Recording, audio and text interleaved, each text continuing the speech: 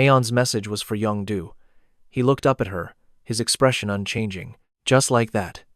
Report it to the police and face him head-on. So, I'll prepare a weapon for you. Not long after, dark clouds covered the city sky, promising a heavy storm. Aeon leaned against a wall, muttering, "What's going on? Why isn't she here yet?" Suddenly, an arm yanked her backward. John's pupils shrank as she instinctively asked, "What is it?" The one who grabbed her was none other than In-hun. Seeing him, John snapped, "Damn it, you scared me." He began scanning the area, asking in a low voice, "Did the police see you?" John was confused. Why would the police be here? Did you get into some trouble? Taking off his cap, In-hun revealed a detestable, smug look. He'd already been to the house of that girl, Hajin, countless times. This is so damn annoying. You can tell those cops are completely useless. Hearing this, John smirked. What can they do without evidence? Besides, if you pretend to reflect on your actions, you'll get a light sentence for a first offense. Hearing the plan John laid out, his eyes widened. So, what's your strategy? I just need to land one hard kick on that Se-jun bastard. A common enemy makes us allies. John's eyes flared as she snarled. First, don't touch Se-jun. There's no guarantee you'd win. We have to deal with Hajin first. That Se-jun guy is always near the academy, right? A dark, cunning light glinted in her eyes. So, my plan is to become a staff member at Hajin's academy. Then, I'll corner her somewhere like the bathroom. You sneak into the academy, and if anything big happens, I'll record it. The words had barely left her mouth when In-hun choked her, slamming her into the wall. John gasped, struggling to speak. What is this? In-hun hissed through his teeth. What you're suggesting is way too big. His face was that of a cornered man with no way out, staring intensely at John. You think I'm like Sang-soo, who just does whatever you say? If something goes wrong, I'll be the only one taking the fall. You bitch. He tightened his grip as he spoke. You think you're the only smart one here? Let me tell you something. You know it too. And Sang-soo isn't just some idiot. He knew everything but let himself be fooled, because he likes you. That's what love is. John couldn't take it anymore, clawing at his hand to pull it away. So what if it is? Damn it! He didn't hesitate to warn her. This time, we do it my way, and none of that stupid filming nonsense. Got it? To survive, John had to obey. I get it, so let go of my arm. Outside, the rain was now falling steadily. Se-jun looked up at the sky for a moment, holding a black umbrella. He thought to himself, just in time for Hajin to get out of the academy. It's late, perfect timing for rain. He smiled while watching the downpour. I can't get wet, or Hajin will worry. I have to make it look like I only just got here. He failed to notice a cloaked figure slowly approaching. The person spoke quietly. Could you be? The student named Se-jun. A sudden voice called his name. Who wouldn't be afraid? He flinched, nearly dropping his umbrella. Startled? Why? Yes, it's me, mister. What's wrong? Sang-soo looked up into the pouring rain. I'm not a mister. I'm only 19, and you're Se-jun. I just have one thing I must ask you. Just as he'd thought. The guy had been crying his eyes out since breaking up with John. The heavy raindrops glittered under the lonely streetlights. Se-jun was walking with his umbrella when he bumped into someone. What's this? Are you? Seeing the tear-streaked face, recognition dawned. And Sang-soo? The man replied blankly, Yeah, that's me. I came here to confirm something. Noticing his odd behavior, Se-jun cut him off. But what's with your face? Sang-soo misunderstood his meaning, looking baffled. Huh? Are we comparing looks the first time we meet? Bragging about how tall and handsome you are? Taken aback, Se-jun glared. That's not it. I'm asking why you're crying. The guy instantly denied it. Me? I'm not. Though tears still streamed down his face, he forced a crooked smile. A real man never cries. You must be confusing this with the rain. Seeing him deflect, Se-jun switched tactics. Fine. Whatever. Why are you here? If it's a fight, save it.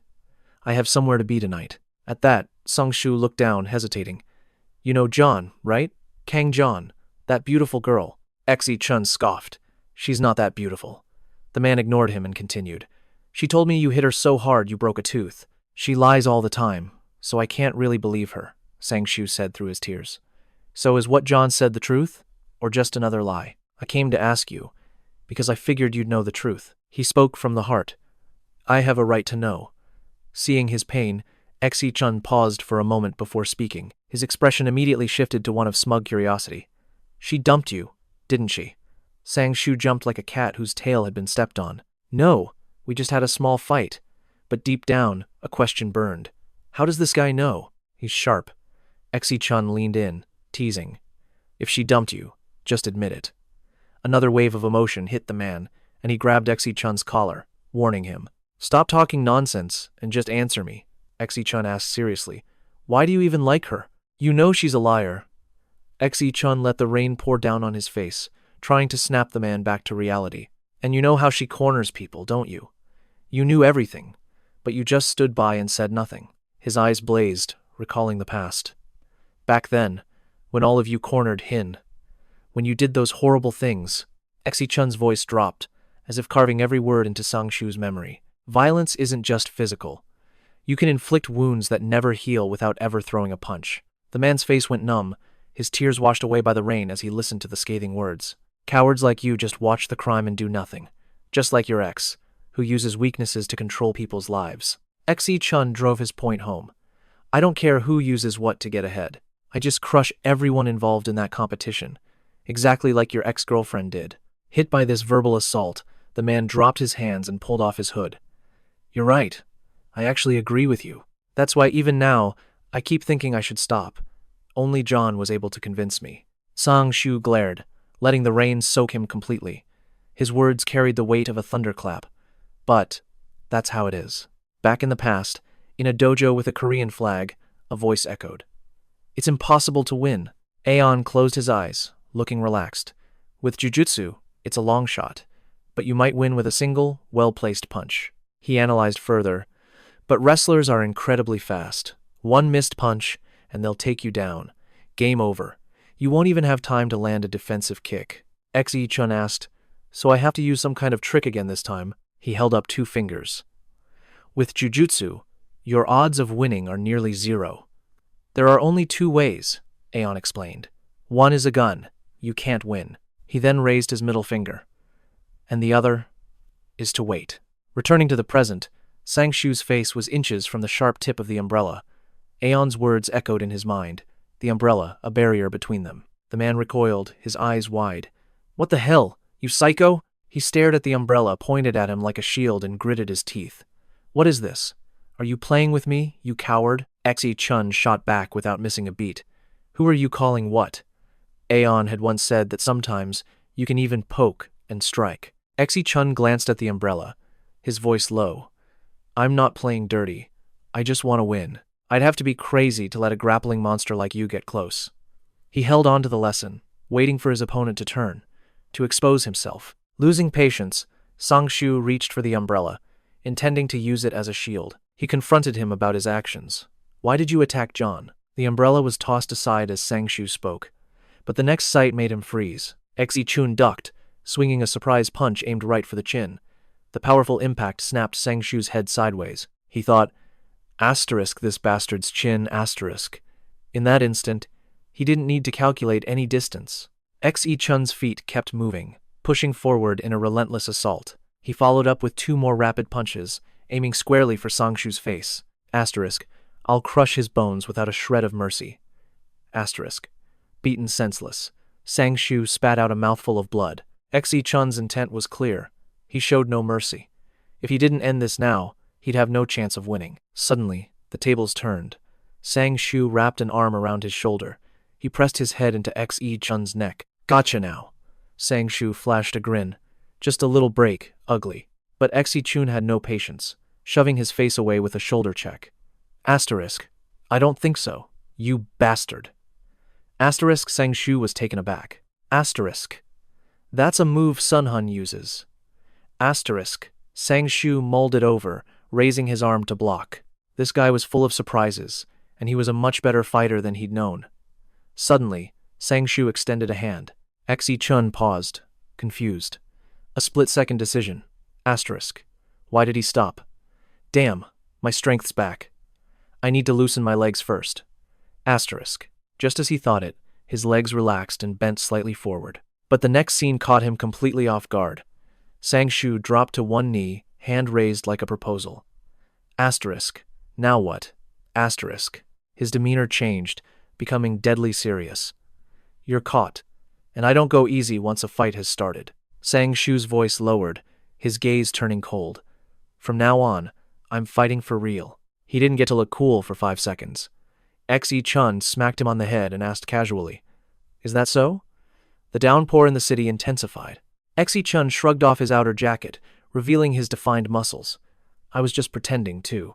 On the pavement, Se-jun stared down at Sang-shu, who was lying face down on the ground.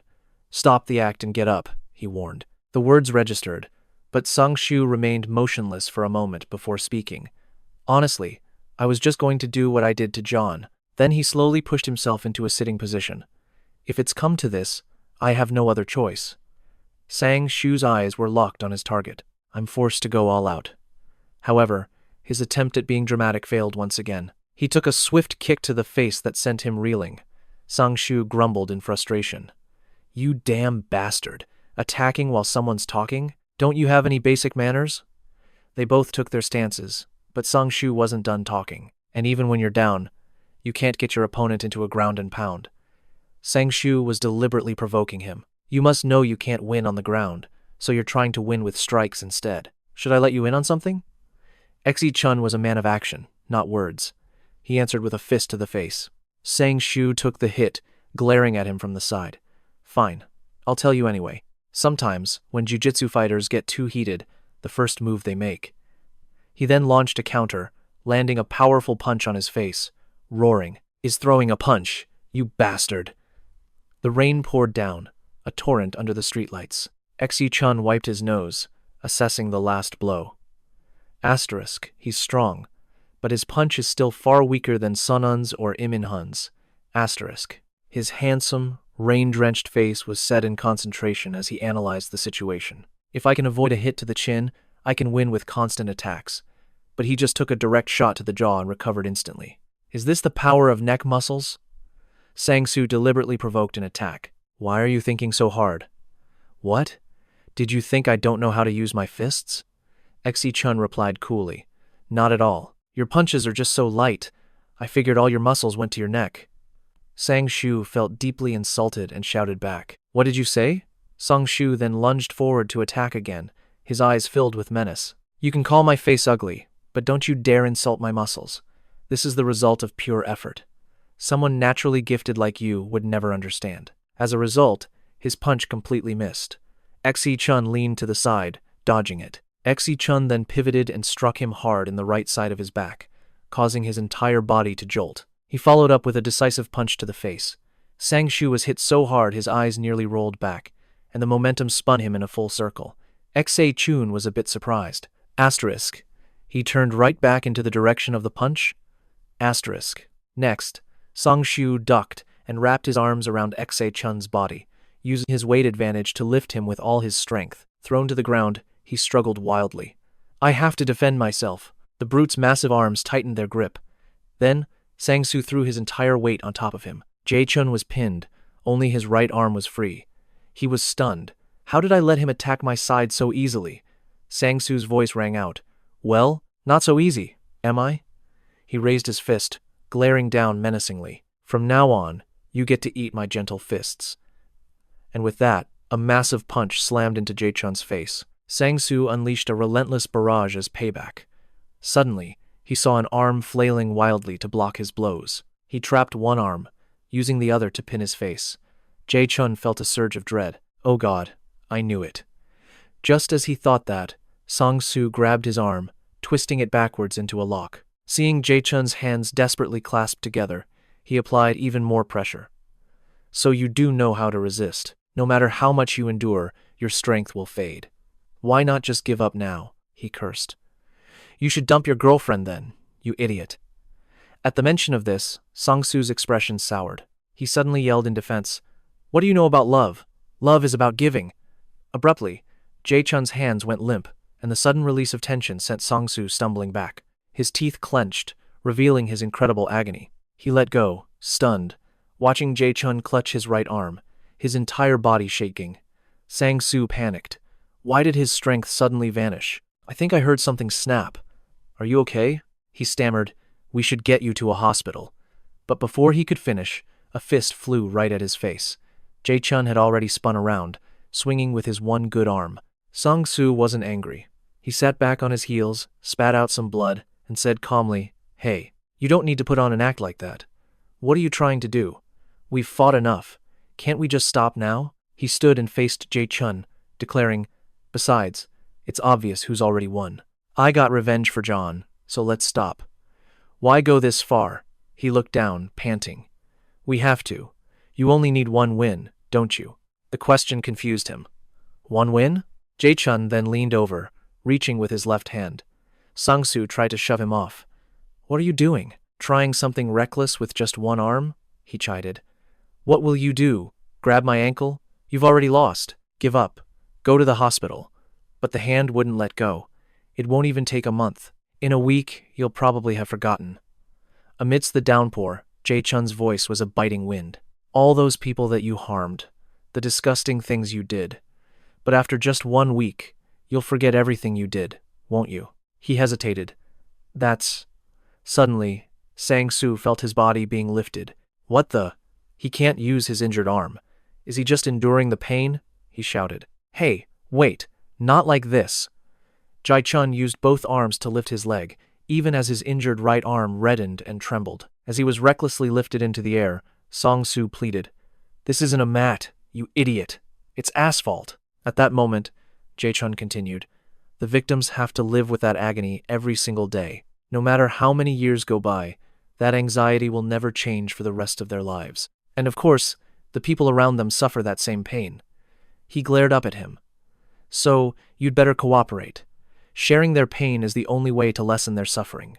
With that said, Sang-soo was violently thrown down. He panicked and screamed, "No, you psycho!" Jae-chun used his entire body to slam him down.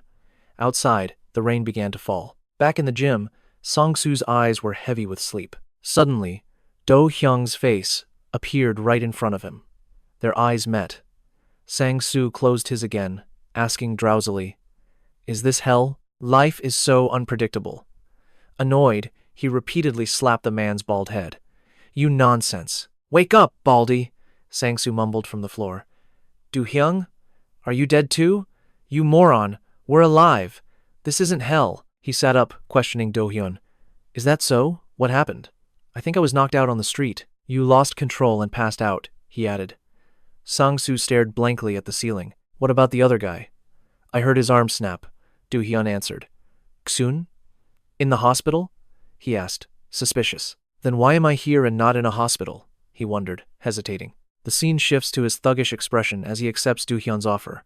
"All right, I'll look into it," he replied. "Thanks."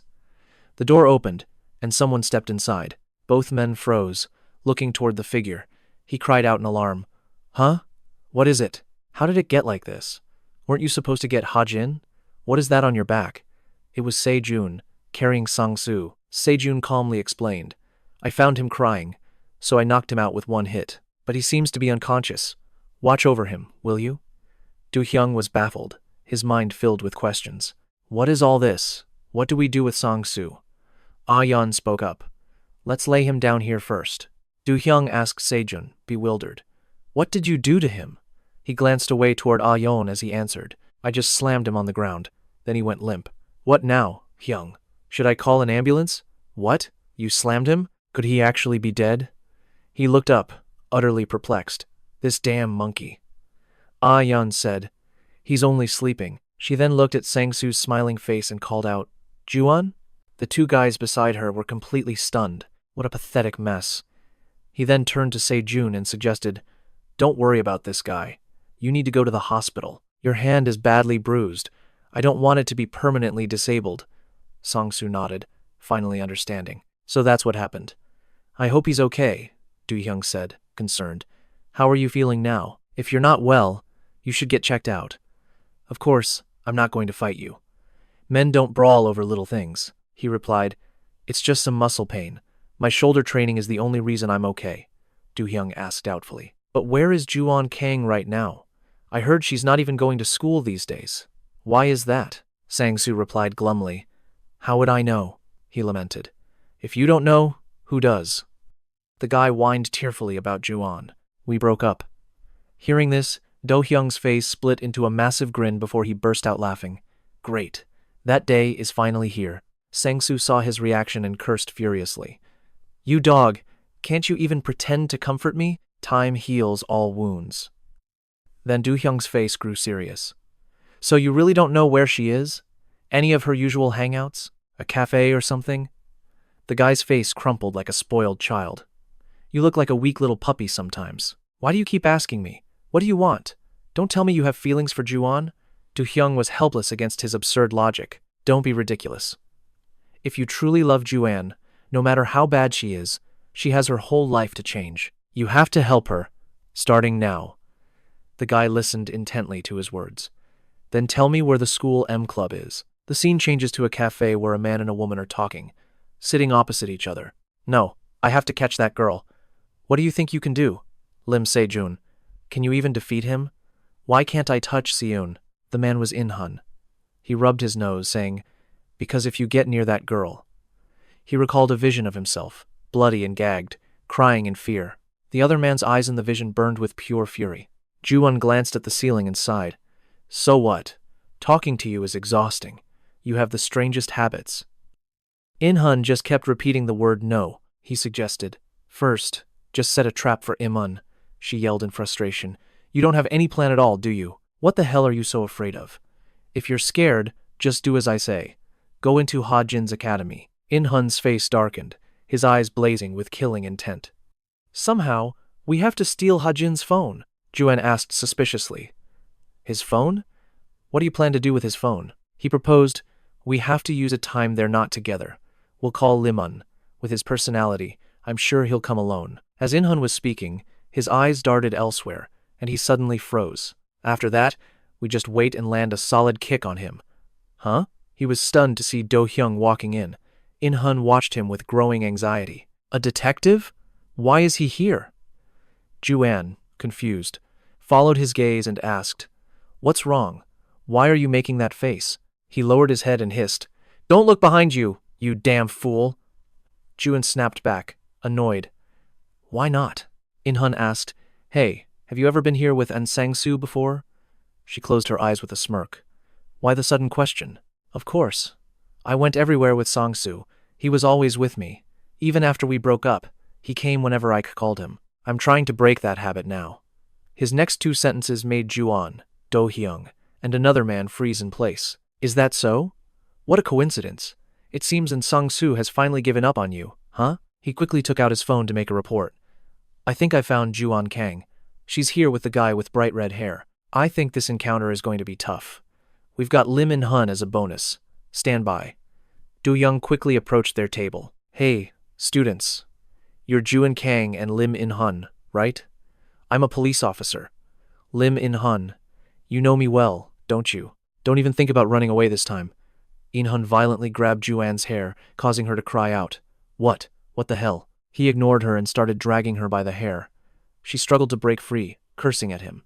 Hey, you psycho, let go of my head. The man spoke calmly. A detective, huh? Then he violently shoved John. Eat this, you bastards, Dong-hyun cursed. The guy's a complete psycho. She was then pushed toward the officer. Dong-hyun struggled to catch John. The man ran outside, vaulting over the railing. Jung-hoon leaped high into the air, screaming, You'll never catch me, you bastards. But contrary to his plans, Young-shik was already waiting. Who are you calling a bastard? Their eyes locked. The detective spoke first. Im Jung-hoon. A pleasure to finally meet you. A smirk formed on Eung-shik's lips, his face glowing with pure joy as he kicked the man square in the face. Now I can finally go home. Eung-shik glanced down at Jung-hoon on the floor. A punk like you is no better than a cockroach. Scum like you must be eliminated before you can grow. The two officers bringing John out froze at the scene, stunned. What the? Seeing Jung-hoon lying motionless, Dong-hyun asked with concern. You had a rough time, Young-shik. But, is he dead? You did kick him in the face with all your strength. At her words, he walked over and prodded the body with his foot. I don't think so. The man was trembling, clutching his leg as he swore through the pain. Damn it, my leg! Hearing he still had enough energy to curse, Dong-hyun spoke with utter contempt. It's a shame you're not dead yet. Cockroaches really are resilient, the punk muttered to himself. Get up, George, you son of a bitch. I'm gonna kill you all. Later, Jung-hoon and John were taken to the police station. Young-shik grabbed a notebook and repeatedly slapped the kid's head with it. He continued hitting him, asking furiously, "Are you out of your mind? You stupid punk? Did you think being a minor would let you escape the law?" Young-shik threatened him. "Felons like you get sent straight to juvenile detention. Do you even know the difference between juvie and a real prison, kid?" He then advised Jung-hoon, "So it's in your best interest to tell me everything you know. Everything about the illegal game and about the student assault involving Hajin." But the punk remained defiant, playing dumb. "Crime? What crime? Do you have any proof? Is beating people part of a proper investigation? You know, you're not allowed to hit suspects like this anymore." The kid's insolent tone enraged Young-shik, who smacked his head again. "Don't you dare talk back to me like that. You're just a brat who still smells of milk. Watch your tone. Then you should stop speaking so crudely, too." The detective continued the interrogation. "Do you even know your charges? First off, you're a dangerous stalker. While planning a crime near the home of high school student Seo Hajin, you assaulted student Se-jun and fled when Detective Na caught you at the scene." Young-shik's voice grew harsh. "Your accomplice then hit a cop with a car, and you escaped in it." The kid quickly touched his injured nose in protest. "What are you talking about? What accomplice? I was a victim too. Some psycho tried to kill me with an axe. Look at me. Look at this wound on my nose. This is my proof." Young-shik then shoved a photo in his face, his glare making the kid flinch. "Shut up and look at this." He pretended not to understand. "What now?" Young-shik presented his evidence. "Do you see John Kang here? The car beside her is the one that hit me and fled." He pushed the photo into Jung-hoon's face. "You and John Kang met and planned this, didn't you? Don't even try to call it a coincidence." He feigned ignorance again. "What? That's insane. That psycho manipulated her. You should be arresting him." Hearing this, Young-shik seemed completely unfazed. He spoke to Jung-hoon calmly. "A criminal playing the victim. No matter what, you're not walking out of here. So confess when you're ready. Now, do you know him?" Young-shik asked, pointing to a man with his eyes shut tight. "The bastard Anshvi, with the glasses and the snake-like eyes. Isn't he the one running that illegal game?" At the mention of Manager Kim, the kid's face went pale. He stared back in absolute shock. A shiver ran down his spine. Manager Kim. How did he know that name? But no answer was necessary. Seeing the man's guilty expression, his smirk said it all. "I see right through you. Have you completely lost your mind?" Cornered, the man just screamed, "I don't know." Meanwhile, Officer Na began his interrogation of John. He slid a laptop in front of the student. "John, is this you in the video?" he asked calmly. "All these clips and photos are solid evidence." His next words drained the color from her face.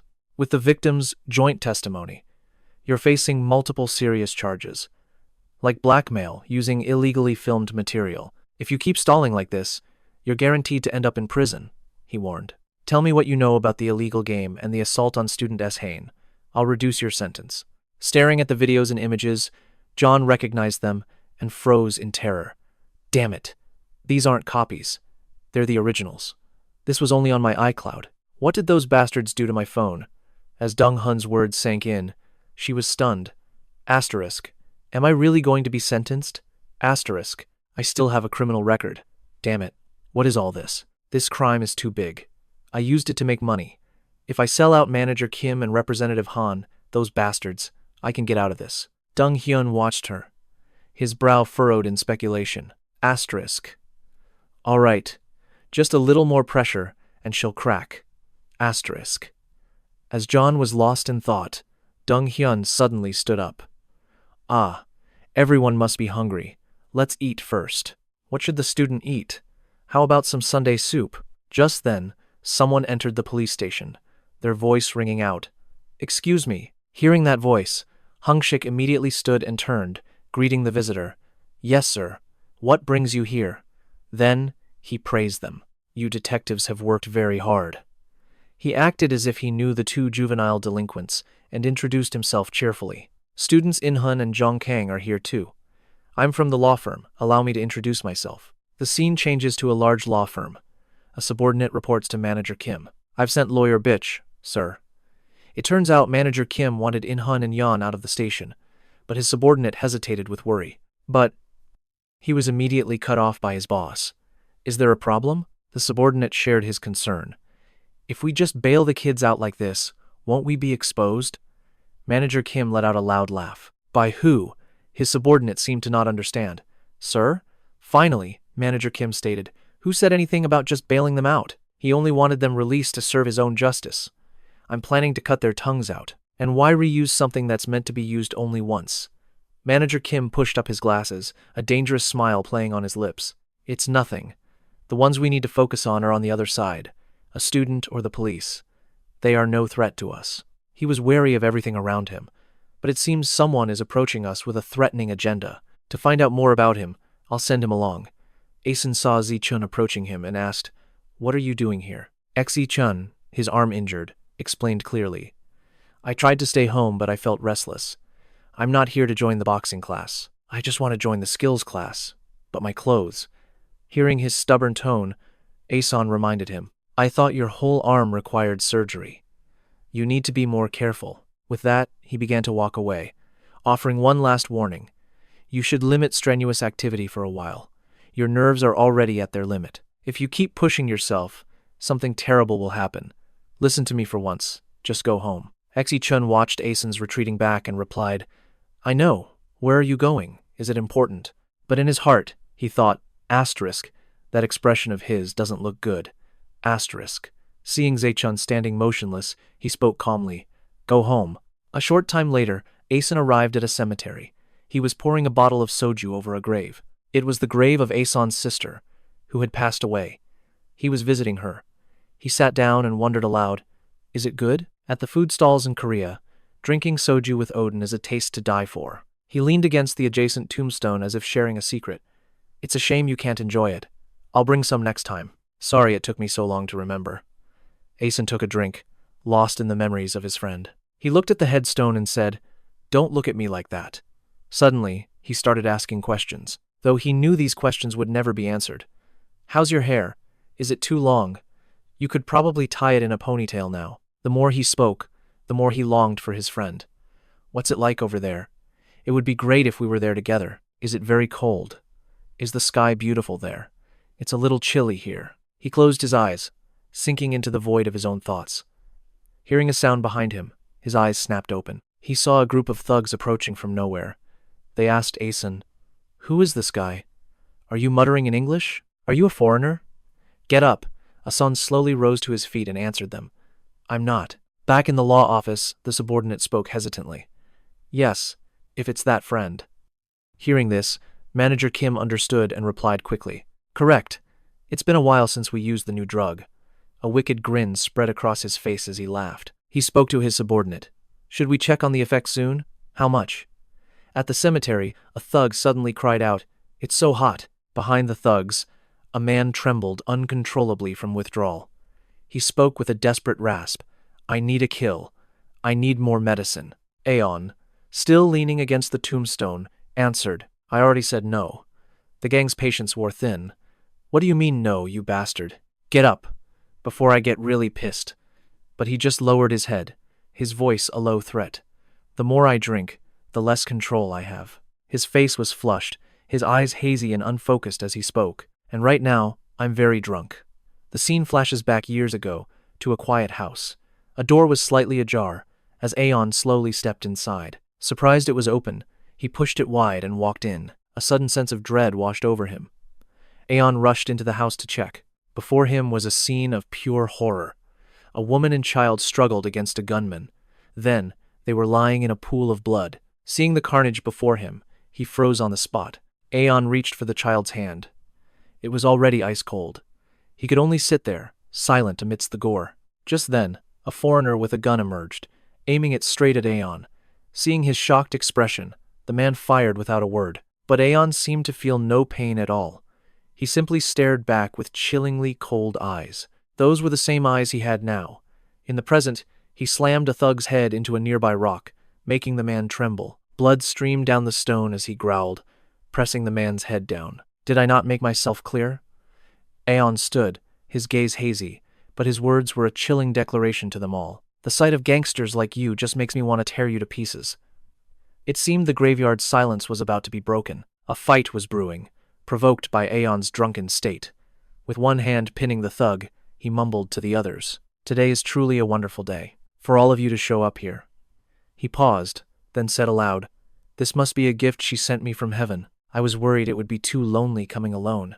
Enraged, the thugs raised their fists and charged toward him. One of them roared in fury, "What are you rambling about, you dog? Today's the day you die, punk." Without hesitation, he rushed at Aeon, still shouting insults. "Come on, you little runt." Suddenly, Aeon blocked the punch with a liquor bottle, reddening the thug's hand. The man growled, feeling a sharp, stinging pain from his arm. Aeon channeled his rage into the bottle. He twisted the broken mouth into the wound, making the thug's face pale as he screamed, "My hand!" Aeon pulled the bottle out and smirked. "It's not over yet." Before he could react, Aeon shoved the entire bottle into the thug's mouth. Seeing the thug's reaction, he glanced casually at the others. "I've still got one more." The other men froze in terror. "Huh? Wait, this is different from what we heard. We don't have to fight him ourselves. Their mission wasn't to start a brawl," one whispered. "That's right. We're just here to test the addict." He then ordered Yeonjan, "Hey, you handle it. Kill him." That way, they wouldn't have to get directly involved. The long-haired addict's voice was a taunt. "Kill me." Instead of fear, Aeon felt a thrill. He made a proposal. "All right then, to the car." Earlier, after 4 men had fallen, Aeon suddenly appeared behind the thugs. Startled by his voice, they spun around. "What? How did that happen?"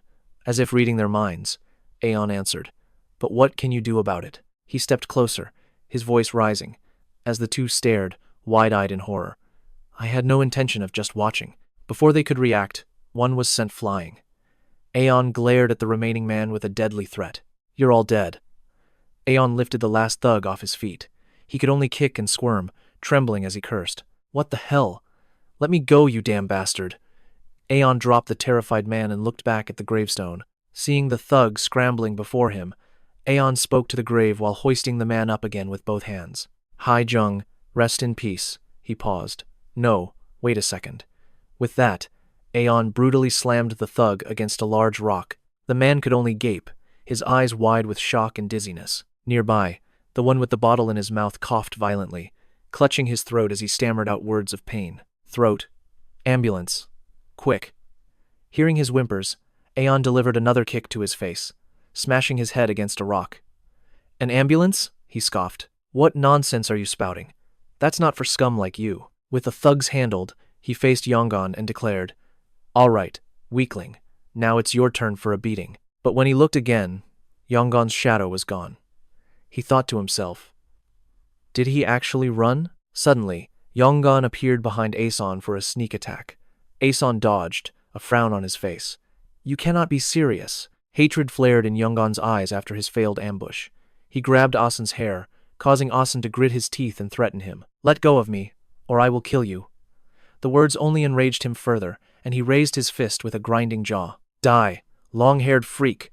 He then began punching Aeson in the face relentlessly. Aeson's eyes stared back, calculating something. The more he was hit, the wilder Yongan became, growling, "Die." But Aeson didn't collapse like the others. Instead, he asked him, "Hey, was it you?" This left Yongan completely baffled. He thought, "What? Why isn't this guy falling? Not even after a beating like this?" Aeson asked once more, as if confirming something, then shot forward and grabbed Yongan's hand. "The bastard who destroyed Hajin's face. It was you, wasn't it? I knew it." Yongan expected his punches to have worked, but now he was the one left completely stunned. What is this? This guy, who should be half dead, just blocked his punch with a single arm. His drug-fueled power was stopped cold, shocking him. Where is this strength coming from? Aeson then firmly gripped Yongan's left arm with both of his hands. He locked it in place and snapped it, just as Yongan had once done to Hajin. He then observed his reaction. Seeing him stand tall without a hint of pain, Aeson asked again, "You don't feel that?" At that moment, Aeson removed his suit jacket. "If that's the case, I have no other choice." He tied up his hair and said, "From your fingers to your toes." He rolled up his shirt sleeves and glared at him with cold determination. "Every single one of your joints. I will pull them all apart." The graveyard seemed silent, but a tense battle between the two was about to explode. Hearing this declaration, Yongan's face turned pale as drool trickled from his mouth. He gritted his teeth, his resolve hardening. He thought, "No, It cannot end like this. To get more drugs, I have to at least break something on him. As if reading his mind, Aeson asked, "Need your medicine? Panicking because things aren't going your way?" He recalled the behavior of other addicts he had known. When I was living in America, there were kids hooked on drugs who died from overdoses or killed for a fix and spent their lives in prison. That was their fate. Aeson looked at the addict before him. Sometimes, a rare few overcome it with incredible will. But even then, they often relapse. It's nearly impossible to escape the drug's temptation. Of course, the illegal dealers are the main issue. But in my experience, he said, pointing at Yongon, junkies like you never really change. He suddenly closed his eyes. From the victim's point of view, people like you. In a flash, Aeson was beside Yongon, whispering a warning, are nothing more than trash to be crushed and thrown into an incinerator. Yongon's face flushed with shock at Aeson's speed. What? In the time it took to glance over, a fist had already slammed into his chin. He then grabbed Yongon's right arm and delivered a devastating blow right to the elbow. Yongon's eyes went white with agony. Watching him, Aeson said calmly, "All right, that takes care of the right arm." Enraged, Yongon swung his other hand, but even at close range, Aeson dodged it with ease. Even after a broken arm, he was still standing strong. Aeson thought, "This won't be as easy as I thought." While Aeson was thinking, Yongon threw another punch, which he evaded gracefully. Then, planting a hand on the ground, he expertly swept Yongon's legs out from under him. Aeson locked both hands around Yongon's ankle, causing all color to drain from his face as he screamed, "Damn it, wait, I'm still a minor. They were the ones who ordered me to do it," Aeson asked coldly. "So what?" Aeson tightened his grip on the boy's leg, asking him, "What do you want me to do?" He continued his analysis. "Because someone told you to do it, that makes you innocent?" As he spoke, his grip tightened, silencing Yongon. "Someone else was supposed to handle you, but he's injured, so for things to be fair, you have to get hurt too." Yongon's voice cracked as he begged for his life. "Wait, stop! I'll tell you everything I know. Don't touch my knees!" But Aeon's voice was laced with ice. "No need. I'll find out myself. Be careful on your way out." No. The deed was done. The once quiet place finally returned to its solemn silence. After dealing with that pack of wolves, he collapsed onto the grass, exhausted. Just then, he was suddenly approached. It turned out to be one of Manager Kim's subordinates. Aeon asked, "And you are?" He sat up, his vision blurry. "Security or something?" The man simply looked down and advised Aeon, "You should stop here for today. Any more trouble will make things very difficult." Aeon casually walked over and asked, "You don't look like the leader. Could you be?" He pondered, landing on the most fitting answer. "A dirty mercenary, the kind of dog who does anything for money? Here to clean up after criminals pretending to be soldiers?" He looked just the type. Aeon's words caused rage to flare in the man's eyes. At that moment, Manager Kim spoke through an earpiece. "Don't get emotional, Captain." The scene shifts to a law office, as Kim's voice calmly advised his subordinate. "For today, just focus on safely bringing player Lee Yongon here." He gave a smug laugh, phone in hand, but his eyes were fixed on someone else as he made a promise. "I'll arrange it later. You can blow off some steam then." It was Jun Yu, who stood before him with an amused look. "Oh? Let them have one round. It would be fun," Manager Kim replied with calm calculation. "Not yet. We still lack information on that person. We have to consider the risk of losing our captain. Not now." Hearing this, Junyu lost interest. He had a new toy to play with. "So? You handle it then. I just need to relieve my stress." At that moment, Trong Hun and Yan were kneeling before him, their faces covered in bruises. Trong Hun pleaded with him, "Spare me! I swear I didn't say a single word." He then turned the blame on John. It was her. She must be the one who spilled everything. She immediately snapped back. "What are you barking about, you crazy dog?" Their bickering gave Junyu a headache, so he approached them to teach them a lesson. "Even so, you ran to save your own skin. So why did you dare step on my tail?" He closed his eyes, his voice dripping with menace. "I will say this one last time. If you act alone again," his face twisted into a grotesque smile, "you will find out what it feels like to be beaten to death." Suddenly, an alert sounded from Manager Kim's computer screen. Instantly, the feed from the long-haired man and his subordinate vanished. He quickly grabbed his phone to contact his man's earpiece. "What happened to the screen? Captain, is there an issue with the film crew?" Jun Yu also turned, curious. "What? Is the camera malfunctioning?" Manager Kim saw something, and his expression turned grave. It seems something has appeared. Back on site, the subordinate stood arrogantly before Jane. You're good at provoking, but not here. We should end this now. Today? Aeon replied innocently. I wasn't provoking you. I was just telling the truth, you foolish little puppy. He closed his eyes, then spoke again, and I could stop. But you see, there's someone else here today. Aeon's eyes darted to the side. Someone even I can't control. Especially after seeing what happened here. The subordinate was confused. What? What do you mean? Seeing this, Jain feigned ignorance. The guy secretly filming. Is he okay? Just then, the cameraman spoke into his comms. Captain, is something wrong with the camera feed? They're all rotten to the core, he thought. The live stream today is great, isn't it? A bit dull without any women, though. Oblivious to the figure behind him, he continued muttering, Indeed, a shoot is always better with a woman. A few seconds later, he felt a piercing gaze on him and turned around. As he did, his eyes widened in utter shock. For that perverted stare, he was immediately rewarded with a swift kick to the face. A sharp scream echoed through the sacred, silent area. The woman took off her helmet. It was Exu-hun. She coolly swept her hair back, her voice dripping with scorn. Have you all given up on being human? That must be why you'd pull this stunt in a place like this. She advanced on them, her voice low and dangerous. So, I will end your lives. You disgusting insects. The scene shifts to that evening at a training gym. Everyone had just finished their session for the day. The manager stood and announced, That's all for today. The three trainees replied in unison. You worked hard, manager, Dae-sung grumbled with a frown. With Aeon Hyung and Se-chun gone, training feels off. It's kind of frustrating, you know? But Trong-hun, beside him, chimed in. Still, having Do-hun Hyung makes it bearable. Training with just you would be infuriating. Jong-hoon saw Do-hoon leaving, looking a bit down. Hey, Do-hoon, what's up? See? Jitsu is pretty interesting, right? Do-hoon replied honestly. Boxing is still the best. As he went to leave, the others tried to tempt him. Hitting the sandbag again? Why not get some spicy rice cakes with us? Do-hoon politely turned them down. Hyung, the sun's already down.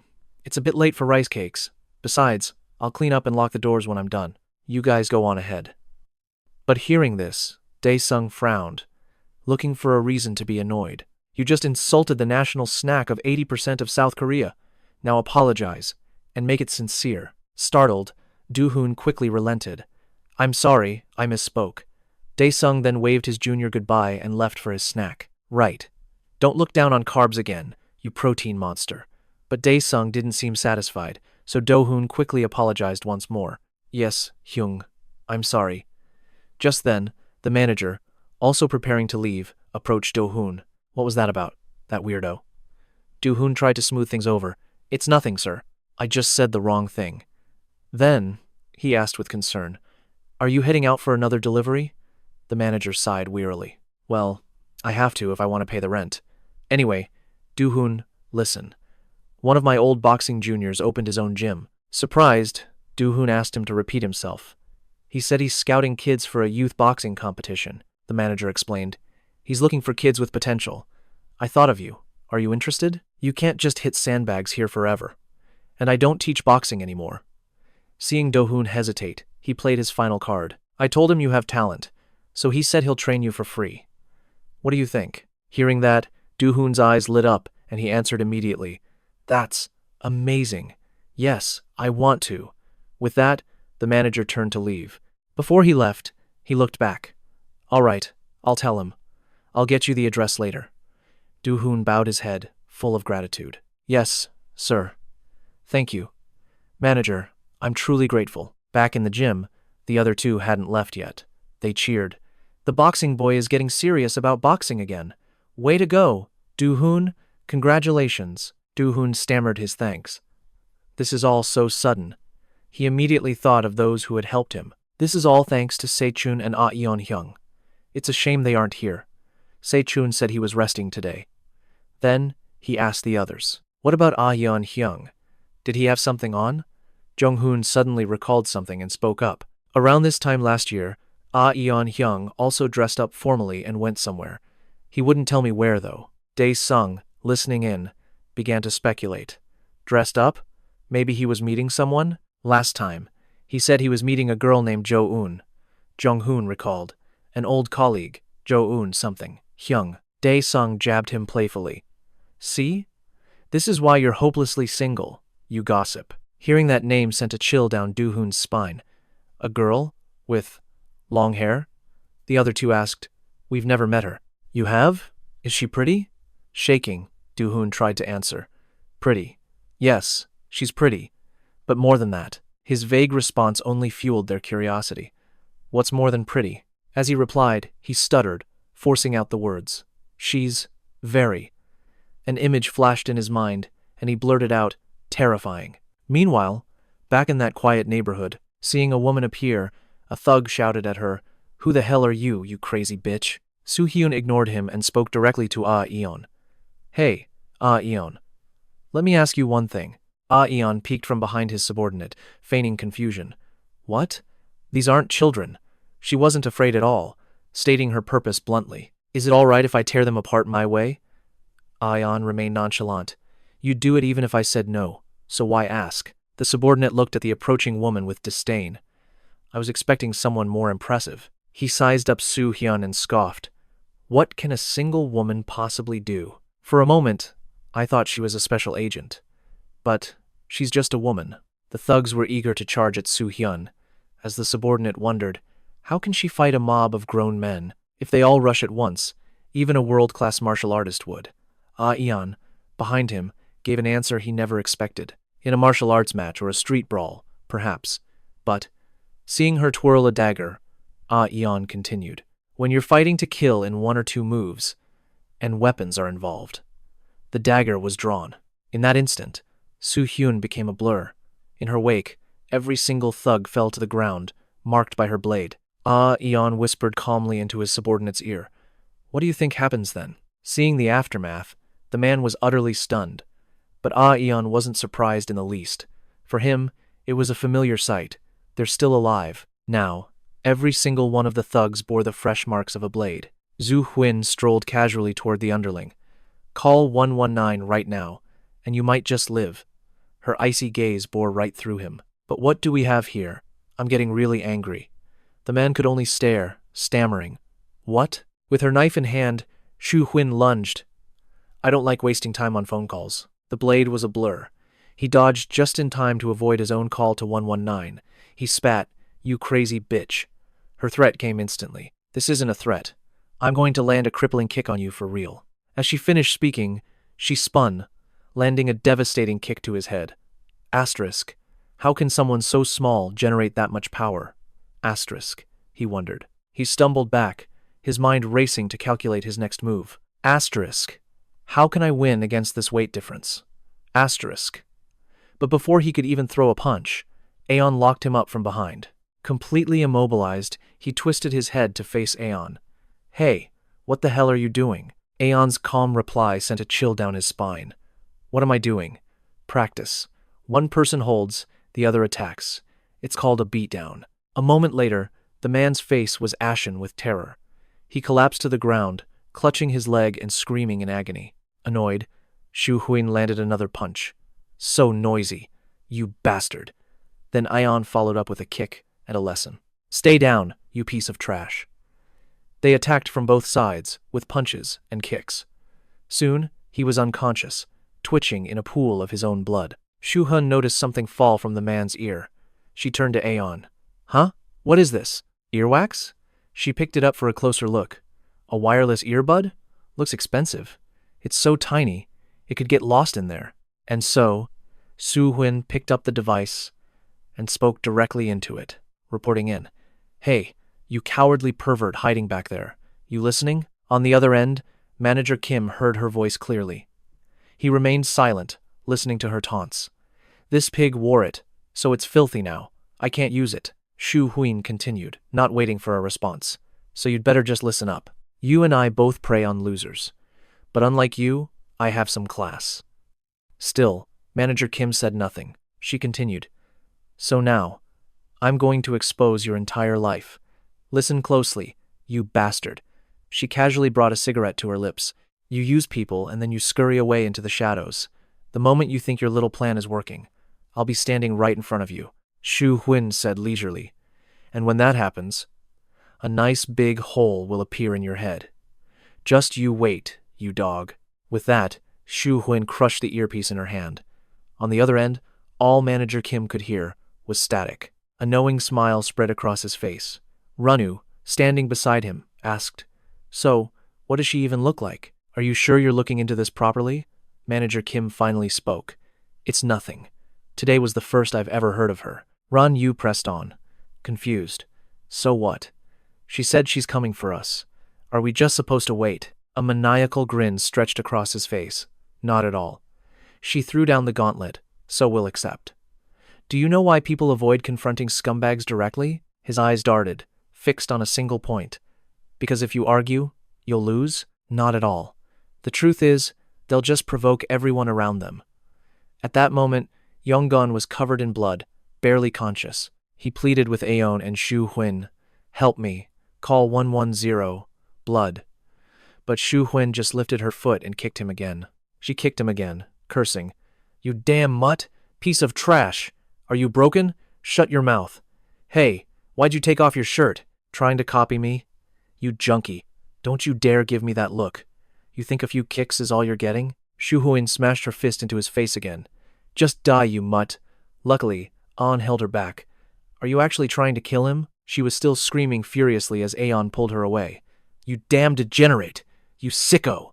Aeon whispered to her, glancing at the man on the ground. "Se-jun needs to be the one to finish this. This isn't our fight. Let's go take care of our own business." He could restrain her body, but not her mouth. Su Huin kept spitting venomous curses. For trash like him, there's no need for a reason. You just need to take it out immediately. Aeon could only explain, "That's true, but our team." Shu Hui then ordered him to find the creators of this scum and their illegal backers. Before she could finish, Aeon understood.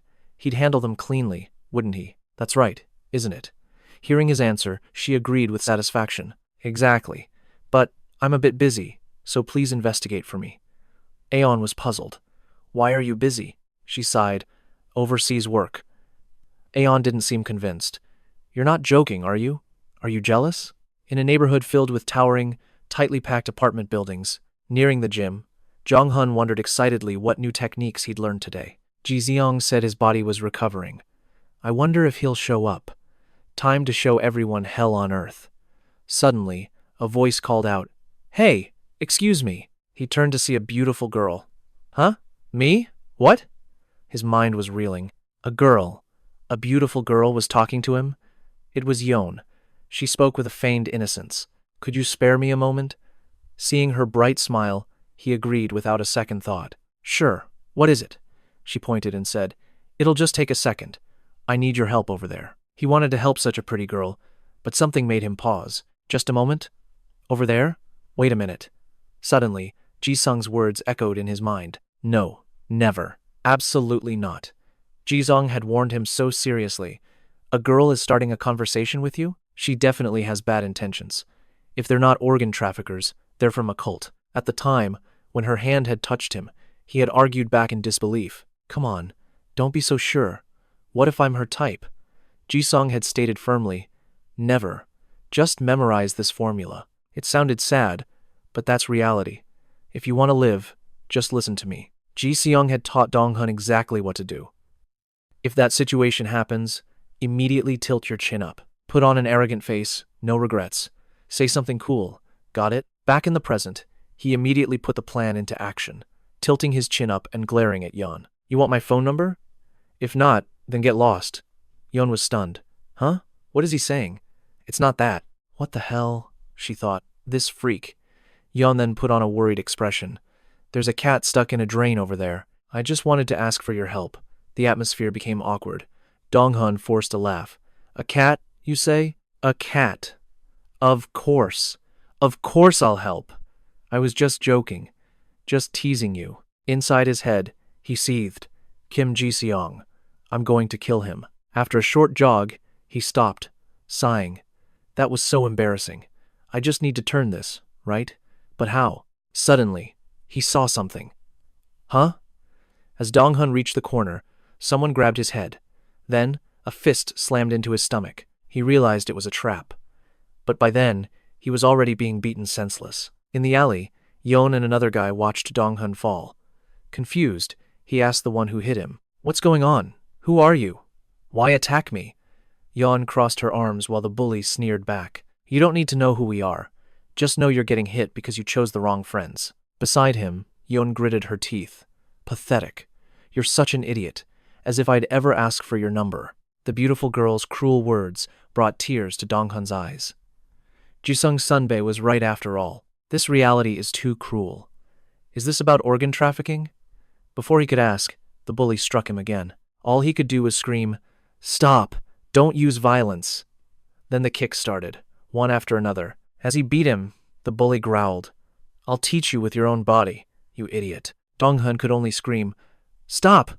The bully yelled back, frustrated. "Fight back, you dog. Show me that jiu-jitsu you've learned. Use that so-called practical martial art. I want to learn some jiu-jitsu from a moron like you. I hate seeing weaklings. Stop clinging to Jisung like a little kid." All the anger from being beaten by Jisung before. The bully was now unleashing it all on Dong-hun. He even tried to lecture him. Once a loser, always a loser. You get it? Don't act like learning that crap will solve your life's problems. The bully's words triggered a memory. As a child, he had no friends. Always alone, he would watch the other kids play together. He always hid in some small corner. Looking back on his past now, he began to think. From childhood until now, he'd always been alone, unable to fit into the crowd. That loneliness just made him a target for bullies. "Hey, porcupine." Dong-hun had been bullied since he was young. "Does it hurt? Say it hurts." He recalled always being isolated for no reason. He could only remain silent. He couldn't think of any way to escape that situation. Dong-hun had thought that if he studied hard and got into college, things would be different. "I thought college would fix everything." That hope got him through those terrible school days. But now, that illusion was completely shattered. But university was nothing like I'd imagined. In the middle of class, a girl suddenly approached me. "Dong-hun?" "Huh?" Dong-hun asked, a bit startled. "What is it?" She explained.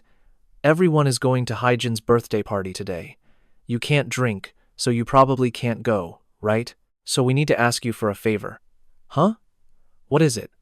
"We have a group assignment tomorrow, but the presentation isn't done yet." In that instant, memories from his school days flashed in his mind, shattering all his illusions. Nothing had changed at all. On a cold winter day, he walked down the street, lost in his thoughts. "I thought everything was my own fault, but..."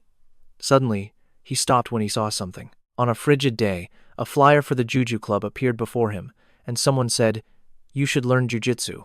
He was stunned by the invitation. It was Ason. Seeing his doubt, he added, "You pay the fee directly once a month." Back then, he had seen my insecurity and recognized something, but I was still hesitating, filled with self-doubt. Then suddenly, Dong-hun mustered the courage to ask, "Can someone as weak as me really do it?" Aeon looked at him for a moment and replied, "Anyone can." Back in the present, Dong-hun held Trong-hun's leg tightly, making him hiss in anger. "You're not letting go? What are you, a koala?" he said to Trong-hun.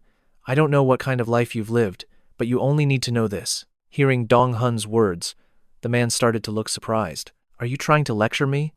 If you can't do it yourself, don't force others to be like you." Though his face was bruised, Dong-hun smiled brightly and replied, "If you always compare yourself to others, thinking one loss makes you a loser forever, then people with that kind of mindset are the real failures." He closed his eyes, reflecting, as if he was teaching a lesson to this rampaging thug. "So from now on, I will show you how to abandon the thought that you are a failure." Dong-hun's eyes widened with determination. "Just how hard have I worked?" Dong-hun clung to Trong-hun's leg, preventing him from leaving. Trong-hun snapped, yelling rudely, "Are you playing the victim with me? What kind of trick is this, you mutt?" With one hand, he tore the boy's grip from his leg, raising his other fist while cursing relentlessly. "A dog like you should try harder, you failure." Dong-hun hooked a leg around Trong-hun's, pulling it towards himself. That small move made the thug stagger, nearly losing his balance and falling. But just in time, Trong-hun regained his footing. Enraged, he spat out, "You're dead," and suddenly slammed him to the ground, pinning him down and grabbing his collar. "You finally realize you're a failure, huh? You think you can beat me with a cheap trick like that?" Despite being in a bad position, Dong-hun answered calmly, "Don't you know how incredible judo is? Even if I'm pinned to the ground." Before he finished, he started his counterattack, throwing the thug off balance and causing him to fall. One of Trong Hun's hands was trapped by Dong Hun, the other was used to brace himself. Furious, he thought. Center of gravity. He moved like a flash, his eyes sharp. With no wasted motion, he secured Trong Hun's left arm and right leg, preventing him from getting up. Caught in the hold, Trong Hun struggled to breathe, his face flushed with anger as he growled, "Damn it! Let me go!" Dong Hun remained calm. "If you keep fighting yourself, you'll always have a chance to turn things around." Time passed, and the sky began to darken. The two were still locked in a fierce struggle, with Trong Hun clearly at a disadvantage. He spoke first to de-escalate. "Shouldn't we stop? You're going to pass out if this continues." The thug struggled to speak. "You bastard." John, standing nearby, sighed and asked Trong Hun, "What are you doing? Need some help?" But his inner thoughts were different. "What the hell? This idiot is just acting tough. He can't even beat that small fry, if it were Boss Shu." The thug, being choked by Dong Hun, struggled to look over. "Don't you dare interfere. I will win this."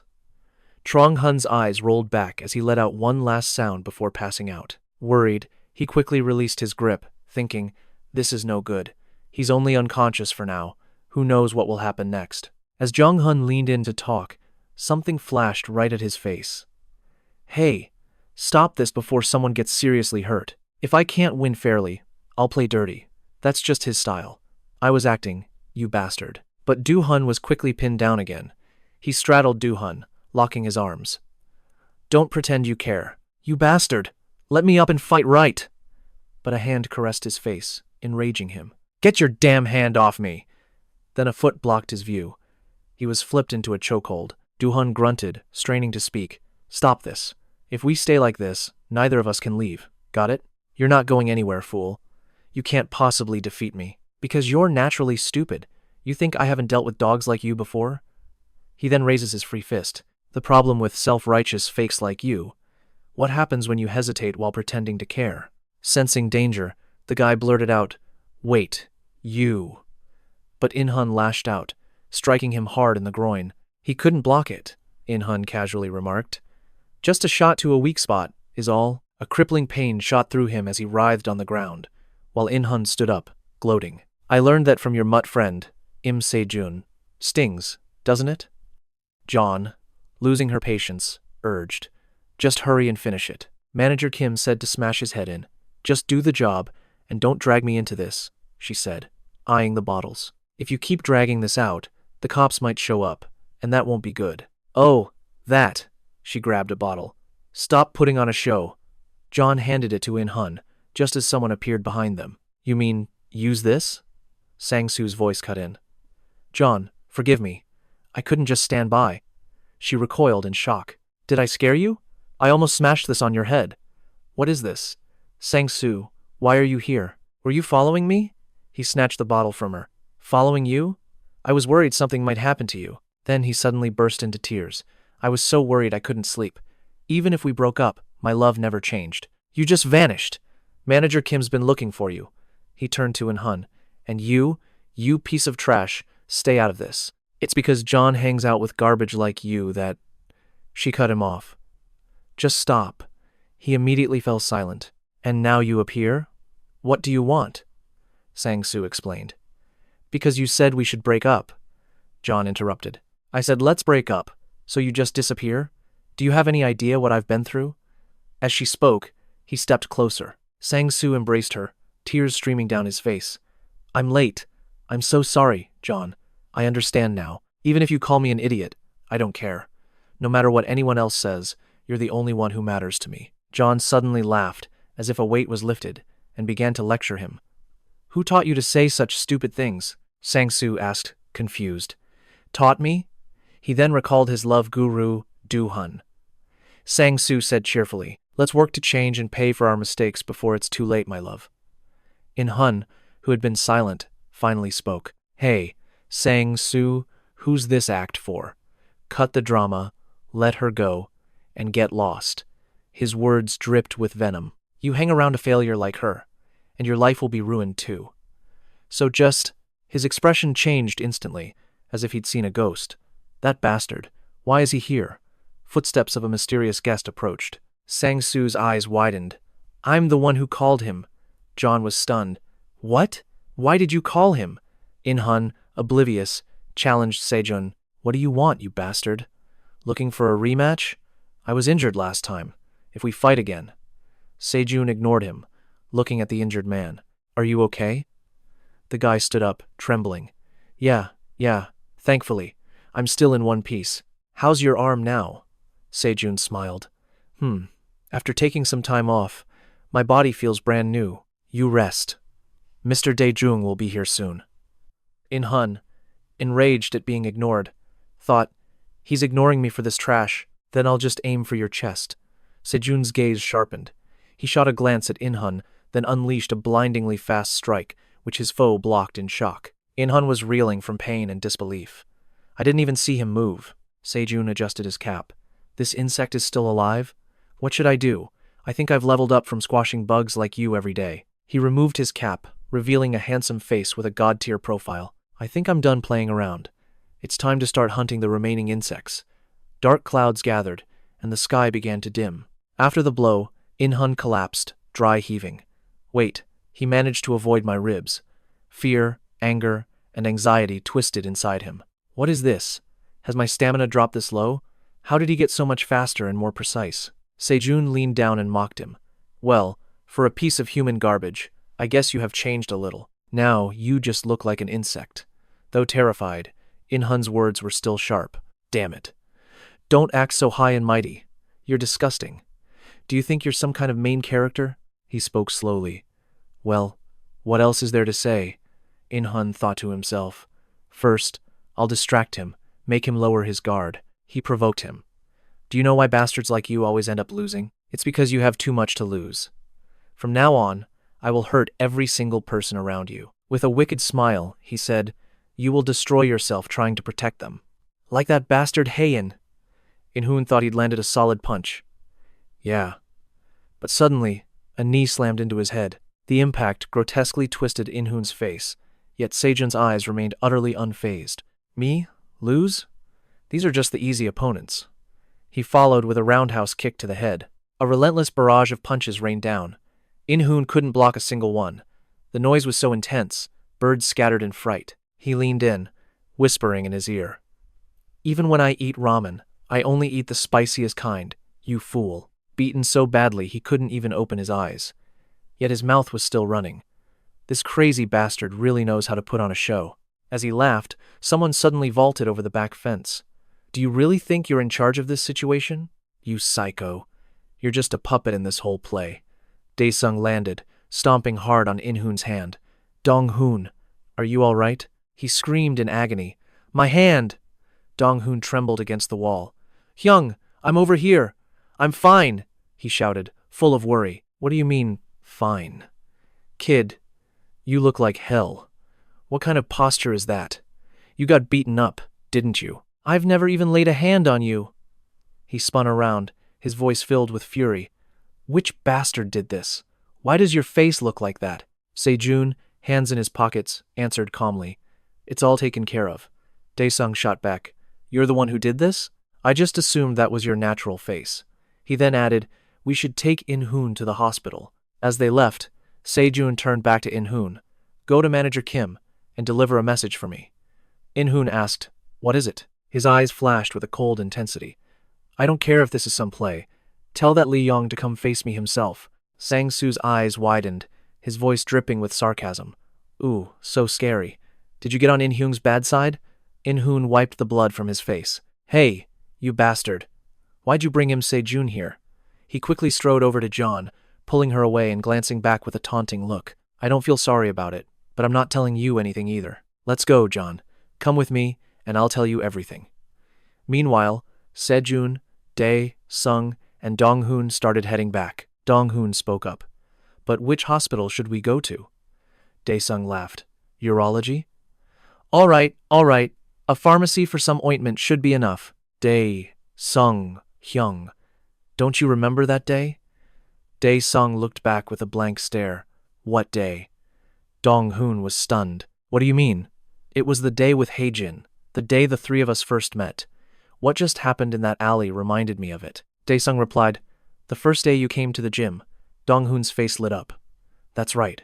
Suddenly, I really want to see Hajin, Se-jun asked, intrigued. Why do you want to see Hajin? What happened that day? Tell me, too. Dong-hoon's thoughts drifted back. The day he first joined the gym. It was still bustling with members back then. Everyone was chatting away, but he was just fumbling with his belt. Asterisk, am I even tying this right? Asterisk, he wondered. That's when Jun-hyung approached. First time here? Dong-hoon answered awkwardly. Yes. Jun-hyung smiled warmly. I see. Let me show you how to tie that belt. Just do as I do. A member in blue chimed in. Look at Jun-hyung, making friends so fast. He really is a social butterfly, Dong-hoon replied shyly. Ah, yes. Like this? A guy in a white uniform added his own praise. Just as you'd expect from Jun-hyung, he always takes care of the new guys. Dong-hoon's narration continued. When I first arrived, he was the first to speak to me. He made the tense atmosphere feel as easy as being with old friends. Jun-hyung then stepped in to tie the belt for him. No, you have to do it the other way. Here, let me get that for you. The others couldn't stop praising him from the sidelines. He's seriously an angel. Dong-hoon, flustered, said, I'm sorry. Ah, no, thank you. Jun-hyung just chuckled and turned to the others. Stop messing around. We have to take care of the newbies, of course. It felt like a first for him, and he voiced his gratitude. Thank you. I hope I can make friends here, too. But 1 month later, that very hope was shattered into pieces. Dong-hoon was trapped in a chokehold, gasping for air. The man behind him spoke calmly. Hey, Cho-hoon. He remembered. It was the man they called Jun-hyung. During sparring, he'd accidentally made him tap out once. Jun-hyung's hands tightened around his neck. Damn it. Are you looking down on me? Asterisk. From that moment, asterisk, he thought. Asterisk, everything about him changed. Asterisk, his face twisted in rage. Just because I tapped out once, you think you're something special now? This is exactly why I can't stand white belts like you. Jun-hyung threatened him as his vision faded, eyes rolling back. While I'm still being nice, stop coming to the gym. I don't want to see your face again. Understand? Dong-hoon slumped against the wall, dazed. And just as he'd expected, that Hyung had spun some tale to the other members. With a shadow of sorrow in his eyes, he realized that no one would even spar with him anymore. But then, as he was lost in his own bleak thoughts, someone approached. A voice suddenly broke the silence. Hey, you with the glasses. Seeing who it was, he was struck speechless. It was Hajin, sitting there panting, but smiling right at him. What's with the long face? We've got a match to get to. He thought it was Hajin. Dong-hoon stammered. No, I'm just not in the mood today. She cut him off. That's even more of a reason to get your body moving. Hajin's eyes were filled with resolve as she pointed at him. Just sitting here won't solve anything. Dong-hoon's eyes widened in surprise. He didn't get what she meant, but her words were a strange comfort. Back then, Hajin was only 16 years old. She flashed a brilliant smile. Come on, let's go. I've got a new technique to practice. Be my sandbag. Jun-hyung was annoyed he was still there, but the members who ditched him didn't even look back. One day after class, on the way home, he was dragged into that same alley. The thug spoke first. Hey, are you crazy? They started making physical threats when he wouldn't leave on his own. When they blocked his path, Dong-hoon answered timidly. Why are you doing this? Jun-hyung yelled. It's because you won't listen. So what? The thug pointed angrily, his cronies behind him. You look down on them because they're too soft-hearted. Is that it? None of them want to be your training partner. Damn it, you're old enough to get the hint, aren't you? Jun-hyung leaned in close, his eyes glaring. Should so many people have to suffer just because of you? You selfish bastard. Dong-hoon lowered his head, tears silently falling. What did I do that was so wrong? Huh? The bully was surprised he was crying. Huh? What's this? Are you crying? He scoffed, turning to his crew. Hey, this bastard is crying. Jong-hoon bit his lip, his shame burning. At that moment, all he could do was cry. And that was the day he first met Jung. Suddenly, a voice cut in. All of you, stop it. What do you think you're doing at your age? In an instant, every head turned to stare at him. Even the boy who was crying stopped, stepping up to the thug and holding out a cigarette. Who are you? You should just walk on by. Jun-hyung sighed, shaking his head with a smirk. I'm right where I need to be. I came to this alley for a smoke. Got a light? The other thug pouted. Trying to act all righteous now? The first thug spoke seriously. Do you even know who we are? The newcomer grimaced, making a strange gesture. A congressman? No, we're athletes. The thug pouted again. Who says something like that about themselves? Jun Hyung frowned in confusion. What the? This bastard. But then, someone else arrived. This time, it was a girl. The thugs recognized her, their expressions filled with scorn. What's she doing here? So annoying. While he was distracted, Jae-sung's eyes went wide. A surprise punch from Hajin flew right into his face. You punks are dead to me. Jae-sung held his cheek, completely stunned. What was that? Why did she suddenly seem like a stranger? Who are you? She asked. He replied, Me? I'm Kim Jae-sung. Hain's eyes were wary. And who is that? Jae-sung replied, My mother's son. She asked, Who's your mother? He answered, Madam Kim Mi-suk. That's a beautiful name, she complimented. He thanked her. I'll be sure to pass that along to her. Just then, Dong-hun finally spoke up. Hain, he was just passing by. Jun Hyung scoffed. This is hilarious. Absolutely priceless. He glanced at Hain. What is this? A hero convention? You're all a bunch of hypocrites. You think you're so righteous? Jun Hyung's face twisted in a scowl. For the sake of the majority, I'm willing to do the dirty work no one else wants to. That's what real justice is, you damn fools. Her eyes sharpened as she turned to Jae-sung. Did you ask him that? He replied with a smirk, making the bully's face darken. No, but it sounds so rehearsed, doesn't it? It's laughable. But why did you hit me and not apologize? At the mention of her mistake, she bowed her head apologetically. I'm truly sorry. It was a complete misunderstanding. Jae-sung graciously let it slide. It's fine. Admitting your mistake so quickly is admirable. I accept your apology. Annoyed, Jun Hyung turned to leave. Great. The psychos have found each other. Let's go, he said. But as they walked away, a voice called out. Wait. You punks! Freeze right there! They turned to see the unlikely trio. Hain spoke up. Where do you think you're going? You still have to apologize to Dong-hun. The bully's anger flared. This insolent brat who still smells of her mother's milk. Jun Hyung stepped toward her, his eyes murderous. Hey, don't get cocky just because you know a little judo. You'll get yourself seriously hurt one day. And why is a little girl like you speaking so informally to your elders? You got a death wish? Hain remained calm, her face flushed from the cold. That's because I don't use honorifics with elders who freeload off others for years. Her gaze shifted to one of pure contempt, especially not for a narcissist who justifies their own criminal behavior by pretending it's for the greater good. Jun Hyung was furious, his eyes bloodshot as he gritted his teeth. You bitch! All right, today I'll teach you a lesson. Suddenly, she broke into a sly smile. And did you really think I came here alone? Behind Hyung, a towering figure appeared, his eyes filled with killing intent. In the dead of night, an ice-cold hand suddenly clasped Jun Hyung's shoulder. It was Aeon's face, shrouded in a dark aura. A chilling presence enveloped him. The man stammered, his eyes wide with pure terror. Aeon, wait. How did it come to this? Veins bulged on his hand, knuckles like iron as he gripped Hyung's shoulder tighter. A sickening crack echoed. The man's face flushed with pain as he let out a piercing scream. A panicked voice shouted from behind. What are you doing? Is a coach allowed to do that? We were just talking. Aeon slowly turned his head. His gaze pierced right through the speaker. Talking? Sure. He stood up coldly. But for trash like you, talking with your bodies is better, don't you think? Hyung trembled, his face red with agony. It hurts.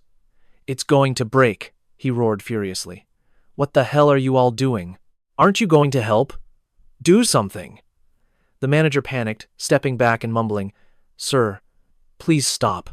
What's he going to do? Aeon turned, his voice a challenge. So? What now? Dia-shung's eyes widened at the scene, his surprise obvious. Whoa, who's that? His physique is seriously impressive. Hain smiled beside him and nodded slightly. He's the gym's coach. My friend is built like that too. Do you happen to know how to wrestle? He tilted his head with a slight smile. Yes, I do. I'm new to the neighborhood and wanted to check this gym out. She pointed, her eyes lighting up. Oh, you should definitely register here. Everyone's great, except for that jerk and a few others. Meanwhile, Jun Hyung was still writhing on the floor, groaning in agony. He stood there, his shadow long beneath the lights. In a low voice, he said, Wrestling, strong or weak, anyone can do it. Jong-hun was struck by Aeon's words. What mattered more than victory or defeat was the process of growing stronger. His gaze fell on the cowering Jun Hee-young. Some people simply have no right to look down on or slander others. These instigators think they're so smart and talented, he growled, unable to form words. They were just brainless trash. Aeon shook his head. Teaching your kind is a waste. Don't show your face at this gym again. Stop causing trouble. Take your lackeys and get lost. He stepped closer, his gaze locking on, his voice like steel. Get out of my sight. If I see you again, I'll break something else. Hyung gritted his teeth. Let's go. Just you wait. His lackey whispered. Are you okay, sir? Damn it. He messed with the wrong guy. Aeon raised an eyebrow. Messed up? Then disappear. It seemed the incident was over. But a few days later, something else happened. A confused voice rang out. What? What's going on? A strange rumor spread that Aeon assaulted a member outside the gym and kicked him out just because he disliked him. The manager frowned and approached him. Aeon, what's this? You assaulted a member? He's demanding you be fired or he wants a group refund. The manager was in a tight spot. In the break room, Aeon was still buried in his blanket, letting out a lazy yawn. What? He deserved it, so I hit him. But Aeon offered no other explanation. He just turned away, facing the wall, as if it didn't concern him. At that moment, tears streamed down my face as I choked up. I don't want to talk to anyone who believes these unconfirmed rumors. I hate seeing everyone else get dragged into this. I told you, I was the one who started it all. My voice cracked between sobs. I'll take responsibility. If I hadn't been here, none of this would have happened. Aeon didn't turn around, but someone else refused to just stand by. Hajin stormed into the room, furious. Hajin furiously yelled at the manager and the member. That bastard is a liar the second he opens his mouth. Though it was extreme, the truth of that day was finally revealed. The manager stroked his chin, thinking, so that's what happened. After learning the full story, the manager addressed everyone. His voice was calm, yet firm. Coach Aeon using force was wrong, but it was unavoidable. This gym will not tolerate bullying, for any reason. The manager's sharp gaze swept across the room. I will not accept instigators, or those who follow them, and cause trouble. So, if anyone here doesn't respect my decision, you are free to leave. I will gladly issue a full refund. Everyone was stunned, but behind that strong, calm facade was a face etched with exhaustion. He had started working delivery jobs between classes just to make rent. The manager was talking about me. I approached him, bowing deeply. My voice choked.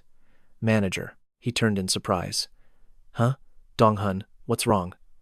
I trembled, tears streaming down my face before I broke into sobs. I'm so sorry. If I weren't here, you wouldn't have to go through this. I'm truly sorry. The manager immediately tried to comfort me. Model, Dong-hun. This is just one of those things that happens in life. I've told you before. He nodded slightly, his smile gentle. You did nothing wrong. Don't blame yourself. Think of this as my burden, my responsibility. The manager was the most mature person I'd ever met. He sobbed, moved by the words, as fresh tears began to fall. Though he had lost so much, Dia-sung appeared with a radiant smile. Oh, hello there. Many new, wonderful connections will come your way. He stepped forward, hand outstretched. You're the manager, right? I'm Kim John. Jong-hun chuckled. Isn't this just life? A little rough, huh? Se-jun patted his shoulder, smiling encouragingly. Not at all. It's cool. Hajin felt the same, nodding in agreement. That's right. Dong-hun suddenly froze. John, what's wrong? Dong-hun bowed his head, his voice choked with emotion, his shoulders trembling. You think I'm a wonderful new connection? The group stared, alarmed by his outburst. What's wrong? Are you crying? Why is this happening? He stammered, his eyes wide. Why so suddenly? Is that really you? Then, just as abruptly, he broke into a hearty laugh. It's nothing. Just life, you know? Dia-sung leaped like a child, bursting with energy. Whoa, that's right. Why am I the only one laughing? This guy can never be serious. The sunset painted the sky in shades of orange. A secretary entered, bowing respectfully. Section chief, that person has arrived. Manager Kim spoke in a low tone. Let him in. Has that team leader recovered yet? He quickly replied, Yes, he said he's much better. He must be recovered. The man's voice was sharp. Is that so? Good. Footsteps echoed on the cold tile floor. Manager Kim looked up. You're here? I called you to ask a few questions. He narrowed his eyes, his gaze sharp and probing. How is Se-jun these days? Have his skills improved? What was he doing during his recovery? Du-hun replied. He wasn't sparring to train. He's been working on his lower body with An Sang-soo. It seems he gained a lot of stamina building experience during his break. The man crossed his arms, his eyes gleaming with calculation. And Sang-soo and Se-jun have a connection. He nodded. And Sang-soo probably believes Se-jun is out of this tournament for good. And Kang-jon thinks he can get away. Manager Kim let out a chilling laugh. They think they won't be caught because they're hiding so well. But we'll deal with that later. His voice dropped, cold and heavy. What do you think? What is Se-jun's physical condition right now? Du-hun remained silent. Compared to Lee Yong-gun, would it be a good match? A few months ago, in the dead of night, a deep, menacing voice had echoed. Player Sun Do-hun, we are preparing for the tournament. Manager Kim smiled, an icy aura radiating from him. Let's have a little chat. Player Du-hun, if you could help us with this matter. Du-hun slowly looked up, his gaze firm. I will not participate. Someone will find out about this. Hearing this, the man feigned surprise, his eyes flashing with aggression. Oh, is that all? What a shame. After all this time? Manager Kim's voice turned to ice, his expression twisting as he glared. Is it because you paid off your debt? Then what about everything you did before? To pay for tournament entry fees. You robbed innocent, harmless students. If they said they had no money, you called in bullies to beat them. As long as they paid you, you'd leave them alone, pretending to compromise. Those you beat were thrown into a living hell. He leaned in closer, his stare hypnotic. You were the one who created that hell. Now that you're living well, you think you've escaped it, don't you? Manager Kim adjusted his glasses, smirking cruelly. You're being far too selfish, Player Du-hun. There's no such thing as an innocent person. They'd rather suffer themselves than make others suffer. He pushed himself up, his voice sharp as steel. That's why people who do terrible things, like you, Player Sun Du-hun, don't just get to walk away. And we are not a charity.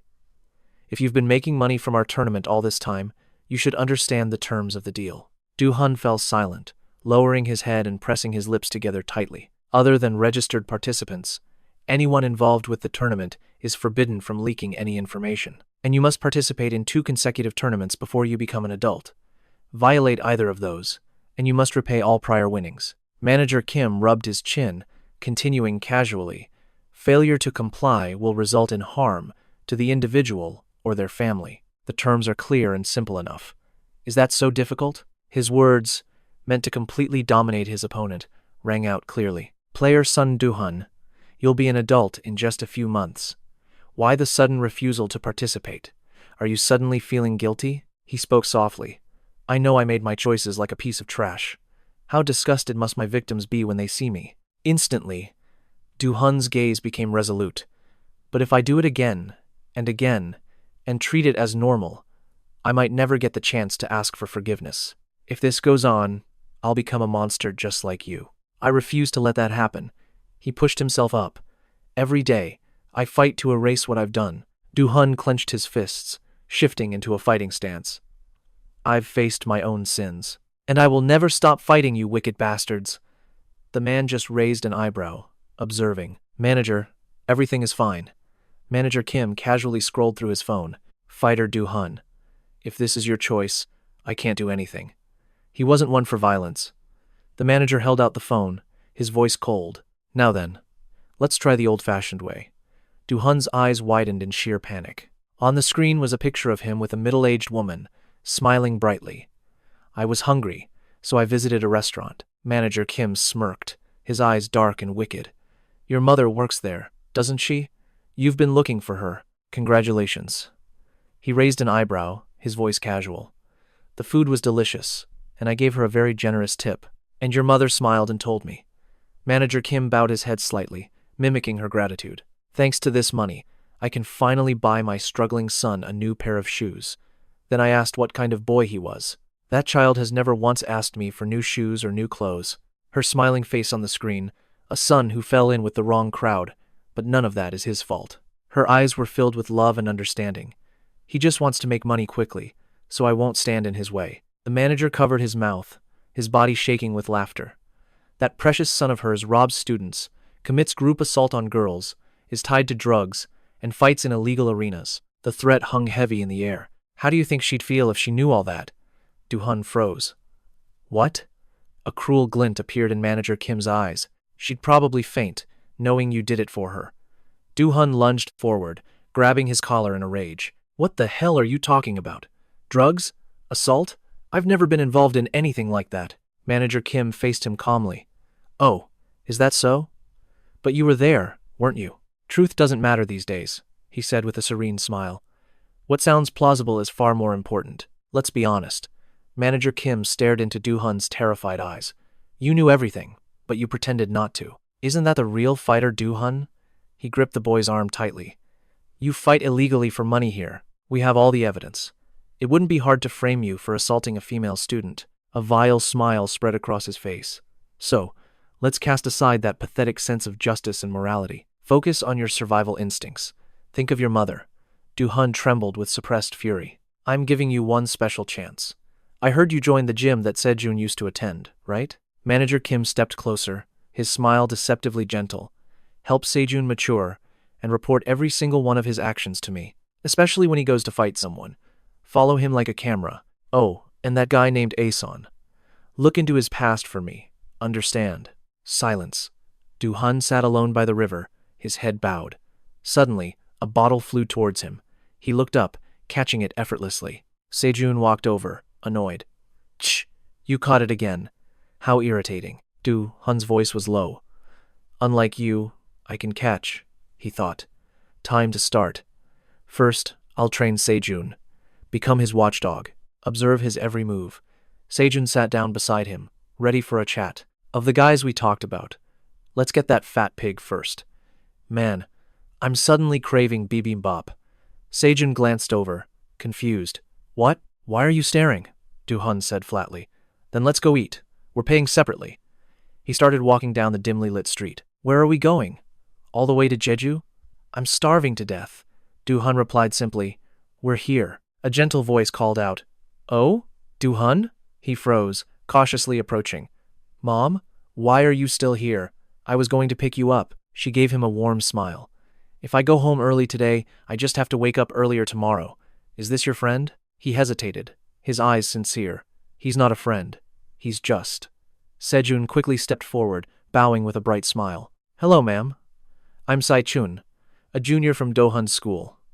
She clapped her hands, her eyes filled with delight. So you're the one who helped him find the guild. I've heard so much about you. Oh my, so handsome.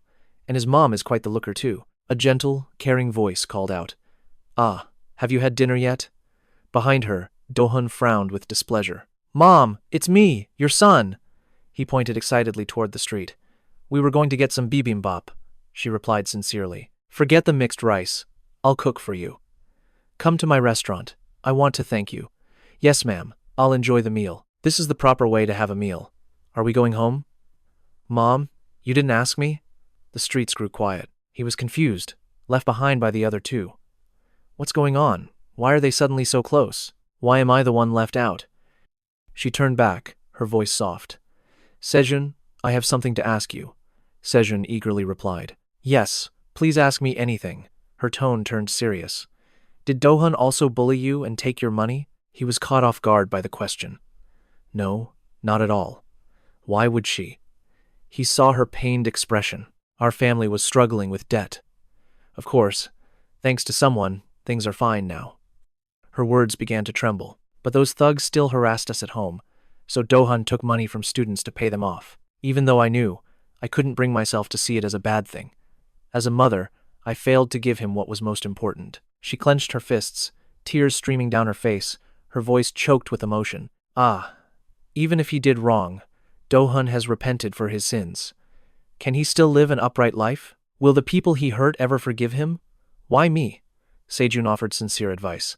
It's not certain, but it's possible, because everyone makes mistakes, whether on purpose or not. Do-hun's expression darkened for a moment. What's important is to realize that mistake and fix it. Only then can you move forward. That's what I've heard. She was stunned by his words. I just want to say one thing. His sincere words pierced through their hearts. Do-hun can definitely move on from this. Night fell. Se-jun bowed politely with a bright smile. Thank you for the meal. We really enjoyed it. Her voice was gentle. Seeing you all eat well makes me happy, too. Next time you come, I'll cook you something even more delicious. His eyes curved into a smile. Yes, ma'am. See you again.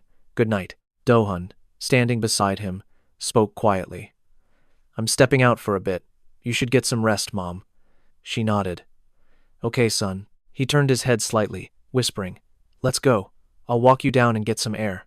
Se-jun raised an eyebrow, replying softly, Whatever. They walked silently down the empty street. Do-hun sighed, hesitating before speaking. Thanks. Se-jun immediately frowned, glancing sideways. What was that? Why are you mumbling like a little kid? The boy flushed, raising his voice. Thanks for acting decent in front of my mom. Se-jun walked ahead, his tone low.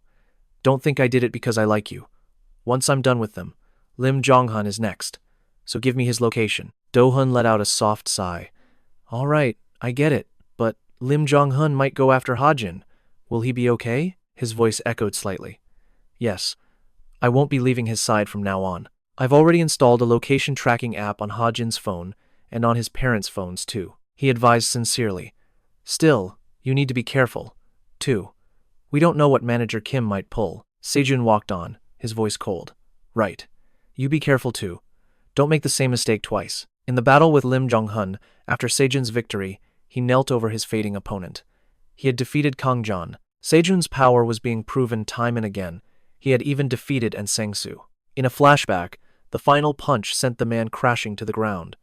Se-jun had injured his hand fighting An Sang-soo, so he was resting. He listened in silence to the sound of trembling cries. But a few days later, An Sang-soo showed up at the gym, sobbing loudly. Sang-soo's eyes were wide with tears. Jong-hoo, someone beat him up.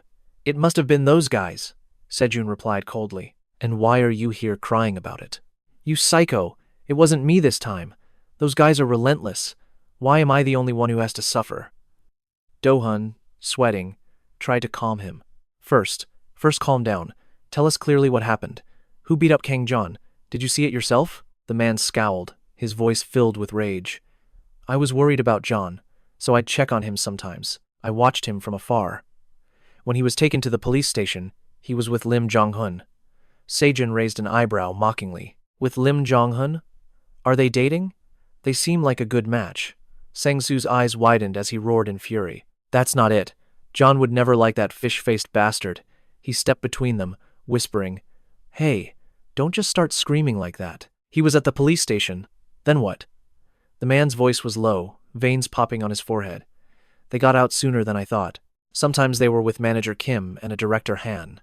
You probably know him too. The guy named Do-hun, Lawyer Baek. The image of a fat, perverted old man with a mole on his eyebrow flashed in his mind. That geezer showed up instantly, put them both in his car, and drove off somewhere. The secret meeting finally came to light. The next day, I saw John on my way to Sang-soo's.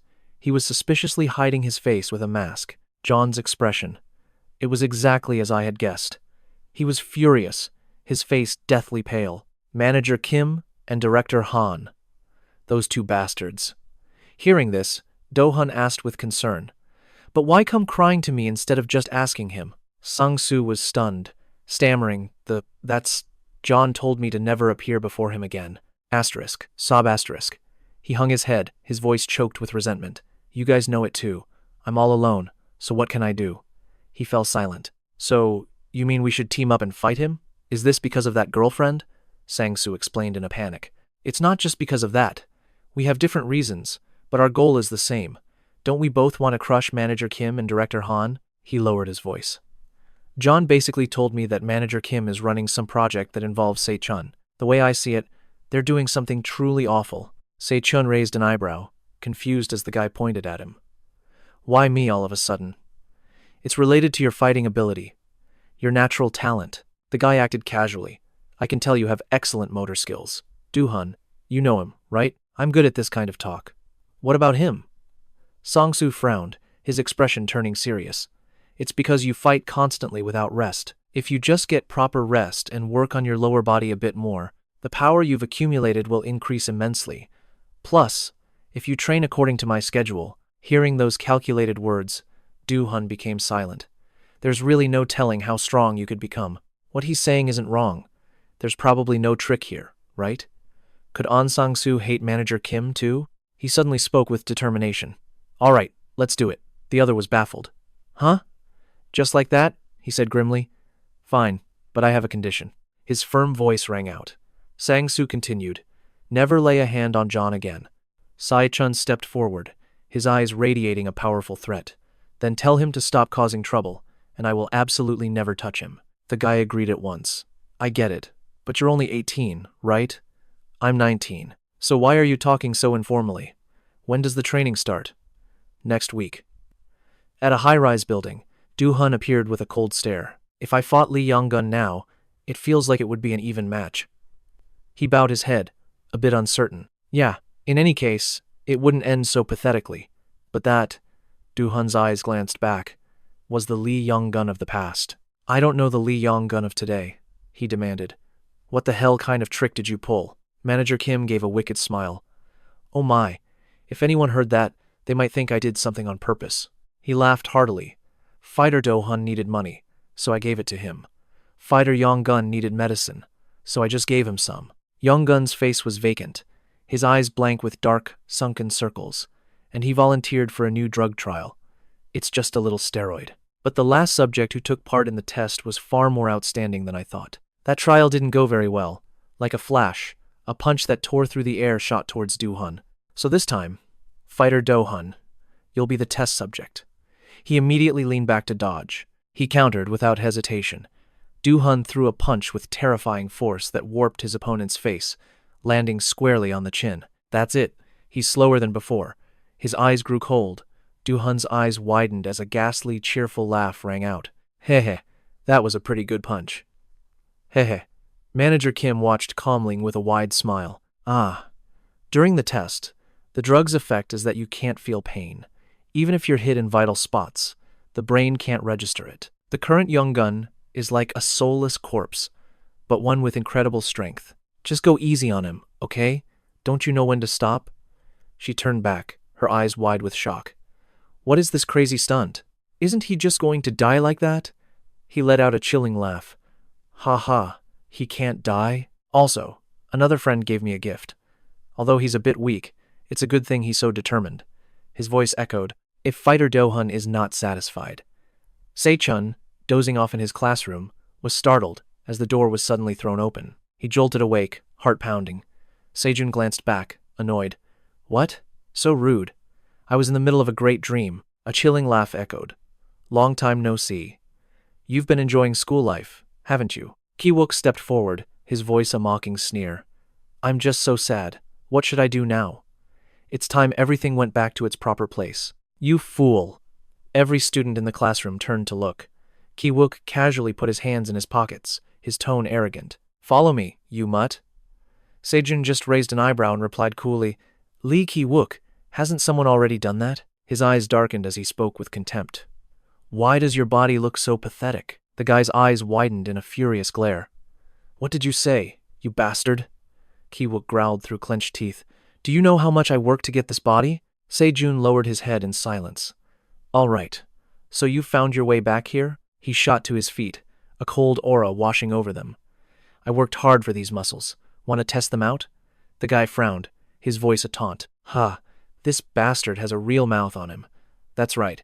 It won't be long until Sun-un graduates. Do you know who the next top dog will be? Se-jun remained unafraid, speaking calmly.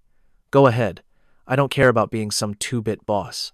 Just don't go around bullying the innocent or messing with their lives. Then I couldn't care less what you thugs do.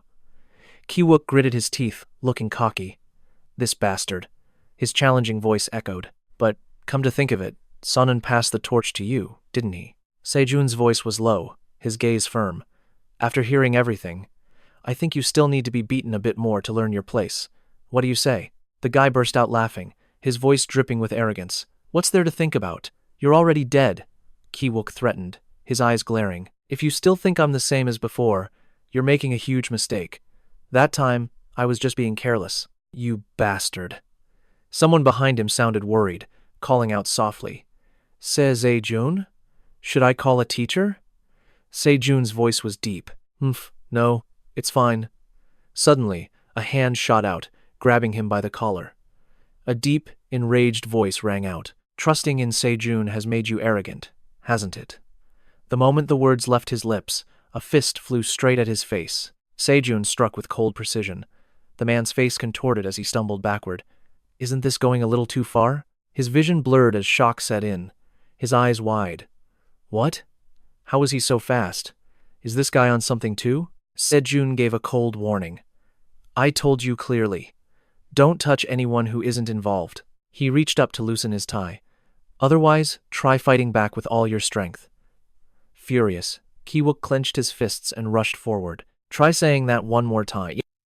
But the punch just grazed past Se-jun's head. You think I'm scared? In that brief moment, he silently calculated. What's with this sloppy punch? He can't use jujitsu, so he's trying a different approach to win, but he has too many openings.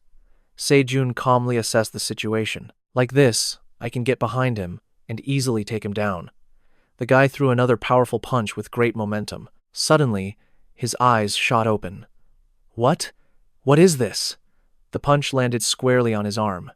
Ki-wook moved in close, their eyes locking. Oh? You can dodge, can you? The guy grabbed Se-jun's head with force. A flurry of punches rained down, a look of glee on his face. Try dodging this one. And this. Go on, dodge it. You lightning-fast bastard. Se-jun ducked his head. Ki-wook grinned savagely. Blocked it. You think stopping me is that easy? Se-jun pulled him back, shifting his weight, and then bam. He regained his balance, raising one leg high with incredible flexibility. Se-jun dropped to the ground, locking his opponent's leg tightly. Ki-wook tried to throw a punch, confused. Did he fake a block just to blind me? Even so, in a real fight, the one on top always wins. Manager Kim's expression darkened. This isn't good. His voice was low, his eyes deep and mysterious. Which side do you mean? That one over there?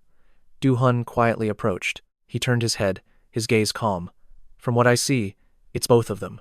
Manager Kim stroked his chin thoughtfully. So what's the problem? The drugs remove all physical limiters. In the end, what truly matters is technique, Du-hun replied calmly. People like you would never understand, not even if you died and came back. They don't look for excuses or shortcuts. When they see a mountain, they don't turn back. They just start climbing. Patience and effort. The guy's face went pale with shock. Damn it. He locked his legs, hoisting Ki-wook into the air. They grappled fiercely, neither yielding, their movements sharp and fast. He scoffed. Patience and effort? Isn't that just an excuse for the talentless who want to win? Facing Yonggon, he said, talent without effort can never defeat someone who works himself to death. A flicker of worry crossed Se-jun's face. But what if, you bastard, you haven't been practicing your jujitsu, have you? What happens when an evil genius actually tries? Pinned down by the leg lock, he began to scream. This can't be happening. Hey, you bastard, wait! At that, Se-jun's eyes turned to ice, his voice dropping low. Do you know? If you knew Hajin, you'd know he's a simple person. That's why he let you go last time, isn't it? But what can I do? Ki-sok struggled against the feeling of being controlled. Come on, I'm not like that. His eyes rolled back. Nothing could stop him now. The sounds of a brawl echoed from the classroom. Se-jun was twisting the other guy's arm. With a sickening crack, Ki-sok screamed in agony. To escape the pain, he bit down hard on Se-jun's thigh, cursing through his teeth. Se-jun wasn't made of steel. He grunted from the attack. He shot back with his own venom. You psycho! After a struggle, the two broke apart. Se-jun stood, rubbing his leg. What are you, a dog? He returned to his calm state, observing, what is this? I'm sure I just broke his arm. Before him, Ki-sok looked utterly wrecked. He can still fight? Ki-sok struggled to his feet, aiming a fist at him. What kind of fighting style is that? Come and get it, you bastard. Seeing Se-jun's unfazed reaction, Ki-sok grimaced. This bastard, just like Manager Kim. The drug should have stopped the pain, right? Then why does it still hurt like hell? Did he give me a cheap version? Se-jun cut to the chase. Hey, are you on some kind of drug? What exactly is Manager Kim up to? And where is his organization hiding now? His words fell on deaf ears. You want to know that bad? He lunged, swinging his fist. Then try and make me talk. But before the fist could land, Se-jun delivered a swift blow right to his face. The painful blow nearly knocked Ki-sok out. Huh, what? Se-jun continued speaking. Has anyone ever told you the pen is mightier than the sword? So what's stronger than a fist? Ki-sok, confused, stared blankly, and answered. An elbow? Se-jun lectured as he swung his hand. It's a slap, you moron. Crisp smacking sounds echoed through the room. Ki-sok's legs trembled from the beating. What the hell is with this guy? Faced with this unbelievable beating, Ki-sok stood dazed. But his movements are still so sharp.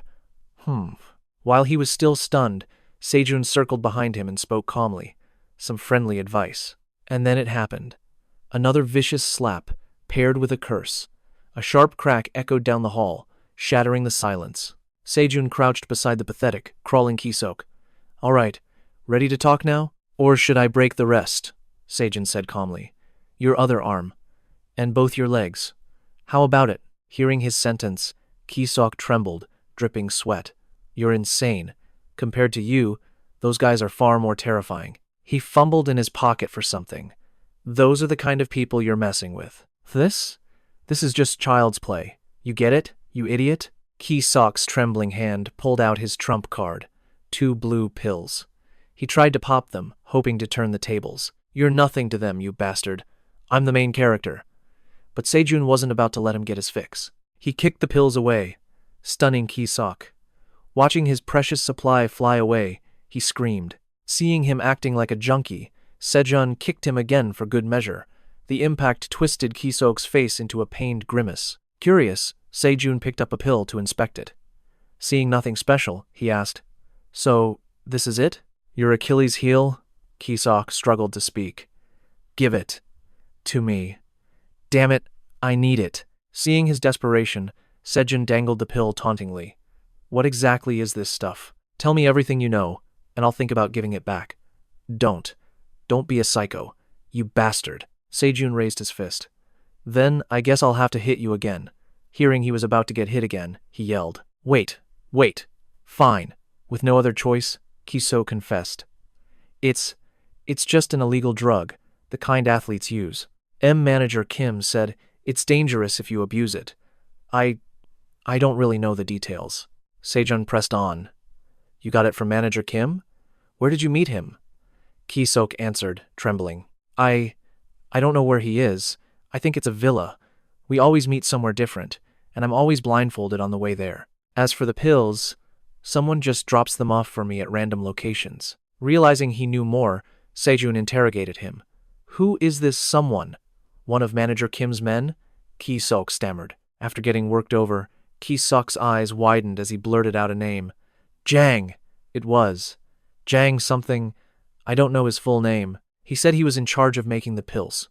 Of everyone I met, he was by far the most dangerous. Memories flooded back at the teen's voice. Say that again. Let me go. Please. This is enough now. I want to stop the drugs. You said you'd let me go when I was an adult, right? But the man's reply was cold. Who said that? He stammered. Yes, Manager Kim. In-kyeon repeated. Manager Kim, you say? The kid was stunned by such audacity, unable to react. Taking advantage, the man pressed on. Where's the money you won from the tournament? You spent it all on medicine, didn't you? In-kyeon leaned in close, whispering. But what will you do now? You bought it with an employee discount. If you quit, you'll owe the full price. Think you can afford that? So, you're trying to live a clean life now? He patted his shoulder. Take one more day to reconsider. Why choose the hard road when the easy one is right there? Just one more year. That's all. This is a critical moment. With that, he casually departed. If your answer is the same tomorrow, I can't say what will happen. The man just stood there, trembling. Night fell, revealing a desolate, empty sky. In-kyeon was outside enjoying a smoke when he suddenly froze. A black car parked nearby had just made a sound. Yes. Hello? Donggun answered, reporting in. I found it, sir. Yes. I've confirmed the deal location with the supplier. After responding to the person on the other end, he pleaded, Sir, but will you let me pull out of this case now? If we get involved in this, our businesses will all be forced to shut down. I'm serious, boss. These bastards are incredibly dangerous. On the other end of the line was Aeon. I am well aware of that. Then stake out the place for a few days. See who comes and goes. A wave of panic hit him. No, boss, please. But then, something caught his attention. Aeon asked, sounding bored. Did you just curse? And what was that sigh for? Outside the car, a young man approached. Hey, you. Can I borrow a lighter for a second? It was In-kyeon, his icy expression, a clear warning to Dong-gun. And if you want to live, I suggest you change who you're talking to. In-kyeon pressed his face to the window. Mind stepping out for a moment? Unless you want me to shatter this expensive glass. Dong-gun's heart pounded in his chest. Damn it, I'm done for, he thought, quickly reporting the situation. Ah, boss. It seems I've run into someone who works at this place. The voice on the other end remained unnervingly calm. What? What did you do to draw his attention? Don't tell me you parked in a ridiculously suspicious spot right in front of the building. Dong-gun confirmed it. Ah, I'm inside the car right now. I see. Well, first of all, just ignore him and drive away. The other subordinate stepped out of the car, looking perfectly calm. Yes, boss. I'll get rid of him quickly and be right back. He got right in In-kyeon's face. Hey, what's your problem? Why are you loitering around and peeking into other people's cars? Inside the car, Dong-gun was terrified. What in the world is he doing now? He wondered. Unfazed by the accusation, In-kyeon replied coolly. Oh, I'm not loitering at all. I'm just standing here. It's nothing. I just want a word with the person in the back seat. Cooperate. If you don't want to die. He barely got the words out before the thug clocked him.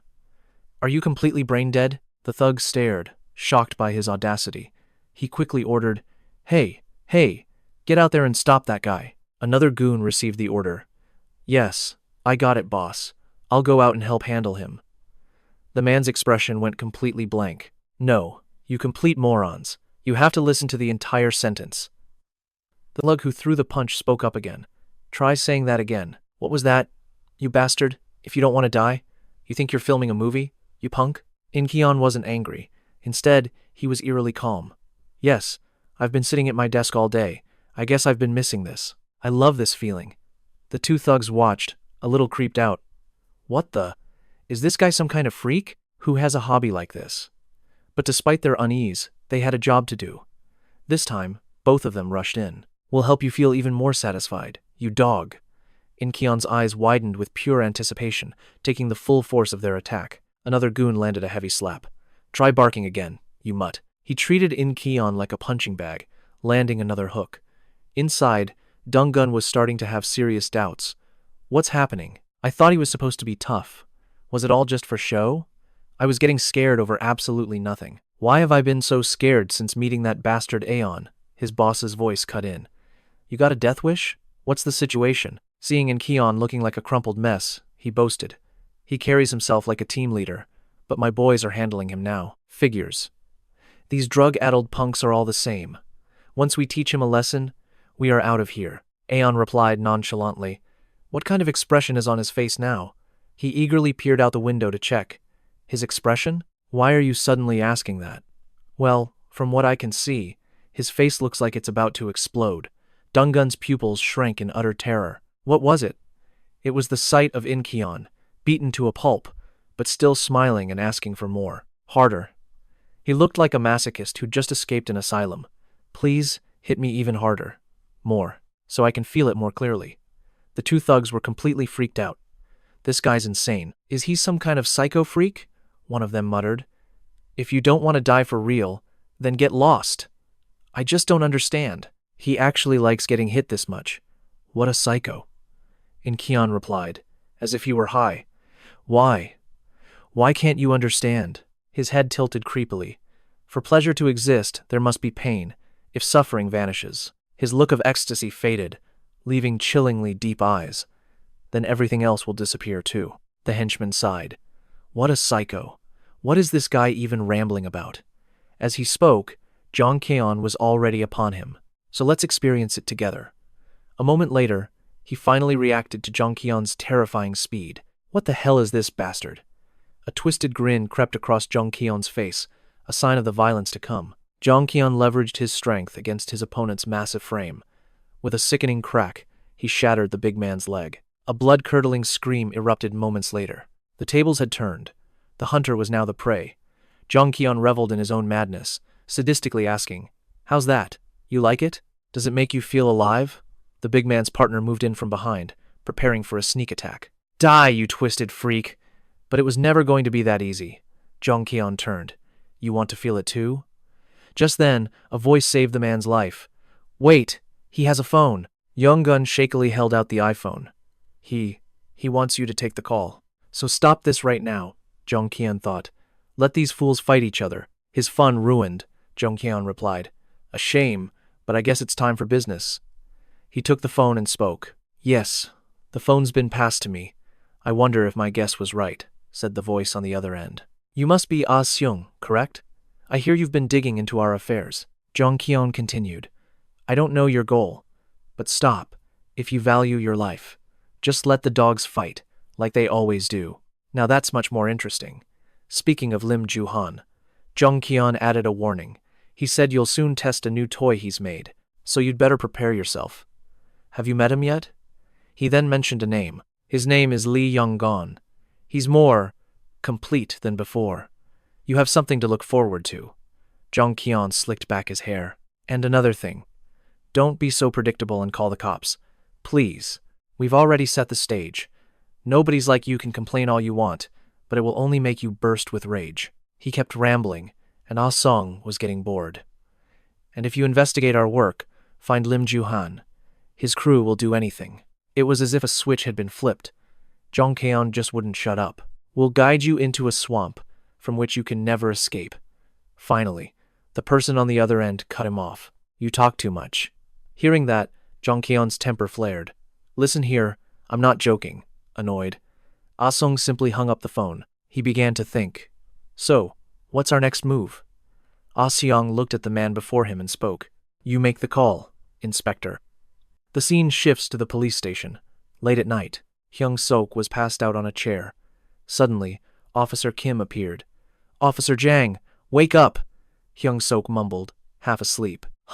Spice level 0.5, please. Seeing his state, the officer suggested, go home, get a shower, and rest. You really stink, sir. Hyung Sok was finally awake. Was I dreaming? What's going on? Officer Kim handed him a file. Regarding the car from that last incident. Didn't I ask Do-gyu to look into it? I've been checking the CCTV footage, tracking its movements in my spare time. Hyung Sok asked for an update. So? How did it go? Did you find anything? The officer recalled the day's events. It led me on a wild goose chase. I nearly got cut in half, but I finally tracked it down. It entered the parking garage of a building. It was parked there for a long time, so I pulled the garage's CCTV footage. Bingo, Officer Kim recounted carefully. Someone got out of the car with Lim Ju-han, but it looked like this person wanted to kill him. Aren't they supposed to be on the same side? Hyung Suk looked at the file. Do you have the video footage? The answer came quickly. It's in the envelope. The person wore a hoodie and a cap, obscuring their face. It's hard to get an ID. But, he added, look at the last photo. Something's weird. Confused, Hyung Suk asked, what about it? Then, his pupils contracted. He'd realized something. Just as the file described, an image of a man in a baseball cap. A chill ran down his spine. What if he wanted his face to be seen? The city lights flickered, blazing against the night sky. A clicking sound echoed from a nearby apartment. Ah Song asked calmly, has our little training session concluded for the day? In response, someone grabbed him by the collar, but that wasn't enough to scare him. To show up here, at this hour. The stranger was none other than Hyung Sok. He demanded furiously, what did you do? What the hell have you been plotting? Losing his cool, he roared, why did you drag Lim Ju-han into this? Did you think you could just ram a cop car and walk away? But Aeon's response was one of sheer indifference. You're slower than I thought, detective. If you hadn't shown up, were you just going to ignore it? But now you know, so you'll keep investigating, right? Seeing this, Hyung Sik questioned him. What's this, you bastard? This isn't a joke. You want to go to jail? Do you know that CCTV caught your face? But the response was still apathy. If you were here to arrest me, you wouldn't have come alone. Hearing that, Hyung Sik froze. What? Aeon spoke up. The people you're looking for. You want to find them through me. Finally, he delivered the final blow. If you use the police's methods, you will never find them. Hyung Sik roared in anger. Do you know that what you're doing is illegal? I could overlook other things, but you keep dragging that kid, Se-jun, into this. Your job right now is to stop it immediately. Aeon replied calmly. That car is my personal vehicle. You know that now. So when do you plan to end all this? I know you're all trying your best, but I can't just wait forever, can I? They're making illegal drugs in a place that looks like a warehouse. I hear they're making a new drug to sell to students. Hyung-sik was horrified. The detective didn't seem to realize that addicts will do anything for a fix. Compared to my crimes, theirs are on another level. I think you should find and uproot their entire organization before more victims appear. He held out his phone and said, Detective, show me the power of your authority. Ah, if you need it. Would you like to hear his voice right now? It seems someone is in the warehouse at this very moment. A voice came through the phone. Please, say something. Hey, you damn bastard. Our kids. They're all dead. Hyung-sik instantly recognized the voice. It was Duchil. But what did this have to do with anything? The voice on the other end continued. And I'm warning you, don't call the cops in some backwater way like that again. You hear me? That voice left Hyung-sik utterly stunned. Ah, if you investigate us, I don't know what will happen to Se-jun and the others here. I'll personally drag them into a swamp they'll never escape from. As he spoke, Aon looked like he wanted to smash the phone, complaining. He talks too much. The person on the other end couldn't believe it and screamed. What? I wasn't kidding. After ending the call, Aon asked, Well, now what? Detective, it's your decision, Aon reminded him.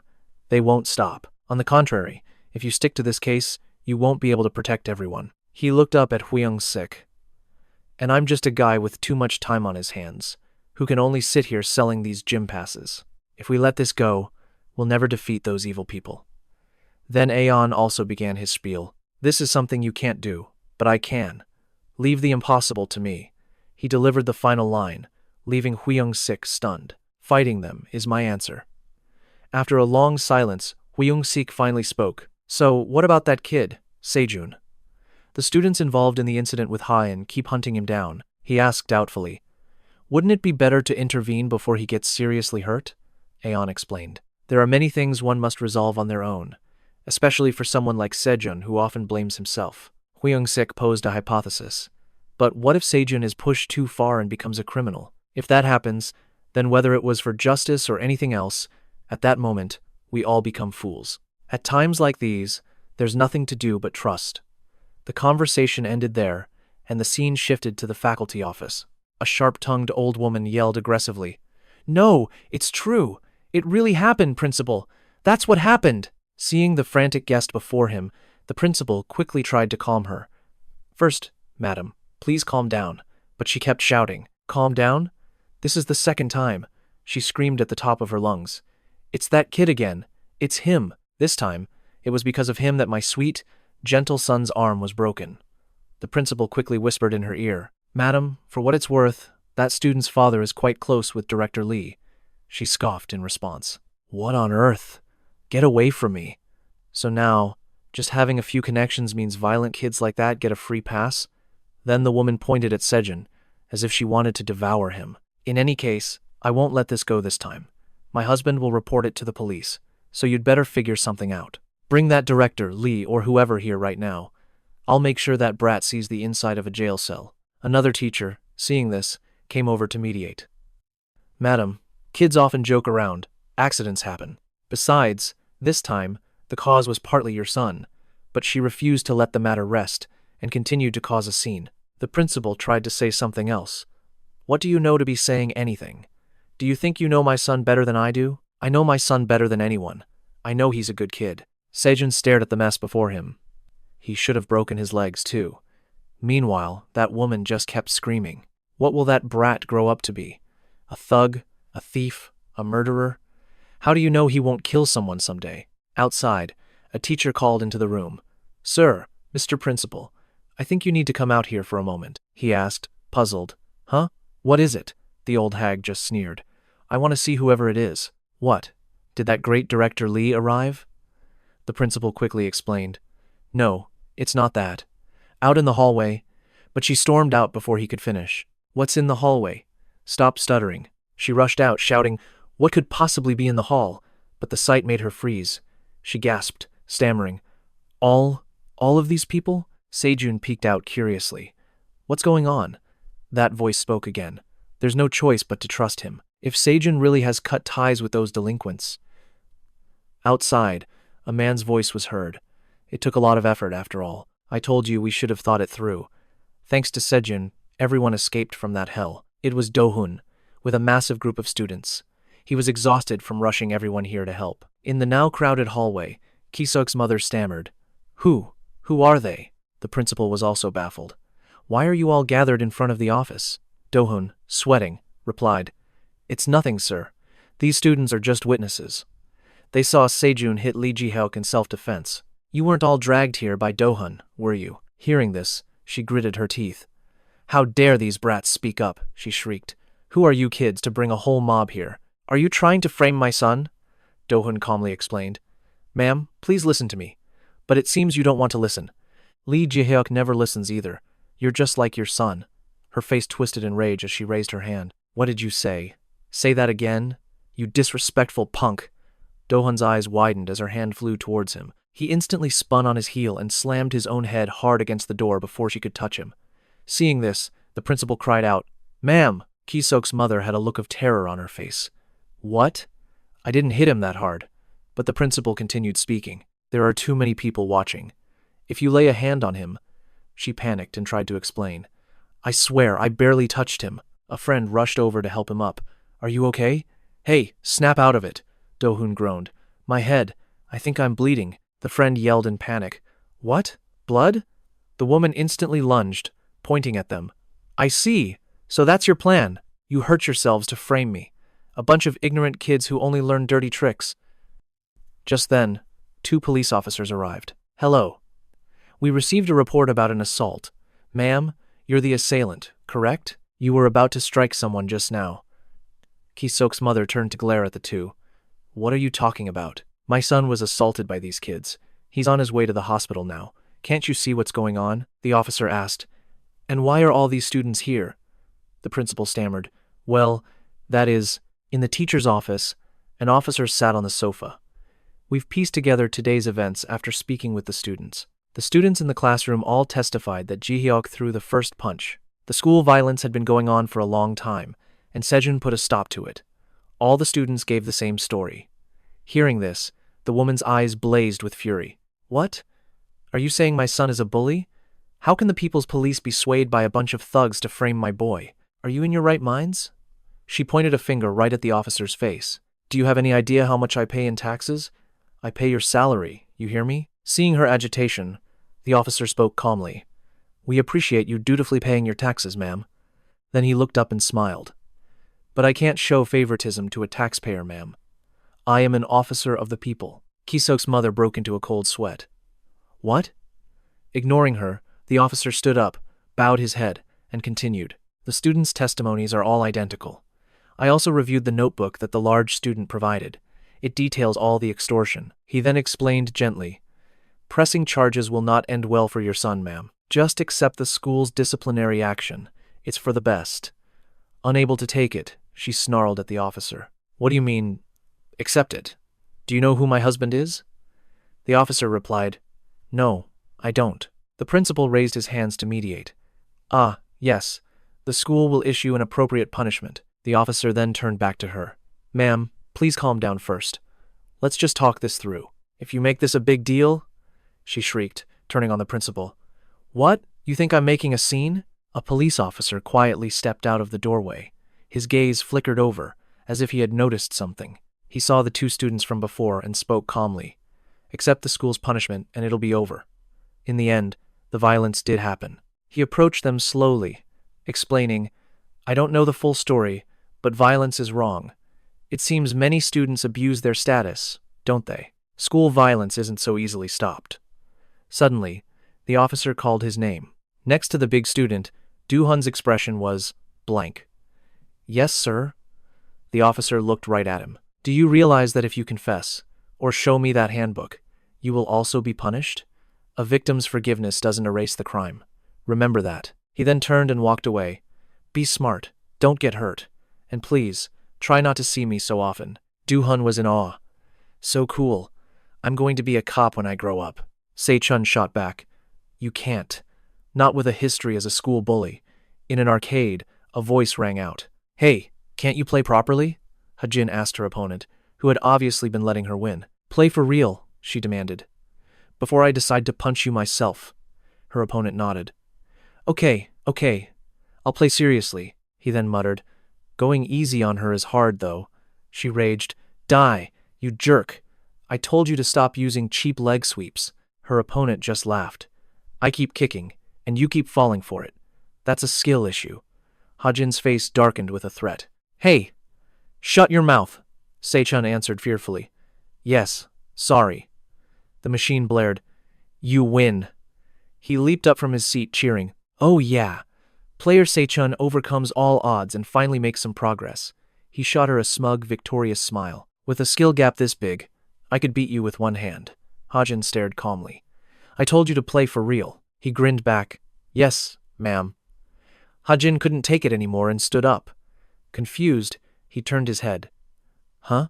Where are you going? Are you mad just because you lost coin karaoke? Hajin grumbled. Going to the bathroom. I'll be right back. Se-jun was still cheerful. Okay. Loser pays for the room, so go get some change. He hummed happily to himself. What song should I sing? Then he thought quietly. Hajin likes it when I sing ballads. That should cheer her up. Suddenly the door creaked open. He turned, asking, Oh, you're back? I thought you were taking a dump. Se-jun glanced at the person next to him. Hajin, I'll sing this one first. It's the one you like. Realizing it wasn't her, Se-jun asked, Who are you? I think you're in the wrong room. In-kyeon smirked sinisterly. Not a chance. As the tension rose, he scratched his head thinking, What's this? This feels dangerous. Before he could process it, a heavy blow struck his head. The man sneered at him. To be honest, I don't know the details. This is because of your master, that guy Ah-seung. Then he grabbed Se-jun's hair, snarling, We were having a polite chat, but with one small action. You completely soured my mood. A terrifying grin spread across In-kyeon's face. Go back and tell him. What happens when you hang up on someone? In a hospital room, a gentle voice called out. Mom! Se-jun cried out. Does it hurt a lot? You said you were feeling better yesterday. His mother smiled, placing a hand on his face to comfort him. Say, run. You were scared, weren't you? It's only because my heart is a bit weaker than other people's. Hearing this, he looked at her with teary eyes. Then I'll give you my heart, see? Mine is beating so strongly right now, Mom. She smiled brightly. Oh my, Se-jun's heart is beating that strong? That's good. You're just like your father. But even so, don't eat too many fattening foods, all right? You have to grow up tall, just like him. You must grow up strong and healthy. You hear me? The man beside them sat in sad silence. Se-jun pouted at her. But I like fattening foods. Since you can't eat them, I eat them for you. She called out with a soft laugh. Aigu, you're still just a child, my little piggy. Then she pulled out a large sweater. Ah, I almost forgot. I prepared this as a gift for you. Ta-da! I made it myself. Hearing that, he looked up at her, completely bewildered. Huh? Mom, isn't this for an adult? It's huge. Hearing this, the man turned and said, That thing would probably be big on me too. She dismissed him, replying, By the time Se-jun fits this sweater, oversized clothing will be the fashion. You don't know anything about fashion, so just sit there quietly. Hearing this, the man replied warily, Yes, dear. Se-jun looked up at her and asked softly, But if I can't wear it now, why give it to me? Se-jun's mom smiled warmly. Take it. I made it ahead of time so that you'll be able to wear it one day. I was afraid that when the time came to give it to you, I wouldn't be able to. Se-jun asked, confused. Why? Are you going somewhere, Mom? Where could you go? Unable to contain her emotions, she whimpered. She looked at him. Because Mom is always in our hearts. Seeing her distress, he panicked. Mom, why are you crying? Are you in pain again? A memorial photo came into view, a first in his lifetime. He broke down, sobbing. My whole world just shattered. Se-jun turned back to say goodbye. I'm off to school now. He thought, this harsh world won't even give Dad time to grieve. His busy father waved. Ah, off you go, son. Hajin's dad will be picking you up today. Yes, Professor. Please, leave it to me. No matter the task, I will always do my absolute best. He understood that reality was cruel, and that his dad had to shoulder every burden all by himself. I never felt sad that Dad didn't have much time for me. He was the kind of person who put his work above all else. His face was lifeless, utterly drained of spirit. Mom is gone too. That was my reality, and my greatest sorrow. In the apartment complex, a door flew open. He thought, perhaps it all started from that moment. Se-jun asked, bewildered, "Huh? What are you?" Hajin snapped back. "What do you mean, what? Why are you so late, you pig? I've been waiting for a while. You want to die?" Hajin suddenly appeared and barged right into my life. He teased her with a smile. "What kind of hairstyle is that?" Hajin's face flushed bright red as she shouted, "What's wrong with my hair? Is it that weird?" From then on, through joy and sorrow, Hajin was always beside me. She then frowned at him. "From now on, don't you dare be late. You were just too early." Sometimes, he thought, she was like a sister. Time passed, and the two of them grew up. Hajin smiled at Se-jun. "Hey, I recently started learning judo. It's really fun." Se-jun replied, uninspired, "You do it. Why should I have to?" He felt that sometimes she was like a friend. The older Hajin just grinned. "Hey, yesterday I passed the boys' school and saw this incredibly handsome guy. I got his number. Should I go meet him or not?" Se-jun answered lazily. "Decide for yourself. Why are you asking me? Just answer me already." He also felt that sometimes they were like lovers. Hajin was now a young woman. She turned her head, looking at Se-jun. "After school today, let's not go home. Let's get some skewers, mango salad, and ice cream.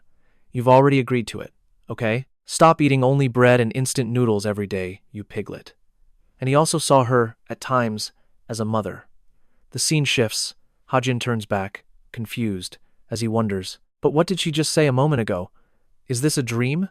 Se-jun's face filled with utter shock. "What?" A bruised and battered Hajin turned to him. "Why didn't you answer your phone back then? Why did you leave me all alone?" His eyes shot open. He watched in horror as she lunged to protect him, taking the brute's kicks. In-kyeon smirked with delight. "How is it? Getting beaten while your boyfriend holds you must feel even better, huh?" Instantly, he wrapped his arms around her, flipping them over to protect her. Hajin's face filled with terror. "Hey, are you okay?" "Snap out of it," he answered. "I'm sorry." Hajin couldn't understand. "What? Why are you suddenly?" He spoke softly. "Thank you. For everything. Now, it's my turn." Seeing this, the thug roared. "What are you two whispering about, huh? You want to die together?" Before the thug could laugh, a force slammed him backward. It was Se-jun, tackling him. The thug raised a hand. Impressive. The thug's face was now a mask of terrifying excitement. "That's right. That's how it should be. You have to return the favor." His laughter was cut short, as a powerful blow sent his head smashing back. It didn't stop there. He raised his fist to strike again. The force of the blow shattered the arcade machine. The man groaned in pain, then gasped and coughed before slumping to the ground. Se-jun looked down at him, emotionless. "I don't know who you are, and I don't care, but you should have struck the moment you touched me." In-kyeon smirked. "Your fist is stronger than I thought, huh? It's been a long time since I've felt pain." The thug licked his lips, looking at him. "Don't stop. Hit me again. If you stop now, you and that little girl are dead for sure." Before he finished, Se-jun raised his hand high. "Yeah, I know." He brought his fist down hard on the man's head, then swung a few more times. Hajin screamed in fear. "Se-jun, stop! Please, stop! You're going to kill him!" Only then did he stop, panting. "That's right. I did it on purpose. Now, I'm sure." The thug still wouldn't shut his mouth, taunting him. "If I don't die, then the people around you will," he replied calmly. "A man like him will never stop until he gets exactly what he wants." The scene freezes as he grabs the thug's head, slamming it into the monitor. This time, In-kyeon whispered faintly, "Please, spare my life." One might think he felt remorse, but the man's face twisted into a mad grin. "You think I'd beg you like that? Time is running out, Se-jun. If you don't kill me before the cops arrive." In-kyeon continued to provoke him. "Then I will kill everyone you care about, and of course, I'll start with your lover." Se-jun simply raised an eyebrow, looking at the man. "Hey, are you trying to provoke me? In that case, I'll have to give you what you want." With that, he grabbed the thug's hair. "Since you asked for this, I'll gladly oblige." In-kyeon just smiled brightly. "You think this is a good idea?" Reaching a secure spot, he threw the man forward. "This kid is a real man." In-jian lifted his head, staring at Se-jun. Why'd you drag me into this cramped place? Ashamed? His hand gently took the mic. What are you doing in a place like this? He held it high, looking down at him. Fine, do it. I'm dying for a happy song. A loud crack echoed. The man's face was terrified, but he remained defiant. Back off, kid! This isn't a game! Hain rushed to intervene. Se-chun, stop this now! Are you insane? Use your head, she screamed. If he dies, even in self-defense, you'll be throwing your own life away. Trembling, she grabbed Se-chun's arm. This is more than enough. Please, just stop. Panicked, she tried to snap him out of it. Just let the adults handle this now, okay? Se-chun calmly met her gaze. If things were that simple, I wouldn't have been pushed this far. Hain, huh? Trong Kion smirked with delight. You're such a dreamer. An adult that naive is no different from me. We may be similar, but we have our own roles. Oh, really? I'm no kid. He slammed another fist into the man's face. Shut your mouth. The adults are talking. Tears streamed from her eyes. Please, stop, she thought frantically. Asterisk, someone, please help me. Asterisk. The man just taunted him. Time's up. Opportunity doesn't knock twice. Are you going to miss this chance? What's it gonna be? Hearing that, he raised the mic high once more. Don't worry, I won't miss it. Haynes screamed. Se-chun, don't! The man just laughed. That's right. Finish him. Suddenly, someone else lunged forward, wrapping their arms tightly around Se-chun to stop him. Sang-shu held on.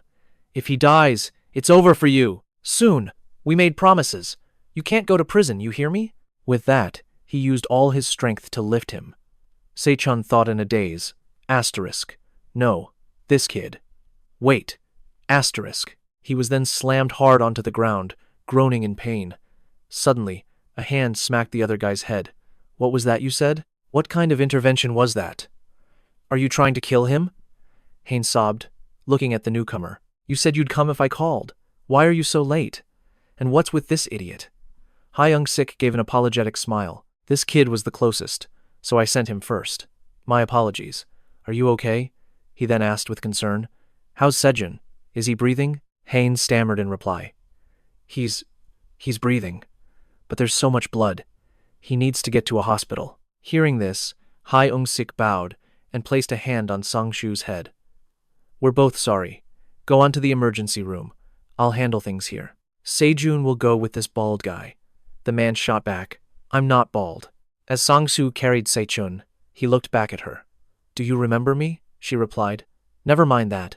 Just go. Yes. Trong Kion turned to face him. Hey.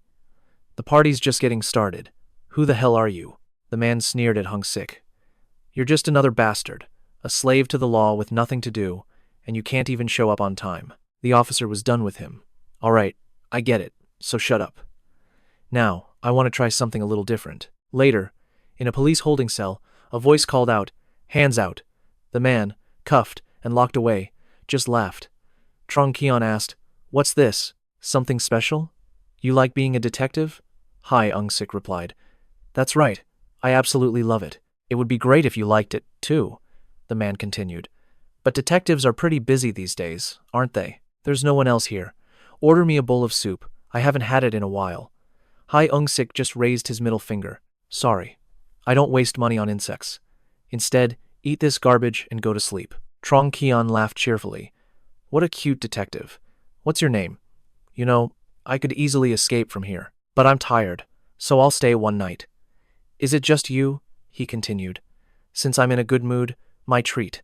Order the soup. Hey, where'd you go? Leaving me alone?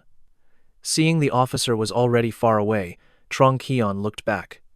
You're really leaving? This is a first for me. What happened to a criminal's human rights? They've just vanished. What is this world coming to? The cell went dark, and the man grumbled. What now? Turning out the lights so I sleep well? I like your style, kid. Suddenly, a foot stomped down on his hand. Before he could react, it pressed down with immense force. What the hell? So sudden? Trong Kion looked up, a grin on his face as if he felt no pain. I thought you'd left. Afraid of losing face, so you turned off the lights? Huh? Can't you smell the crap, detective? A voice cut through the silence. Why is this dog barking so much? Hearing a familiar voice, The man's interest was piqued. Oh, that voice. Are you a cop? No, I don't have any information. Before he could finish, a hand grabbed his hair, yanking him right out of the cell. Trong Kion looked at the person opposite him, a thrilled expression on his face. Gonna lock me up just to beat me? You get off on this stuff. Huh? The man in the cap gave a scornful laugh. Seeing this, the man still smiled. Why are you laughing at me? The man replied, No, it's not that. Let me tell you a story. There was a kid I knew once. A lot like you are now. The more he was beaten, the wider he'd grin. A cruel glint appeared in the man's eyes. But by the time I was done with him, he wasn't smiling anymore. Do you know why? Aeon continued. Because that smart mouth of his was gone. That's something for you to look forward to. He roared with laughter. So, what are you going to do? This is a police station in the Republic of Korea. Before In-Keon could finish, fists rained down on him. Still, he stubbornly screamed, This damn bastard is on another level. In grabbed In-Keon by the collar. You asked if I could handle the consequences? That won't be necessary. If I do things your way, there won't be any problem. In-Keon was confused. Huh? What do you mean, your time's way? In explained with a smirk. Right now, there are no witnesses, and with the power out, there's no CCTV. Besides, who'd believe a guy caught red-handed assaulting a minor? No matter what, you're the criminal here, not me. In-Keon sneered. Damn, you're right. You and that cop. Has the world gone mad? A law-abiding officer, faking a crime scene with some fake security guard of unknown origin. In raised a hammer, cursing. Now you finally get it. Scum like you need a physical lesson before facing the law. Like mincing meat with a tenderizer. In-Keon panicked. Wait, that's not a meat tenderizer? In smashed his head. It is at my house, you bastard. Dazed, In-Keon cried out. Fear finally set in. Wait, this could actually kill me. In interrogated him. What? You can still laugh? In-Keon desperately threatened. You bastard. Using a weapon is illegal. This isn't the end. Trembling. In-Keon pointed. They'll find out, you arrogant piece of trash. I'll be waiting. And I'll get the bastards behind you, too. In scoffed. You really should watch what you say. Do you know what happens to thugs who get beaten into a pulp? Suddenly, In-Keon grabbed In's arm. You son of a bitch. Wait. Without a word, In struck In-Keon again. By now, he was a tormented, bloody mess. In began to count. Teeth. 1, 2, 3, 4. Still so many left. In was like a demon incarnate. Endure it for a bit. I know how to not kill you, so don't worry. In mused to himself, then continued to torture In-Keon. While this happened at the police station, Se-jun spoke up at the hospital. Hajin, I'm okay. The doctor said it wasn't serious. I just need a few days of rest, Hajin yelled back. What do you mean? Okay? You idiot. Your head was split open and bleeding everywhere. And that man from before, she couldn't help but ask. Who was he? Why did he do that? Is this because of me? Hajin cried. You're in danger because of what happened that day. No, it's not like that. Hajin, Se-jun said bluntly. You think too highly of yourself.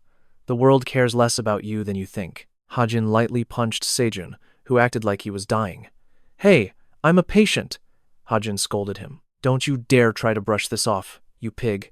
I have to get back to the gym and train, so don't you go causing any more trouble. Se-jun denied it. What trouble did I cause? That's not it. The detective will handle it. Suddenly, In spoke. Se-jun, it's late. You didn't have to come. The doctor said there's no major issue. In hesitated. Hajin, can I speak with Se-jun alone for a moment? Hajin was surprised. Oh, okay. She wondered what was happening. It's been a while since his face was that serious, Se-jun asked with concern. Are you okay? Did something happen? In admitted. Sorry, I didn't expect him to come after you so suddenly. Se-jun nodded. So that guy was one of them, too. In replied. It's a larger criminal organization than I thought. I intended to handle it myself, but you got caught in the crossfire. Suddenly, Se-jun asked, Can you tell me what happened? In explained. That guy runs an illegal drug manufacturing plant. It seems he's supplying some students. A fierce face appeared in his mind. In continued. For example, Lee Young-gon. If you run into him, who knows what could happen? It'll be dangerous. Ah, inconsiderate. Detective Kang and I were planning to handle this, so you should stop now, Se-jun protested. No, I can't. Se-jun immediately affirmed. I heard what An Sang-gu said. I have a job to do. The organization's masterminds, Director Han and Manager Kim, those people are filming my fights, illegally broadcasting them, and making money from it. Se-jun analyzed the situation. If I stop now, they'll just cut their losses and disappear. So, to make Lee Yong-gon, Director Han, and Manager Kim show themselves, I'll be the bait. Se-jun's eyes burned with ambition. That's the only way to catch them all, and the people who watch those videos. Only then can we make them pay. Se-jun was urgent. What do you say? In replied. First, recover your strength. Don't come back in this condition, Se-jun asked. You have to go? By the way, what happened to that drug addict from before? In recalled In Keon's face. Fractures from his cheekbones to his jaw, all shattered. His teeth are all broken and knocked out. In stated flatly. He's basically disabled. Se-jun was shocked. He injured himself that badly, inside a holding cell. Elsewhere, Manager Kim reported, he was already heavily injured when he was arrested at the scene. The police report claims he inexplicably harmed himself in the holding cell. Of course he did. That monster. Manager Kim talked them down, knowing we wouldn't escalate things. He must have some ties to the police, Junwoo muttered in frustration. Why did that psycho find Lim Se-chun and start trouble? Just do as you're told. This is why I can't stand addicts. Manager Kim sighed, defeated. He's still unconscious, so we don't know why he went there. Will this be enough? Shutting down the factory temporarily? Junwoo seemed indifferent. Sounds like a big deal. Haven't you heard? The best defense is a strong offense. I'm suddenly craving yellowtail. He ignored Manager Kim's troubled face and declared, if you're afraid to get hit, you'll just be dragged around. Then, Junwoo grabbed a towel. To keep them from setting up their base there, I have to pay them a visit. I'll say hi to In and Se-chun too. Suddenly, Junwoo's eyes lit up. By the way, is Hajin still resting at the gym? She must be working really hard. She's a tough kid. Junwoo smiled. It's been a while. I should stop by Rolling Stone. That day at the boxing gym, two fighters clashed fiercely. Manager Kim roared with excitement. Yes, that's the spirit. Don't let him get away. Keep the pressure on, son. Manager Kim cheered. He's staggering. Finish him this round. The trainee thought to himself, this guy is insane. This power and speed are unbelievable. Even when I block, my guard gets shattered. As Do-hoon's fist flew forward, the trainee knew. I can't dodge this. I have to block it. The trainee barely parried Do-hoon's strike. Before he could recover, Do-hoon threw another light punch. The trainee luckily dodged it. Manager Kim's grin widened. Good. Perfect timing. It's over, the trainee cried internally. Manager Kim, you said this was just some light sparring. Manager Kim beamed as the trainee collapsed. That will never happen. We're done here, Do-hoon asked with concern. Are you okay? The trainee trembled. I'm fine. You worked hard. But, are you really a high school student? Do-hoon was puzzled. Yes. Do I look old? The trainee quickly corrected him. No, that's not what I meant. Manager Kim couldn't hide his pride. Hey, Do-hoon!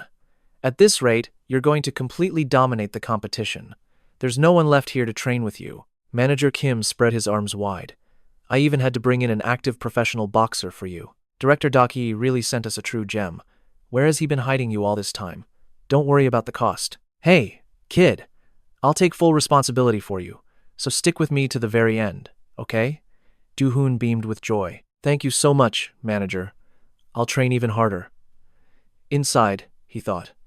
His voice is so loud. Manager Kim's words were full of life. It's truly rare to find someone with both your talent and your work ethic. Have you ever fought someone on your level before? Seriously. Besides a pro, I doubt you'd lose to anyone. Do-hoon wondered. What about in a match with boxing rules? Manager Kim agreed. Right, in boxing. So, how was it? Do-hoon replied, 2 people. One was in a completely different weight class, but his skills were incredible. Do-hoon analyzed. And the other person, despite being in a lower weight class, I didn't have a single shred of hope that I could win. Do-hoon's thoughts drifted to Junwoo. But what's more surprising is that boxing isn't his main skill. Meanwhile, Manager Kim was shocked. Don't tell me you're planning to go to that gym? Junwoo asked, confused. Yeah, why? Is there a problem? Manager Kim shot back. Who do you think you are? Are you trying to promote something? Manager Kim voiced his worries. How many people know about black jitsu in Korea? If people confirm the rumors, they'll find your past instantly. Junwoo replied. What does it matter? I'm not a professional fighter anymore. Junwoo hesitated. Besides, there are some things you just shouldn't have to hide. Manager Kim suggested another angle. Anyway, that student, Se-jun, is injured. He probably won't be at the gym. I have a much more interesting idea, so for now, just go to work. Junwoo's face soured. Ugh, I really hate going to work. Maybe I should just take a sick day. In a flash, evening fell. A voice called out from across the office. Mr. Junwoo. The section chief called out. Manager Han. Junwoo responded. Ah, yes, section chief. The chief smiled brightly. These are the materials for tomorrow morning's meeting. Make a PowerPoint for me, will you? You know I prefer a modern style, right? Junwoo was outraged. It's 5:59 right now, sir. The section chief brushed him off. Just work a little overtime. What's the big deal?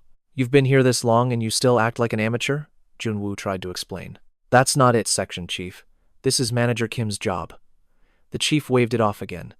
Manager Kim has an important appointment, and I have a blind date tonight.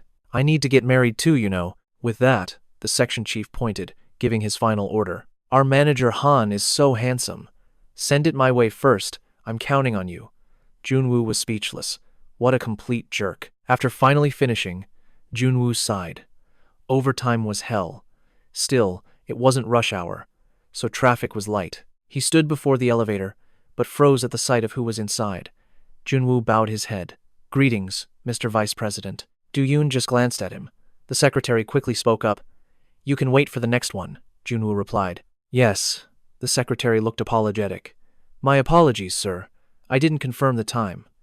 Everyone else has gone home. Do-yoon gave his order. Secretary Kang, I'm going down.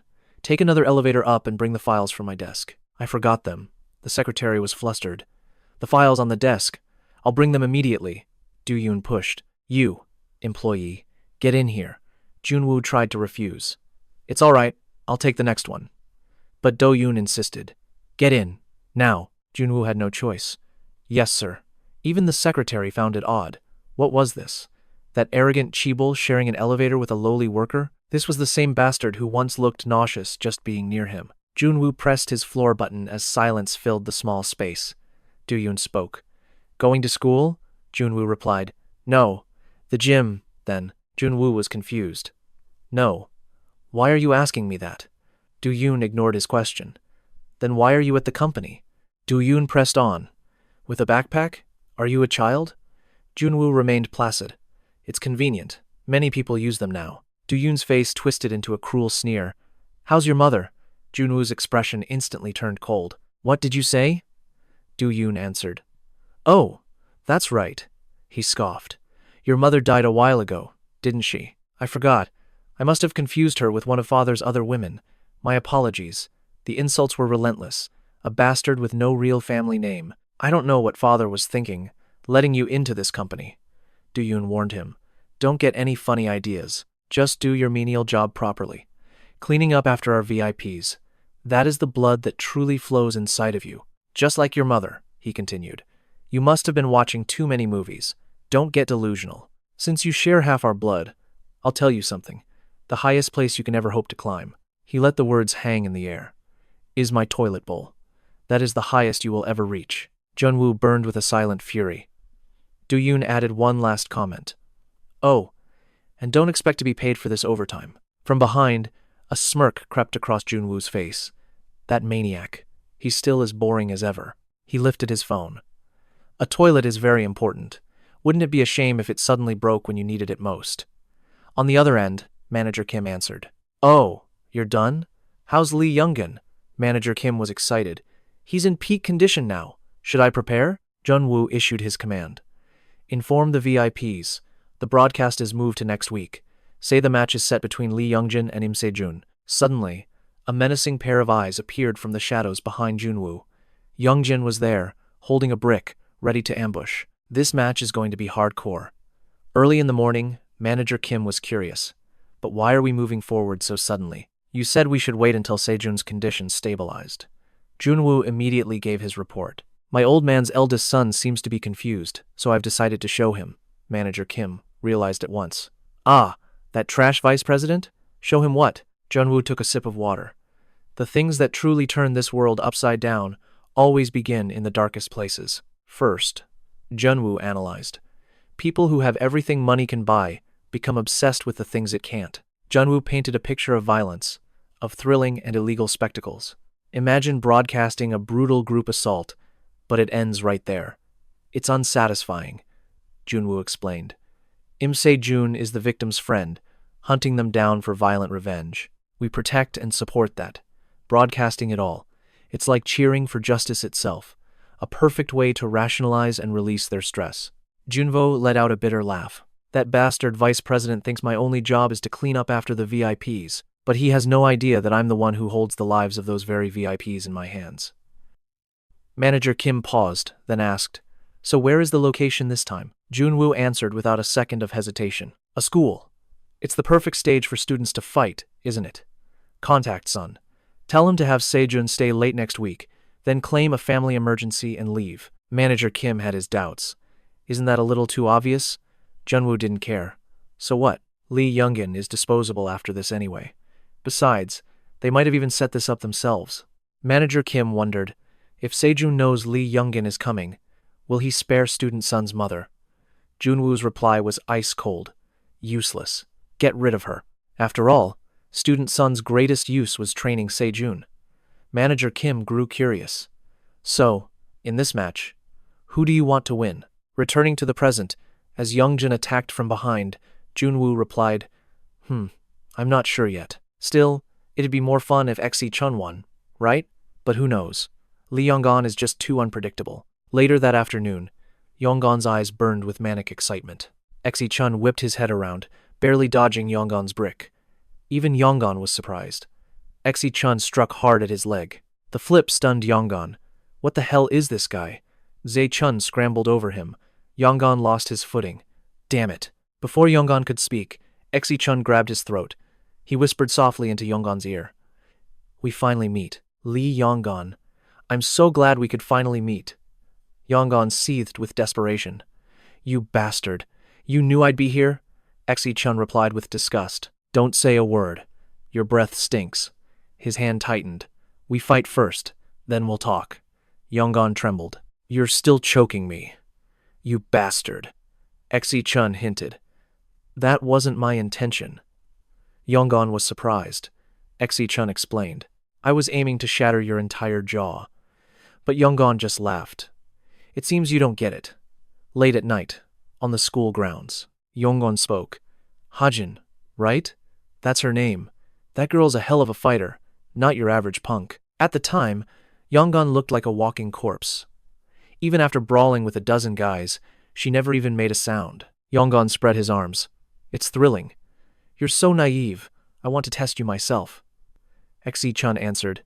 Yeah, don't you worry. He lunged with a thunderous punch. Because I'll pay you back tenfold. The impact was so loud you could hear it in the next town. Se-chun pressed his advantage with a barrage of hits, but he quickly noticed something was wrong. He'd hit him while he was wide open, but he was completely unharmed. Yonggan was still smiling. You really are weak. Hit me with everything you've got. He taunted him again. Come on, you bastard. Se-chun's hesitation was exploited. He wondered, is he really that fast? Now it was Yonggan's turn to counter, striking with full force. Se-chun struggled to block the fist. Yonggan mocked. Fighting back now, are we? That's right. You better do something quick. Se-chun weighed his options. Even if I attack, he's completely unaffected. I guess I'll have to use my jujutsu. Did he take off his shirt to get serious? Or is he just an attention-seeking freak? Se-chun told himself, just do what An Sang-chu taught me. Yonggan clicked his tongue. That expression. That girl had it too. Get-chun was confused. What? Yonggan's eyes lit up. Yes, that's the one. The look on Hajin's face. Like she could actually win with jujutsu. That night, Hajin was training relentlessly in her apartment. Back then, Hajin was completely helpless. Her attacks had no effect on him whatsoever. Hajin thought, his reach is too long. He blocks every strike. I have to land a critical hit. I'll wait for him to throw the first punch. Yonggon was confused. What are you thinking? Why'd you stop? If you won't attack, he charged forward, then I will. This was the moment Hajin was waiting for. Right now. She quickly launched a spectacular uppercut. When you dodge by leaning back, your lower body moves forward. She turned his height into an advantage. He'd be forced onto the defensive, and that would decide the match. But there was one thing Hajin never saw coming. This bastard claimed he'd never trained in jujutsu. Yonggon sneered. Jujutsu or not, one good punch makes you brain dead. Hajin thought. He's insane. This guy looks like a skeleton. She struggled to get up. Hajin grabbed Yonggon's collar, threatening, I'll show you what brain dead really feels like. Yonggon hinted. Oh, really? You mean like this? With a slight turn, he instantly grabbed Hajin's hair. This is how you treat an opponent. Yonggon slammed Hajin into the ground. All the strength left her body. Yonggon gloated. This is what getting beaten feels like, isn't it? Back to the present. Yonggon was mid-story when he got punched. He was annoyed. I was in the middle of a flashback. You have no manners at all, Yonggon threatened. Do you want to end up beaten just like Hajin? The blow triggered some of Se-jun's memories. An had taught him that you have to run your mouth to truly provoke your opponent. This is psychological warfare. An believed that if pressured, they'd act on impulse and ruin everything for themselves. Just talk nonsense, like you're dealing with clowns. If you take every single one seriously, you'll just tire yourself out. An also suggested, and if Lee Yonggon is too strong and you can't win, just aim for that place. Se-chun was still confused. So, I should. Trash talk elegantly? Of course. It's the ultimate skill. But isn't Lee Yonggon unable to feel any pain right now? An corrected him. Who said anything about being elegant? If you can't master that skill, keeping your balance is almost impossible. Abusing drugs just dulls the pain receptors. So, you just have to destroy them until they stop working entirely. Back in the present, Yonggon looked surprised. He glared mockingly. You're using her exact moves. You think this is a jujutsu competition? You want to become a psycho just like her?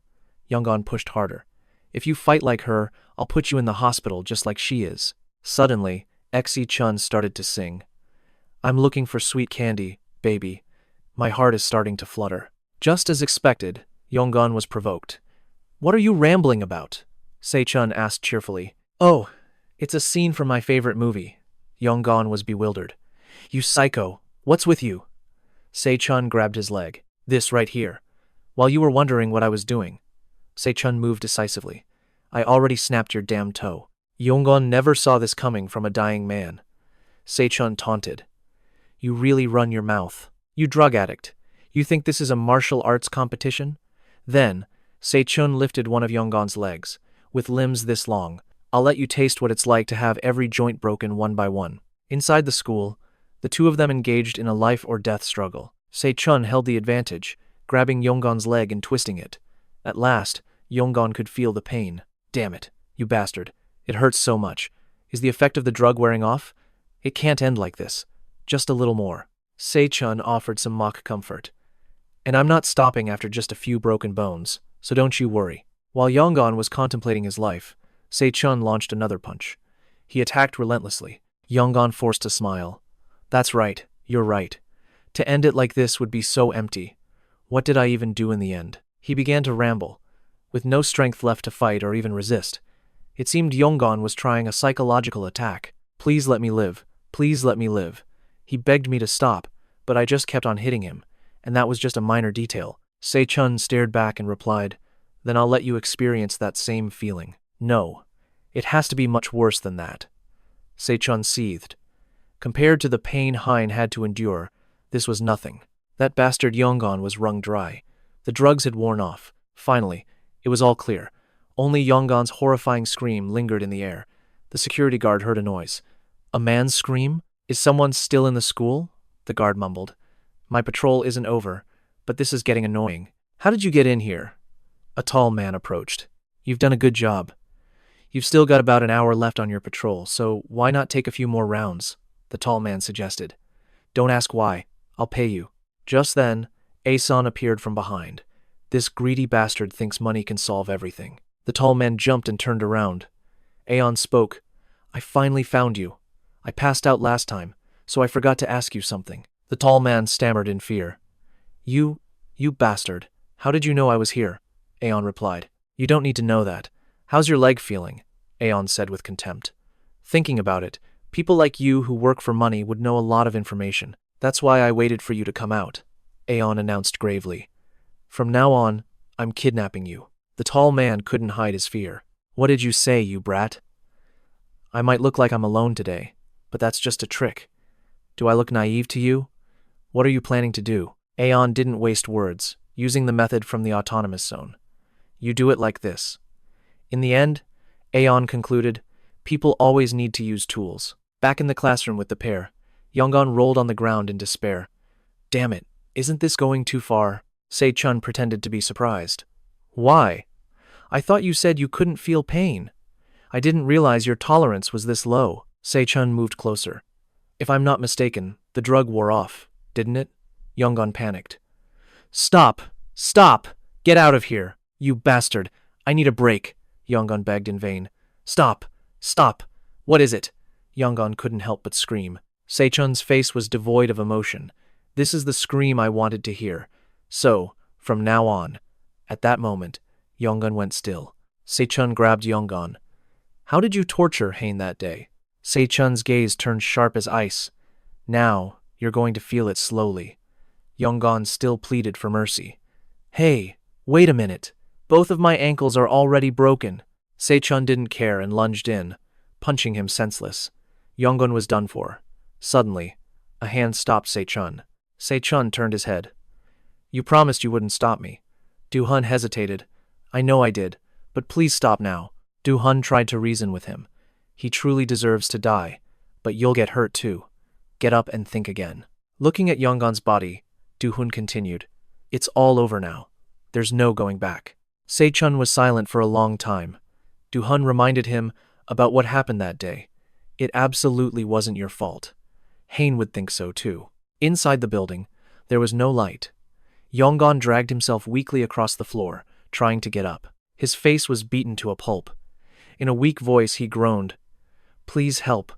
I've lost all feeling in my legs. The cameraman across from him heard Yonggon's cry and replied callously, That's not my job. The man's words became even more inhuman. If the captain suddenly loses contact, the other staff will come here anyway. Just wait a little longer. The cameraman brought the lens closer to Yonggon, making every bruise and every drop of blood clearer. He urged him on. Come on, wake up, look at this camera, share your thoughts with us. Meanwhile, outside the hotel, the evening sky began to fade. Mr. Chon sat inside a large room, watching Yonggon's bruised face with satisfaction. This would surely be more popular than any previous match. Is this really okay? As you can see, he feels no pain despite his serious injuries. His motor nerves are already exceptional. Hearing this, the chairman replied, But if we win this match, we'll gain more trust. It's a bit of a shame. Since player Yonggon isn't skilled in jiu-jitsu, this outcome is to be expected, sir. But what if a player could combine both boxing and grappling? Suddenly, his eyes darted to the blonde man behind Mr. Cheon, for instance, a VIP player. Hearing this, the chairman covered his mouth, scheming. Even so, we have to test that brat. Would it be risky to give our player the drug? Mr. Cheon's expression grew more sinister, a strange smile creeping onto his face. What do you mean? Delegate Han will know everything, of course, but you know there are different levels to this. Yes, we will check the progress of the other kids later. I'm very interested in this event's game. After all, matches filled with emotion are always more interesting. Mr. Cheon's expression suddenly changed. That's just my opinion. Why don't you try testing that friend of yours? At least then, I might reconsider. That friend, could he mean? Yes, exactly. He walked a few steps, then stopped, slowly turning his head to answer. That friend is Se-jun. The scene shifts to a large room elsewhere. After hearing the story, Manager Kim spoke with some surprise. I never considered that. It's more interesting, right? How should we plan this? Let's use our heads. Still no sign of Captain Kang? He heard the question and replied, This might happen to Aeon too. I think I need to come up with a countermeasure. If Captain Kang says anything, I should probably go see Aeon. You already racked your brain trying to figure out how to talk to him last time. He heard this and had to agree. Right. This is the perfect time to enter the enemy's territory. So, are you going now? He crossed his arms and smiled. No, I'll go in a bit. Besides, it's almost the end of the year. Elsewhere, under a clear blue sky, the city bustled with noise. Se-jun stood in a corner, hugging himself against the cold winter air. Suddenly, Ha-min's small figure appeared beside him. She unexpectedly jumped on him, locking him in a chokehold that nearly suffocated him. After a warm greeting, they both burst into laughter. Ha-min looked so happy to see him again. Wow, you look way better than when you were a pig. Welcome back, you pighead. Se-jun played along with her teasing. I know, right? But since losing weight, girls have been asking for my number. Ha-min smiled brightly. Oh, really? Do you have a death wish? He looked her over and asked, Hey, what's with you today? You look prettier. With Christmas approaching, a large pine tree decorated the street. It's a special day, so I'm in a good mood. Are you wearing your uncle's shirt? Shops crowded the street as Ha-min's voice continued. Se-jun, there's something I don't get. Seeing her confusion, Se-jun spoke up. What is it? He's worried about the scars that flare up from what happened at school. It's likely because of that incident. Hearing this, he replied, but Ha-min suddenly gave him a painful smack. What are you saying? Scratches are normal in jujitsu. Stop worrying about nothing and focus on the menu. That's good then. Be careful with jujitsu. A useless kid like you is bound to get hurt all the time. A moment later, she said pessimistically. And I'm just like that red-haired girl and that blonde jerk said. Useless. Because I don't know about the dangers around us. Seeing this, he just watched Ha-min in silence. Se-jun thought, I learned two things while taking my revenge for Hajin. Flashing back to the past, darkness enveloped the school. Do-hun's voice suddenly rang out. Hey, are you okay? His bruised hand was trembling, but he acted casual. It's nothing. It'll heal after a rest. His face was a canvas of splattered blood. This sort of thing is no problem at all. And since things aren't over yet, he should wait a little longer. Seeing his strange state, he reminded him, You can stop now. Even without you, it was only a matter of time before Aeon found Representative Han and Manager Kim. Do-hun gently tried to reason with him. If you keep fighting and healing like this, who knows what will happen to your body. So, just let me know. Se-chun smiled. I'll definitely take care of myself. So don't worry. Though still anxious, his friend finally relented. All right. Moving forward is important. But it's more important to care for yourself and those around you first. Sometimes, you need rest to keep going. Back in the present, Hajin asked shyly, Hey Se-chun, I'm curious about something. What is it? Her face flushed red, her voice trembling slightly. What exactly is our relationship? Hearing this, he played dumb. Gomenasai? This damn jerk. Hajin huffed and turned to leave. Hey, just kidding. Just kidding.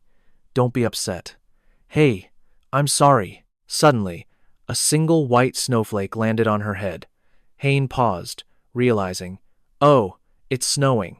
When winter comes, you just want to see the people you love. At a tavern, old friends sat side by side, savoring their drinks. They traded jokes, their words distant but their feelings close. Please, let's not see each other again next year. You said the exact same thing last year.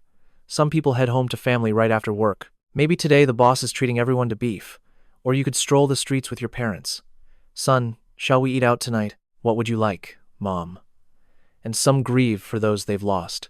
Like Soo-hyung, wearing a reindeer outfit to a cemetery to remember a friend. And like Se-chun, who gently draped his jacket over Hajin, pausing on the crowded street just to look at her. He smiled softly at her. There's no need to ask such a silly question. As if she understood his unspoken answer, Hajin's eyes widened. Because in that moment, Se-chun boldly took her hand. Standing under the falling snow, they felt a special warmth. He smiled into the distance, thinking it was truly a perfect day. From outside, a sudden shout echoed. Aeon glanced over calmly as Dae-sung pointed a shaky finger. What are you two doing in this sacred gym? He had spotted the two of them holding hands tightly. Instantly, another voice boomed. Let go of her hand right now. Hajin stuck her tongue out. I don't want to. Are all you single guys trembling with jealousy? Hearing that, he roared, What? Single? He's the one who's single! The person next to him muttered. Hey, I already told you, she replied. Nope. Nowadays, if you're single for over a year, it's a lost cause. Didn't you know? Se-chun laughed. That's right. We had to tell you guys. Aeon gave him a cold stare. Right. Congratulations. Don't you dare make a girl cry. Behind him, his friend was sobbing. I want a girlfriend too. He got right in Se-chun's face. threatening him. If you make Hane cry, I will personally drag you down to hell. If you're so curious, just try me. Se-chun's face paled. Yes, but I'm not curious at all. Suddenly, she rushed over and pushed him away. What's wrong with my Se-chun? Aeon looked bored, thinking to himself. Did that not have any effect at all? Hane smiled brightly at him. I also have an announcement. What is it? Aeon asked. A wedding? She laughed lightly. What? Are you crazy? Then, she happily announced, I'm slowly starting to learn jujitsu again. I've gotten so rusty. Daesung was shocked. You're finally starting again? Donghun also looked at her with a happy smile. Really? Is your knee all right? I have to start again slowly. She nodded at everyone. Yeah, I'll start with the simple stuff. There's an open mat on the weekends, right? Does anyone from other gyms ever visit? Aeon glanced away. Just a bunch of single guys. Hane laughed happily. Let's go to the open mat this weekend. Then we can go get some tteokbokki. Daesung asked in shock. Why are you two here? What are you doing today? Could it be? The couple turned back with a smile.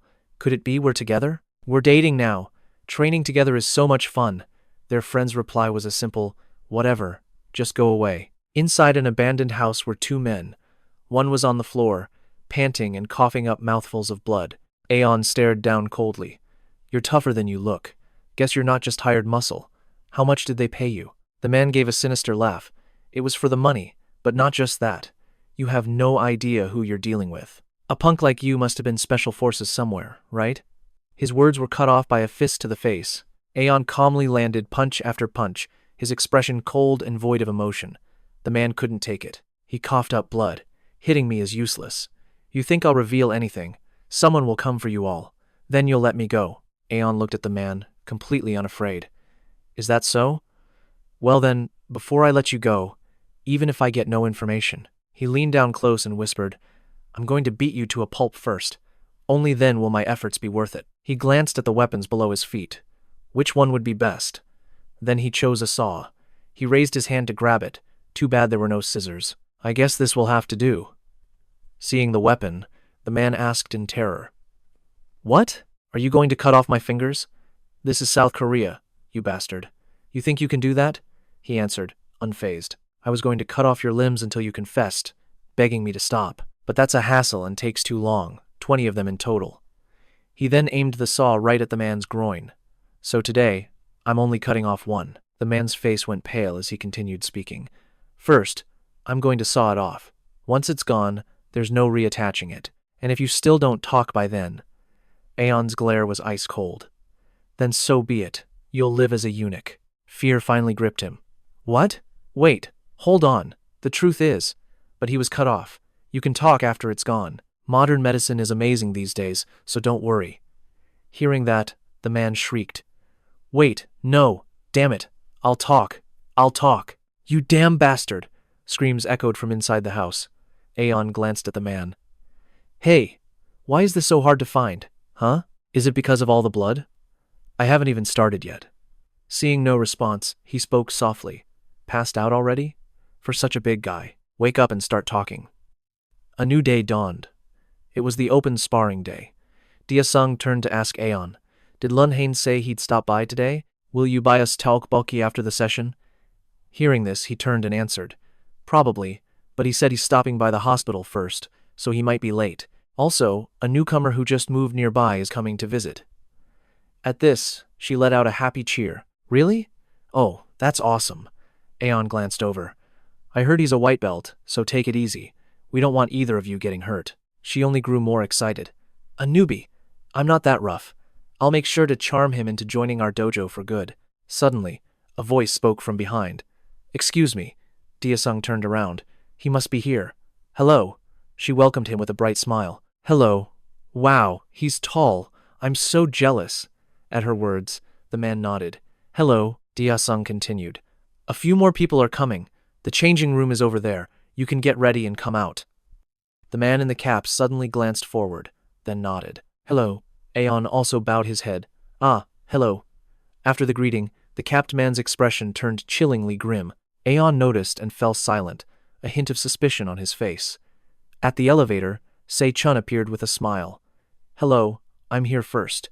Hajin is running a little late. Dia-sung grinned welcomingly. Hey, Se-chun, great timing. Seeing her strange excitement, he asked gently. Huh? What's going on? Did you get a girlfriend or something? We have a newcomer. A newcomer.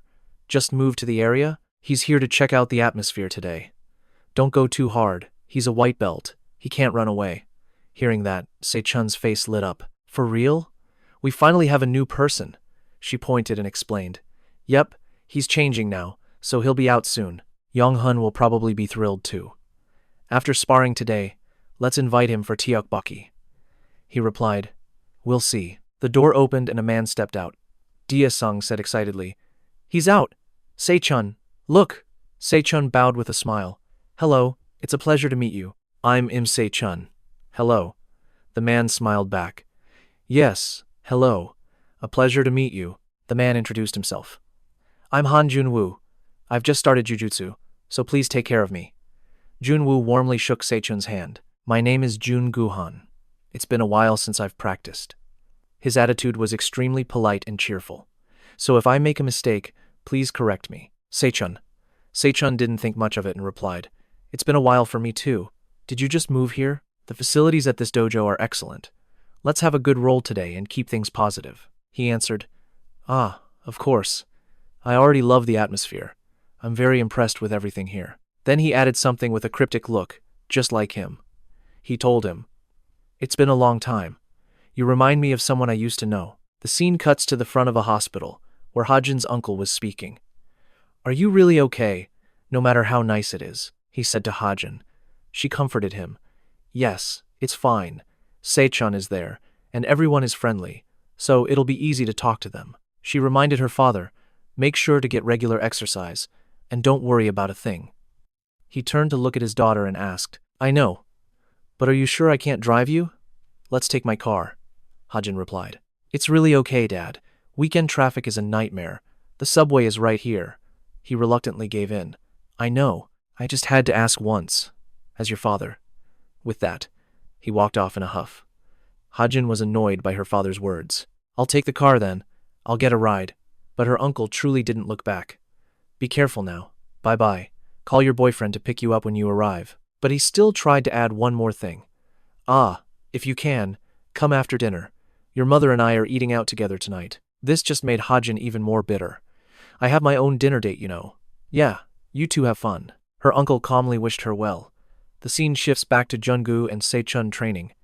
Se-chun locked his legs tightly around his neck. Jungu gasped. You're very good. I can't break free at all. You had my arm trapped earlier too. He replied.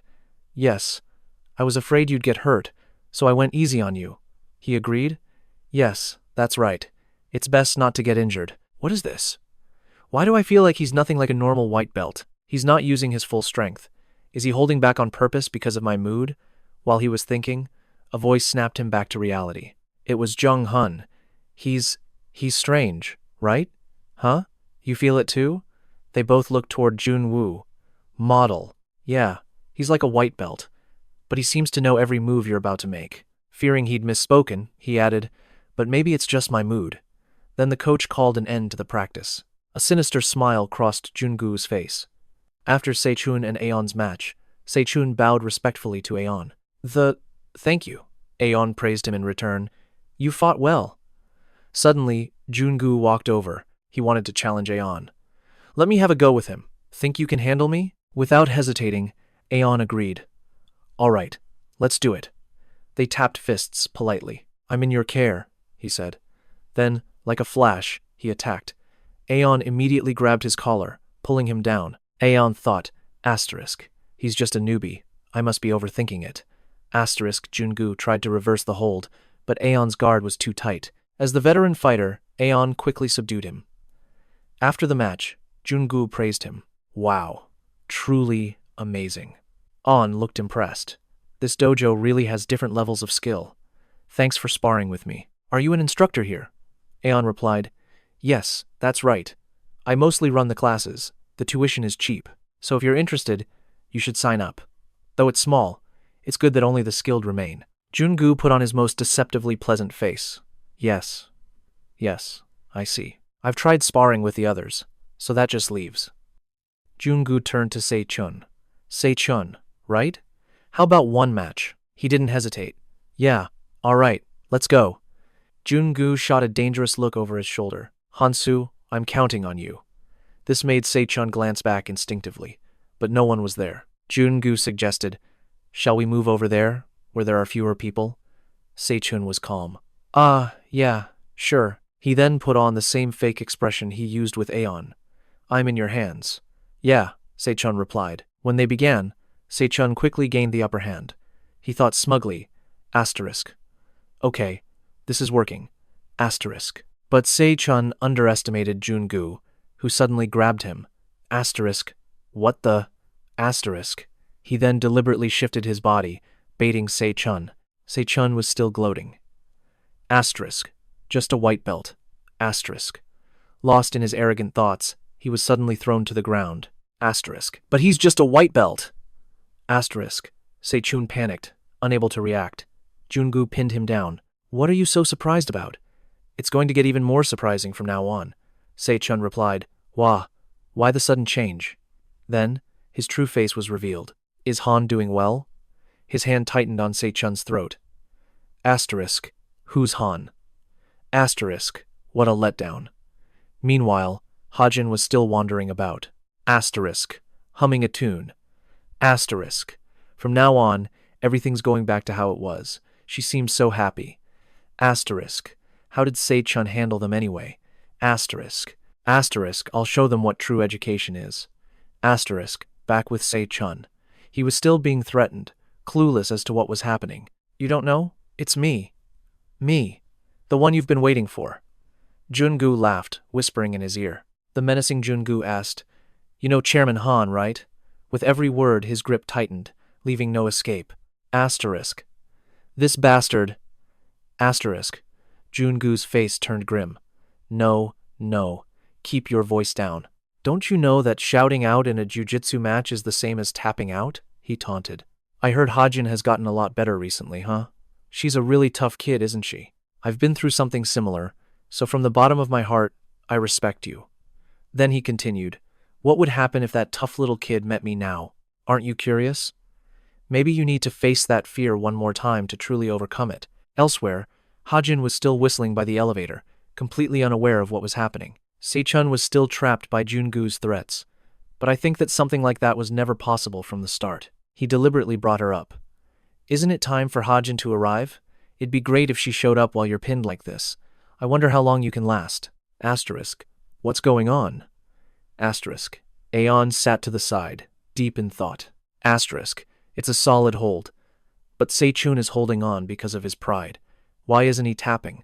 Asterisk. Jun-gu provoked him more. Enduring it well. How wonderful. Aeon watched, completely baffled. Asterisk. One tap and it would all be over. Asterisk. Asterisk. Just tap the mat. I have to stop this. This has gone far enough. Asterisk. Seeing Aeon approach, he tightened his grip. Se-chun, he's coming over. Then maybe he should just finish him. Go to sleep. Se-chun's body began to tremble. Seeing this, Aeon grabbed his gi and in a flash, threw him off. Why'd you do that? Jun-gu feigned innocence. Did he pass out? He didn't tap, so I didn't know. I'm sorry. The others saw it and were shocked. What? Did Se-chun faint? Aeon called out his name. Se-chun! He tried to wake him. Hey Se-chun, are you okay? Jun-gu sat there with his fake expression. Sorry, we were just training. He'll be all right, won't he? Aeon cut him short. I saw through your act. You used immense power at the end, so drop the charade. You son of a bitch. Who are you? But Jun-gu kept up his shameless act. Son of a bitch? He merely fainted, that's all. This gym is pathetic. He just didn't tap out. He turned away, disgusted. I'm not signing up here. I'm gone. Now I have a reason to give this place a bad review. At this, Aeson's expression instantly turned cold. He turned to face him. Stop right there, while I'm asking nicely. And that's when the man's true colors were revealed. My apologies, he taunted. What was going on? It was past the hour. That girl should have arrived by now. The elevator chimed. Speak of the devil. Open sesame. It was Hajin. She waved cheerfully. Hajin was here. He shot Aeson a sinister grin, freezing him in place. Hajin looked on, confused. Who's this? A new trainee? Jun-gu spoke first. Long time no see, Hajin. Then he moved in close, face to face with her. Did you miss me? I'd be quite sad if you didn't. At the sight of him, she collapsed to the ground, trembling. He reveled in her terror. Such a quick reaction. Jun-gu mocked her. Just then, Aeon snapped out of it, launching a fist from behind. But he dodged it with impossible speed, like something out of a movie. Then, he turned back to Aeon. Isn't that right, Aeon? I saw it in an instant. He then asked, You haven't fully recovered yet, have you?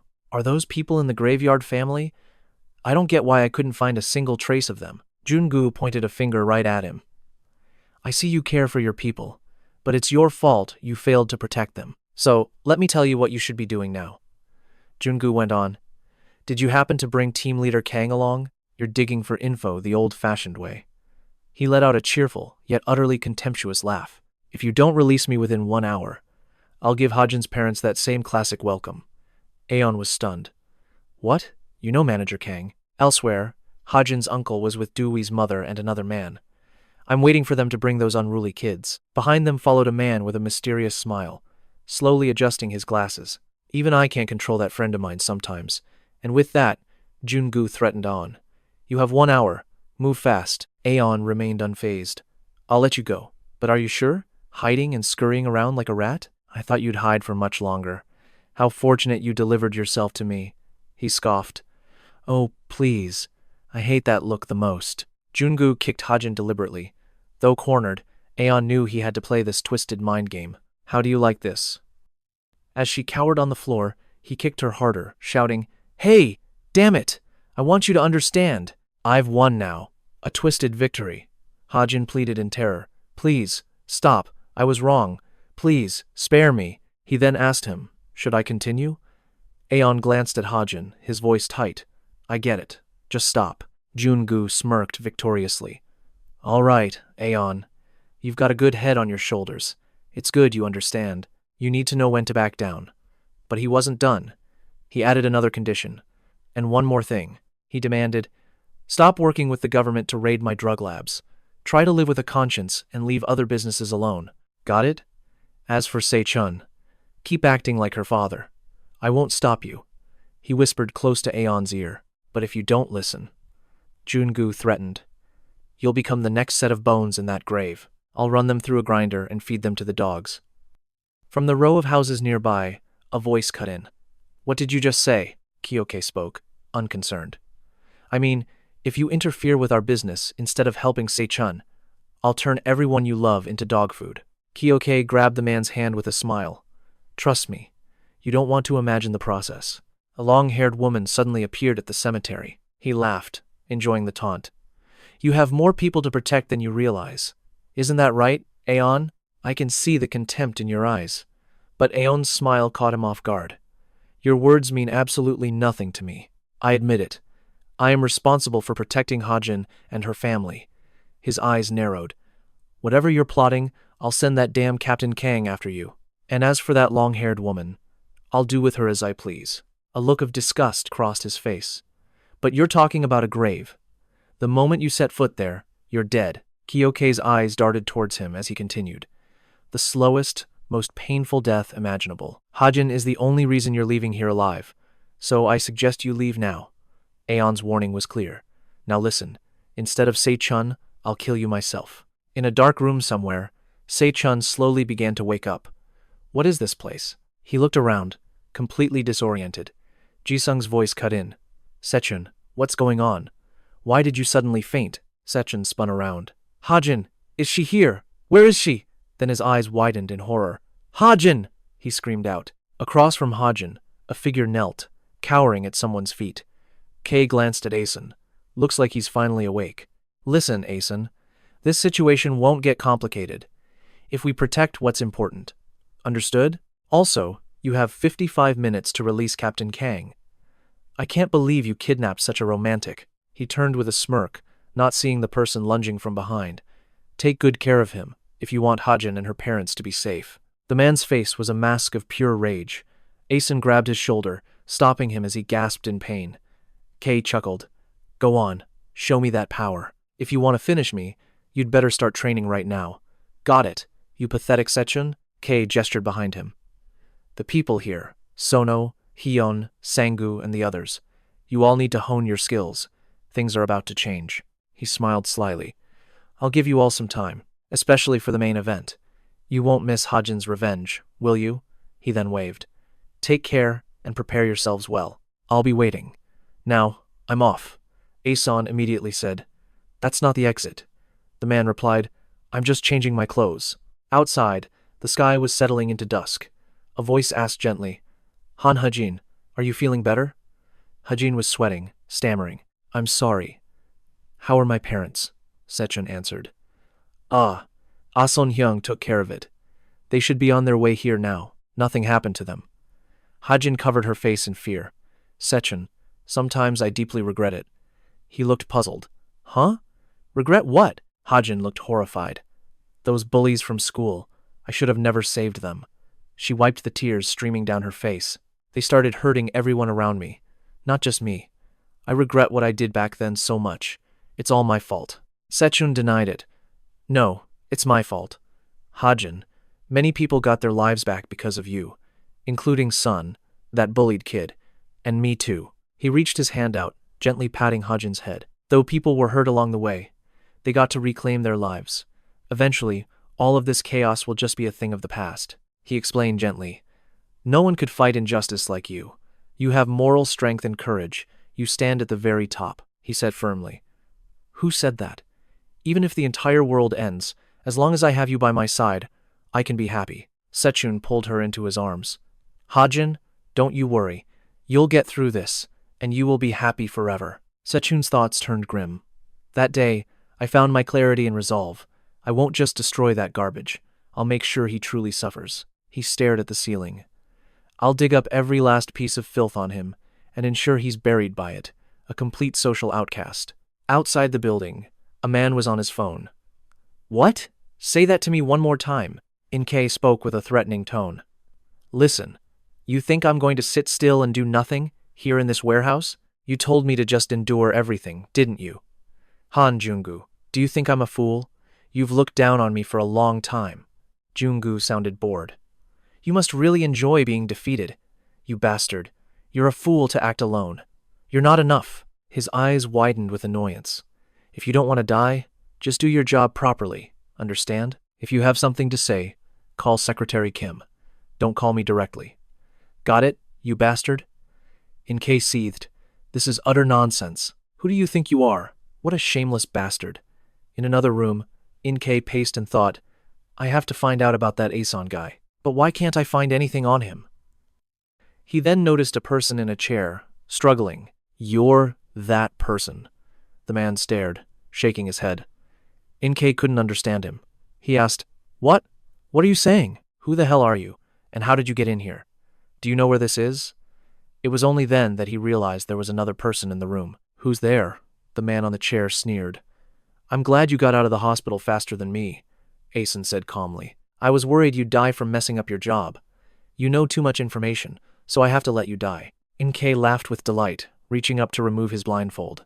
You've really got guts. Just like me, I ought to get your liver transplanted. Do you have any idea how much money I lost because of this new tooth? You bastard. Finding information on you was worth it. This place is different from the outside.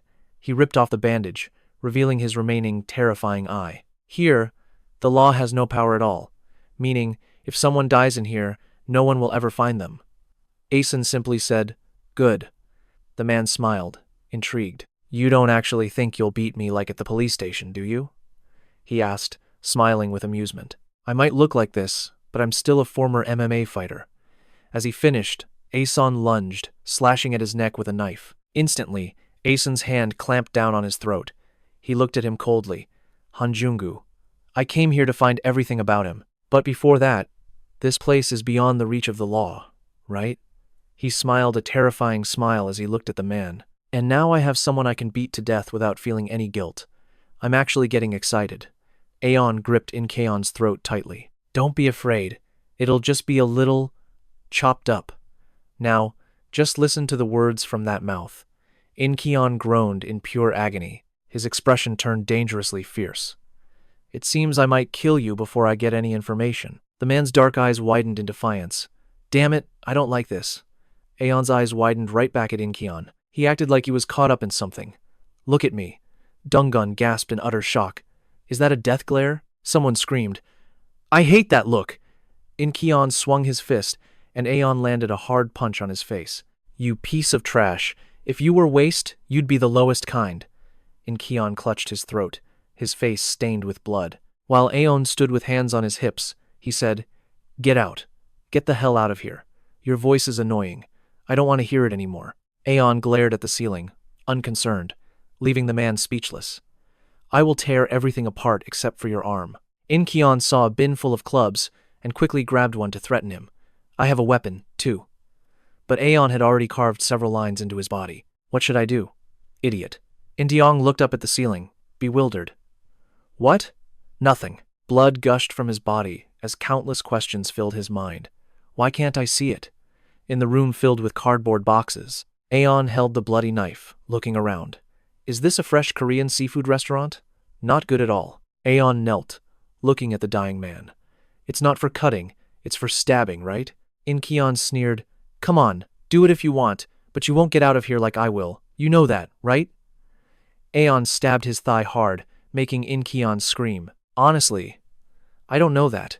Everything will be fine, In-kyeon yelled. You know what? I'm done with you, you bastard. They'll be here any minute. You will never get out of here. This is your grave. In-kyeon hesitated at Aeon's indifferent attitude. This is a place even the police can't break into. Do you understand? If I call the police, I'm dialing 112 right now. The man asked again, bewildered. Huh? Call the police? Are you drunk or something? On a dark block at night, Young-shik asked, and Aeon replied. So what did the inspector say? There's no warrant, only a report. So we're not required to have any proof. You just need to be certain. He continued the conversation with Aeon. That's right. The law usually favors the strong, but we haven't received a complaint about this. Hyung-shik frowned slightly. We can use the law to create a different rule and catch them all. Aeon glanced over, curious. How? Hyung-shik instructed him. It's simple. Aeon took out his phone and went inside. He raised an eyebrow slightly, dialed 112, and said a drunk man with a knife was threatening his life and he needed help. After that, the call will be traced to that area, and that's called probable cause. The police will have to investigate on site, no questions asked. He chuckled as Aeon looked at him. And I will just happen to be there with you. We'll check every single corner of that warehouse, and we'll find evidence of drugs. Call for backup and let's escape from the trap set by those bastards. I can picture it. Aeon spoke softly. That's not the difficult part. The people I meet there will become a problem if I touch them. Hyung-shik continued his argument. If you find evidence and bring it to light, no one will care how you did it. Even as we go inside, those bastards will do everything in their power to stop us. Because of that, Aeon suddenly smirked, and In-kyeon burst out laughing. You bastard, you son of a bitch. What kind of thinking is that? You think you can get out of here? How many copies of this trap do you have? My team will stop them with their own power. That's right. This is Korea, you bastard. Aeon glanced from side to side as In-kyeon replied. What team? These are the men who work here. He widened his eyes as a warning, but Aeon remained calm. When he gets here, you're dead. You bastard. No. When did you say that man would arrive? Aeon questioned his threat. Why are you so quiet? He'll be here soon. In-kyeon grew anxious. Why are these bastards so late? I told you to come together, and earlier. Aeon seemed not to care at all. Why are you so late? Something must have happened on the way. Hyung-shik looked annoyed. Among the people rushing in, don't think about it. Don't kill them. I'll take full responsibility. Aeon answered as the man continued. Yes, Inspector. Many would struggle alone. But catching that bastard comes first. Aeon glanced at the floor. These thugs fought viciously. It was best not to bring them. All you need is one elite member strong enough to take them down. In-kyeon couldn't understand. You bastard. You didn't come alone. You brought all these people. Aeon was unfazed. They aren't my men. They're just support, not my equals. The men across from them were confused. The rumors. They say I'm a madman. Dong-ho gave a dangerous smile. So many demons. disguised as adults. Should I do it again? He grabbed a man's head and slammed it into the wall. Dong-ho's killing intent flared. I'm not going to kill you. They told me no killing. He narrowed his eyes, amused. Unconscious or crippled? Which will it be? Jong-ho repeated. Unconscious or crippled? He slammed the man against the wall again. The others were stunned. Dong-ho asked, What do you want? Surrender is not an option. He turned, a cruel smile on his face. You want to be unconscious or crippled? Just let me know. I'll consider your opinion. The man waved his sweaty hands. No, we're about to get out of here, the buzz-cut guy behind him added. That's right, we know nothing about any illegal business here, Dong-ho asked, genuinely surprised. You don't know? He let out a soft oh. I see. Well, that's a shame. But you know what? In a flash, Dong-ho was in his face. That wasn't one of the options. He grabbed the man's hair. I'll give you 3 seconds to choose. Unconscious or crippled. 1! The man screamed in fear. Wait! I surrender! I'll tell you whatever you want! But Dong-ho's cold voice continued the count. 2. Ah. He smashed the man's head into the floor. Blood splattered everywhere as he spoke. Time's up. The 2 remaining men trembled. The buzz-cut guy thought, What's wrong with that psycho? The other thought, I have to get out of here now. Jong-ho asked impatiently, All done? If you don't hurry, you'll end up just like him. His eyes widened in surprise. I just noticed. You 2 look like a couple. The buzz-cut guy was terrified but tried to act tough. What? Why are you suddenly saying that? We're just colleagues. Dong-ho cracked his neck. I can smell a couple a mile away. You shouldn't be afraid to love someone. He lunged forward, grabbing both their heads and yelling, You shouldn't care what other people think. The man's face twisted as he was pulled in by that massive hand. The buzz-cut guy was no different. He smashed their heads together with a final yell. A romantic film. Title, The Final Kiss. After the impact, both men fell back, coughing up blood. Dong-ho exclaimed with excitement, So cute.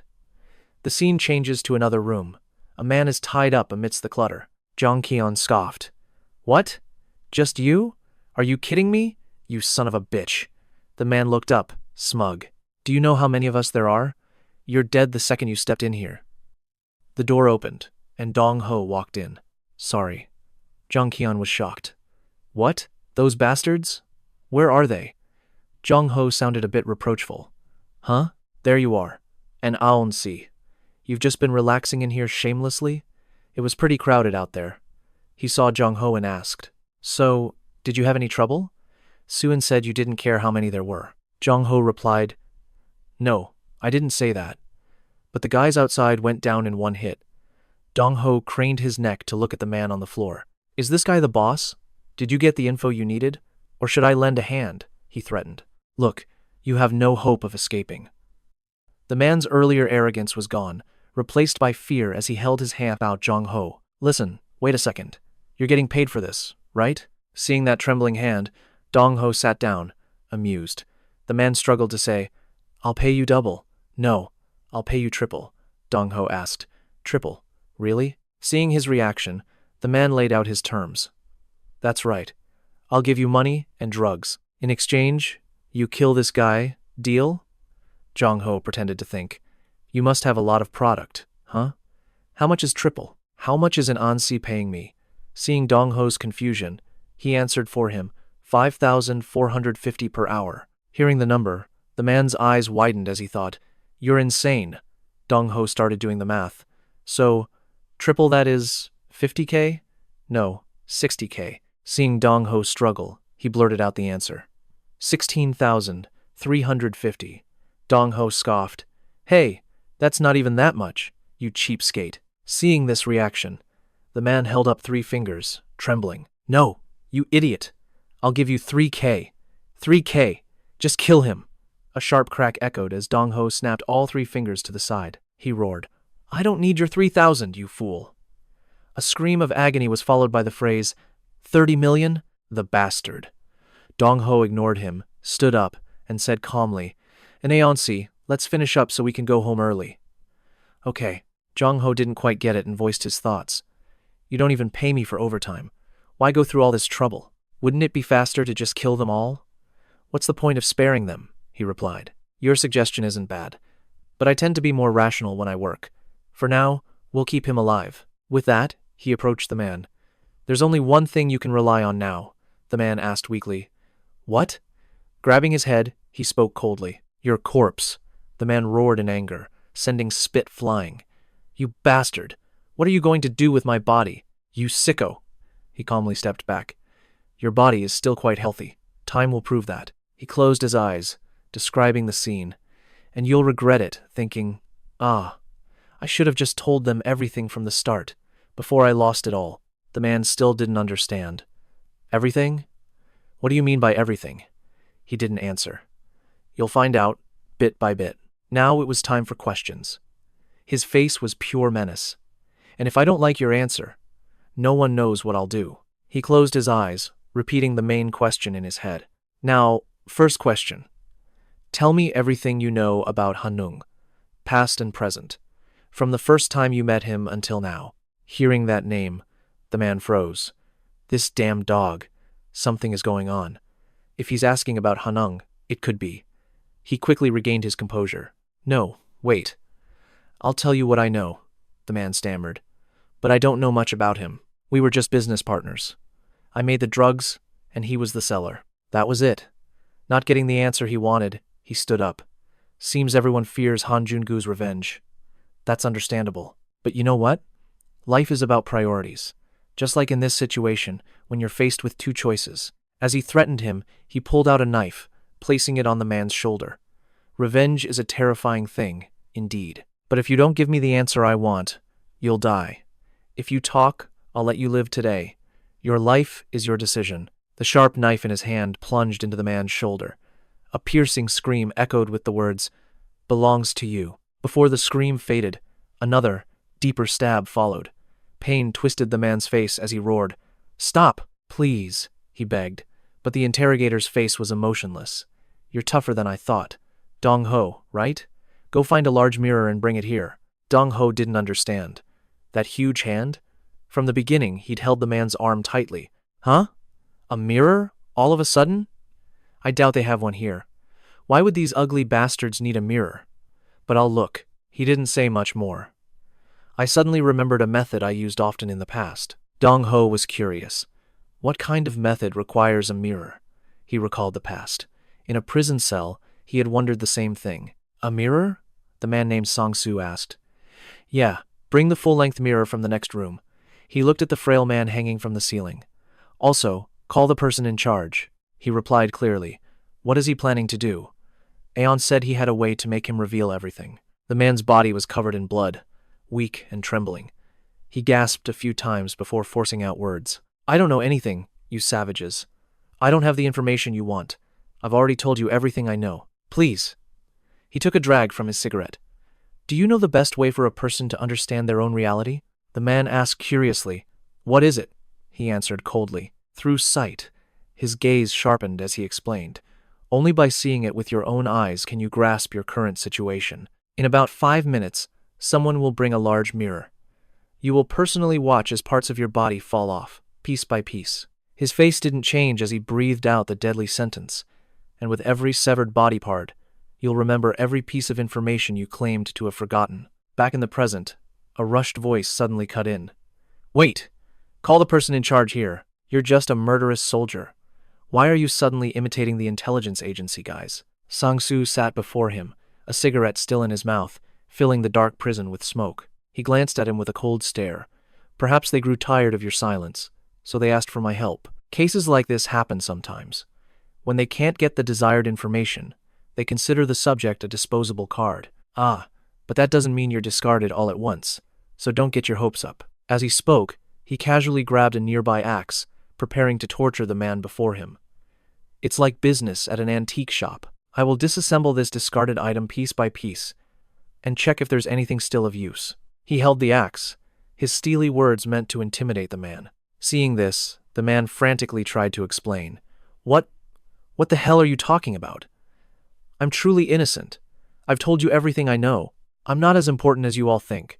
Is it okay to torture and imprison an innocent man like this?" Hearing this, Sang-soo removed the cigarette from his mouth, his face darkening as he spoke coldly. "Innocent?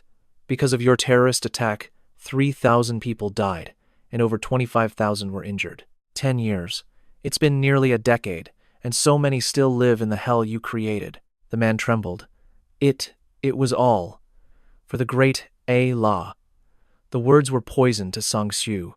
He slammed the vial into his chest, drawing a horrifying scream. His eyes burned with hatred as he snarled, "A god? Your god? Let me tell you a little story. 10 years ago, I realized something. There are no gods in this world. No one is listening to your pathetic prayers. There's only the strong preying on the weak. This world is a jungle, where survival is everything." He leaned in close, his whisper a venomous hiss. "I've done unforgivable things to people. I should have faced divine judgment. But did I? Did any god care? No matter how much you pray now, nothing will happen. You people just need an excuse for everything. You're nothing but a cult of sick fanatics. So from now on, you better watch very closely." He grabbed the axe, his face inches from the man's, a cruel smirk playing on his lips. "See how the monster you created has grown?" And with that, he swung. The blade bit deep into the man's arm. Outside, the medic and another man waited, their expressions grim. The blonde-haired man finally spoke. "I don't think we ever met back when Aeon handled these things." The medic replied, "I saw you a few times. I'm always called for treatment during sessions. But with Aeson interrogating terrorists, it felt less intense than this. How's that? Your body is a little lighter now. Here, take a good look. I helped you lose some weight. About 10 kilograms, I'd say." The man's eyes widened in absolute, soul-shattering horror. He looked in the mirror and saw his own reflection, missing an arm from that single, brutal swing. Sang-shu pressed on. "Well, can you see clearly?" But unlike the man's terror, Sang-shu was perfectly composed. A twisted grin spread across his face. "A clean cut. The medic already patched you up.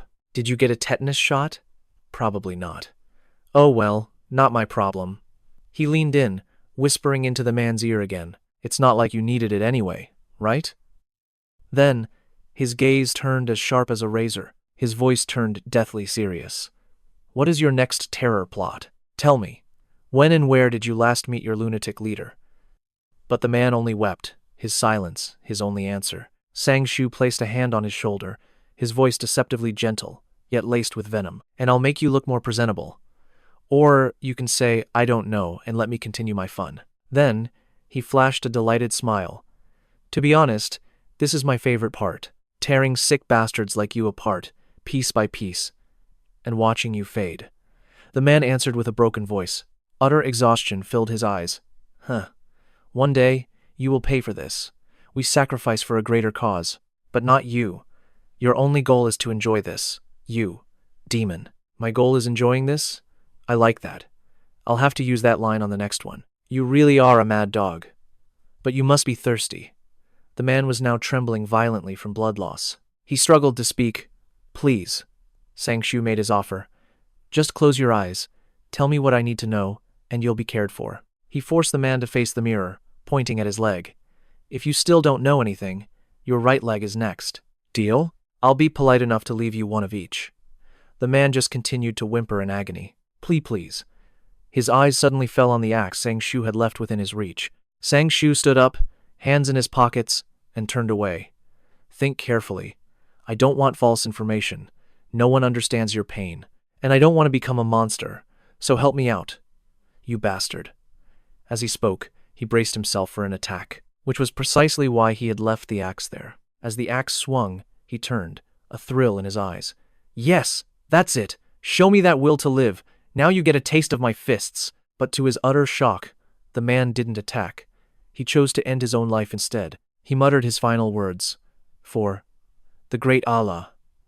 As the body fell, Sang-shu stood frozen. This was not part of the plan. He yelled for the medic. He buried the axe in his own face. "Get in here now." The medic rushed in and stopped short at the gruesome sight. He stammered, "No, surgery is impossible now. We don't have the proper equipment here." But Sang-shu cut the medic off, his hand clamping around the man's throat as he commanded. "Even if he's saved, you can't say he'll truly be alive." His voice softened deceptively. "Just get it done. Don't say a word. I will tear him limb from limb. He'll live to feel every single second of it." The combat medic couldn't stop shaking, his condition worsening. If anything were to happen, it would be a huge blow to the team during a mission. Hyun entered then, his voice like ice. If no one stops him, this guy will do it again, won't he? Huh? What? When did you get here? The medic let out a sigh of relief. Whew. The situation's handled. For now. What's in the next room? This idiot split his own face open. Shu Huin walked past him coldly and said, "Let go." Then she turned back, smiling as if nothing happened. "All right, my apologies.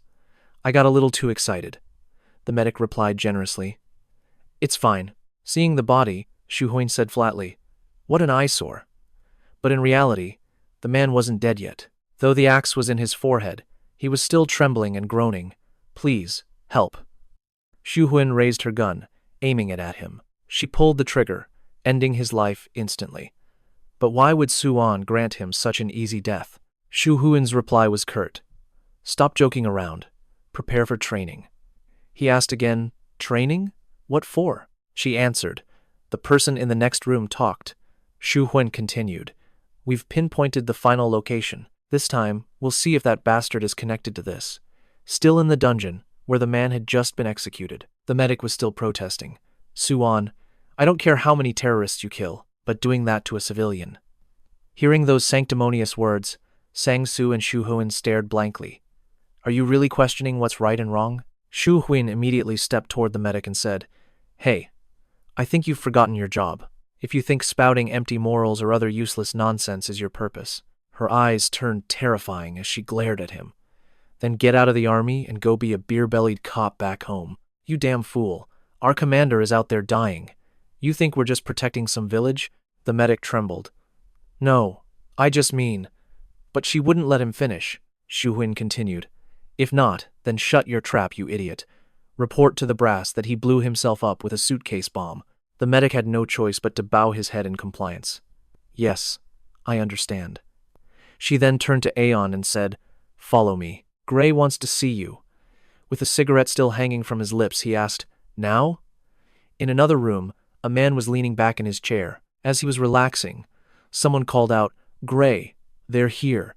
He cracked open an eye and replied, "Sis." Shu Huin was standing right in front of him. They looked at each other for a long moment, neither saying a word. At that moment, Aeon also appeared. He asked, "What did you need to tell me?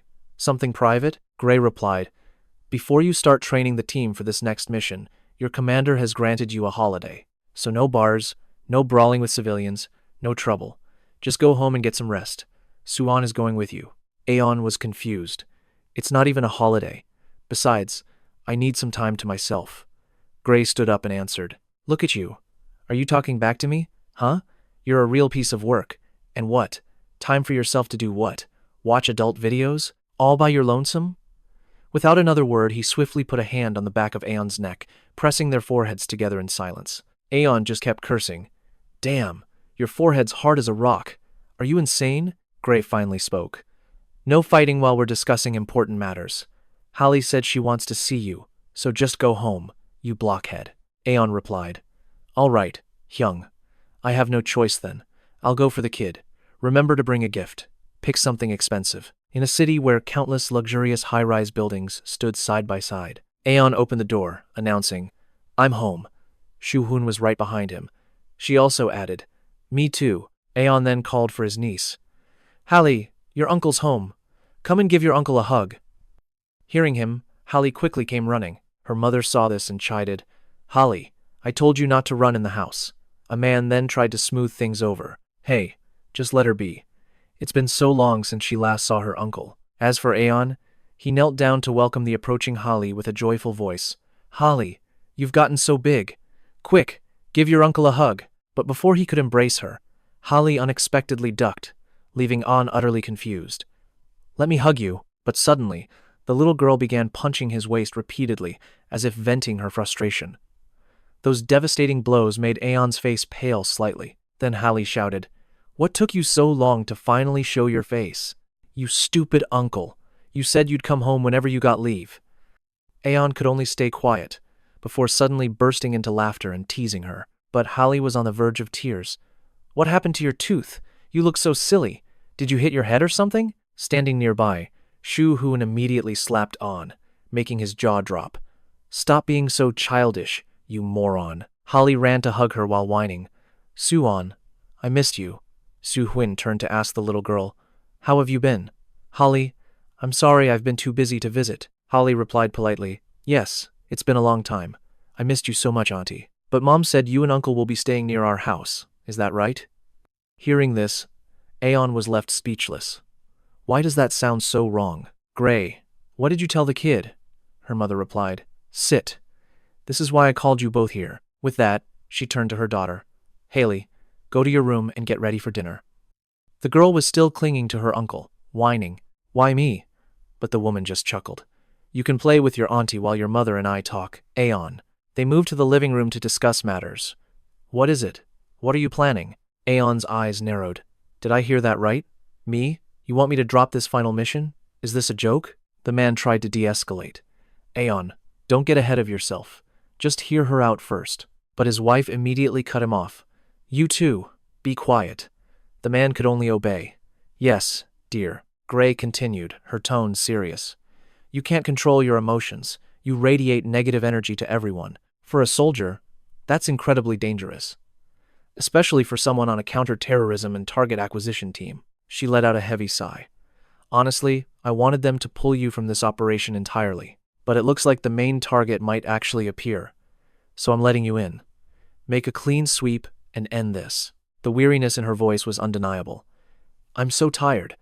After this mission, no matter what happens, I'm getting discharged. I plan to finally settle down in Korea next year.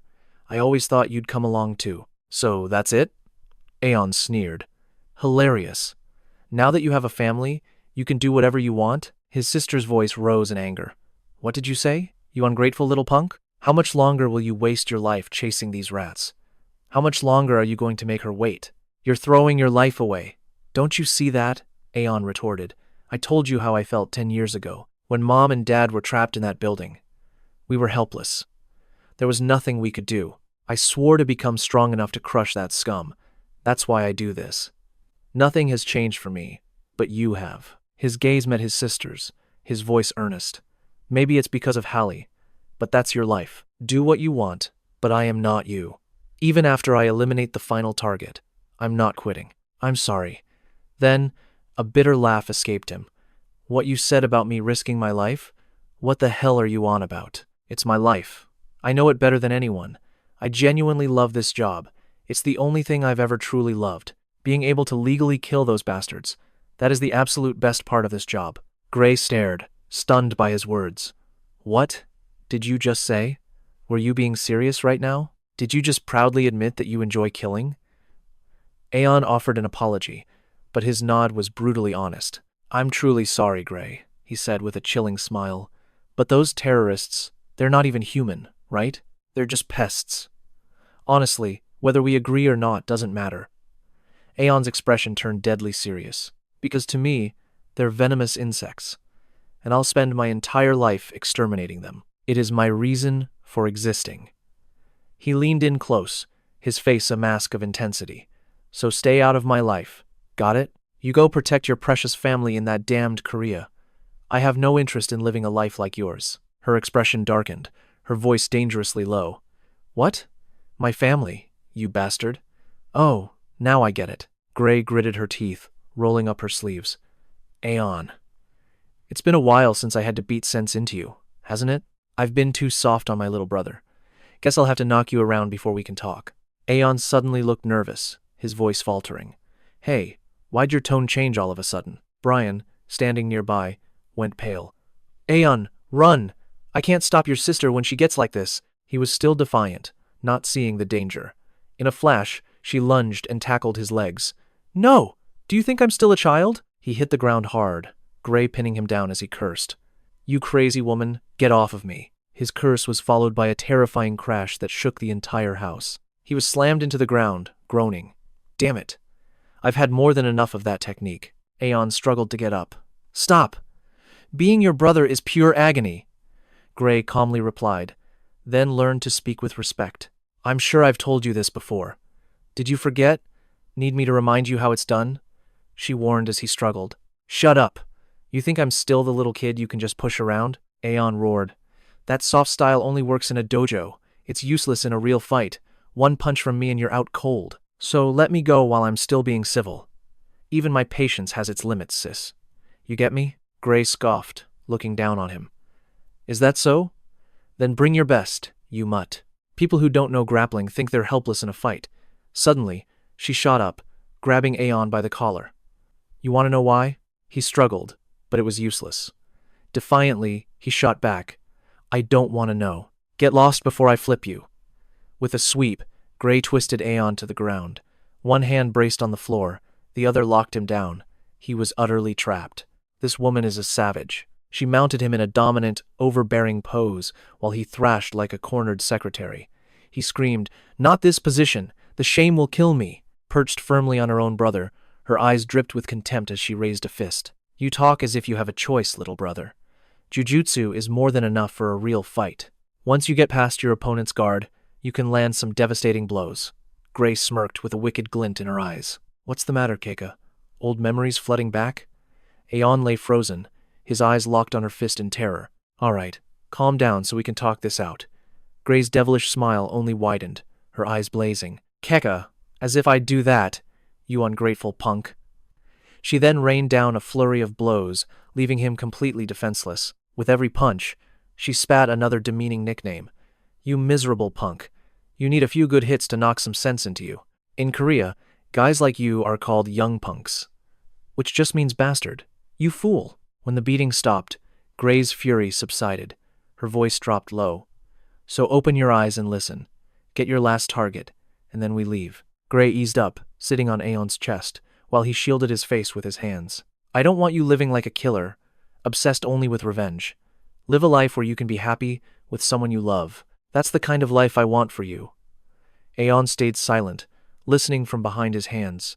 In this world, you have to let some things go, like your sister or your parents. So please. Her voice softened, laced with sorrow. Just stop and live a peaceful life. Please, little brother. Aeon was sprawled on the floor, his eyes vacant, his nose trickling blood. He finally spoke, his voice a hoarse whisper. Even if we kill their leader, nothing changes. Aeon glanced at Gray, adding, they'll just pick a new leader, and there will always be another tragic attack. Then we'll just have to kill the next one.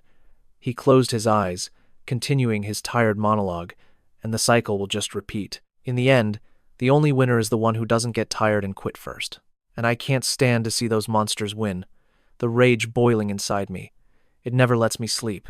You can catch them, Gray said. But something worse will always happen. You could get better, with professional help. We've never tried that before, have we? Let's go to Korea for treatment. We can open a jujutsu center and train together. At night, we could eat snacks and drink soju. What do you say? She trembled, closing her eyes in fear, just like Mom used to. Remember? Korea is amazing because there's so much to do at night. Deal? So please, just stop this. But suddenly, Hai appeared out of nowhere, shouting in a rage. Mom, what are you doing? Why are you hitting Uncle? Only I'm allowed to hit him. Gray scrambled to defuse the situation. Ah, Holly, it's not what it looks like. Just grown-up talk. But Hai didn't buy it, fuming like a little T-Rex. What kind of grown-up talk is this?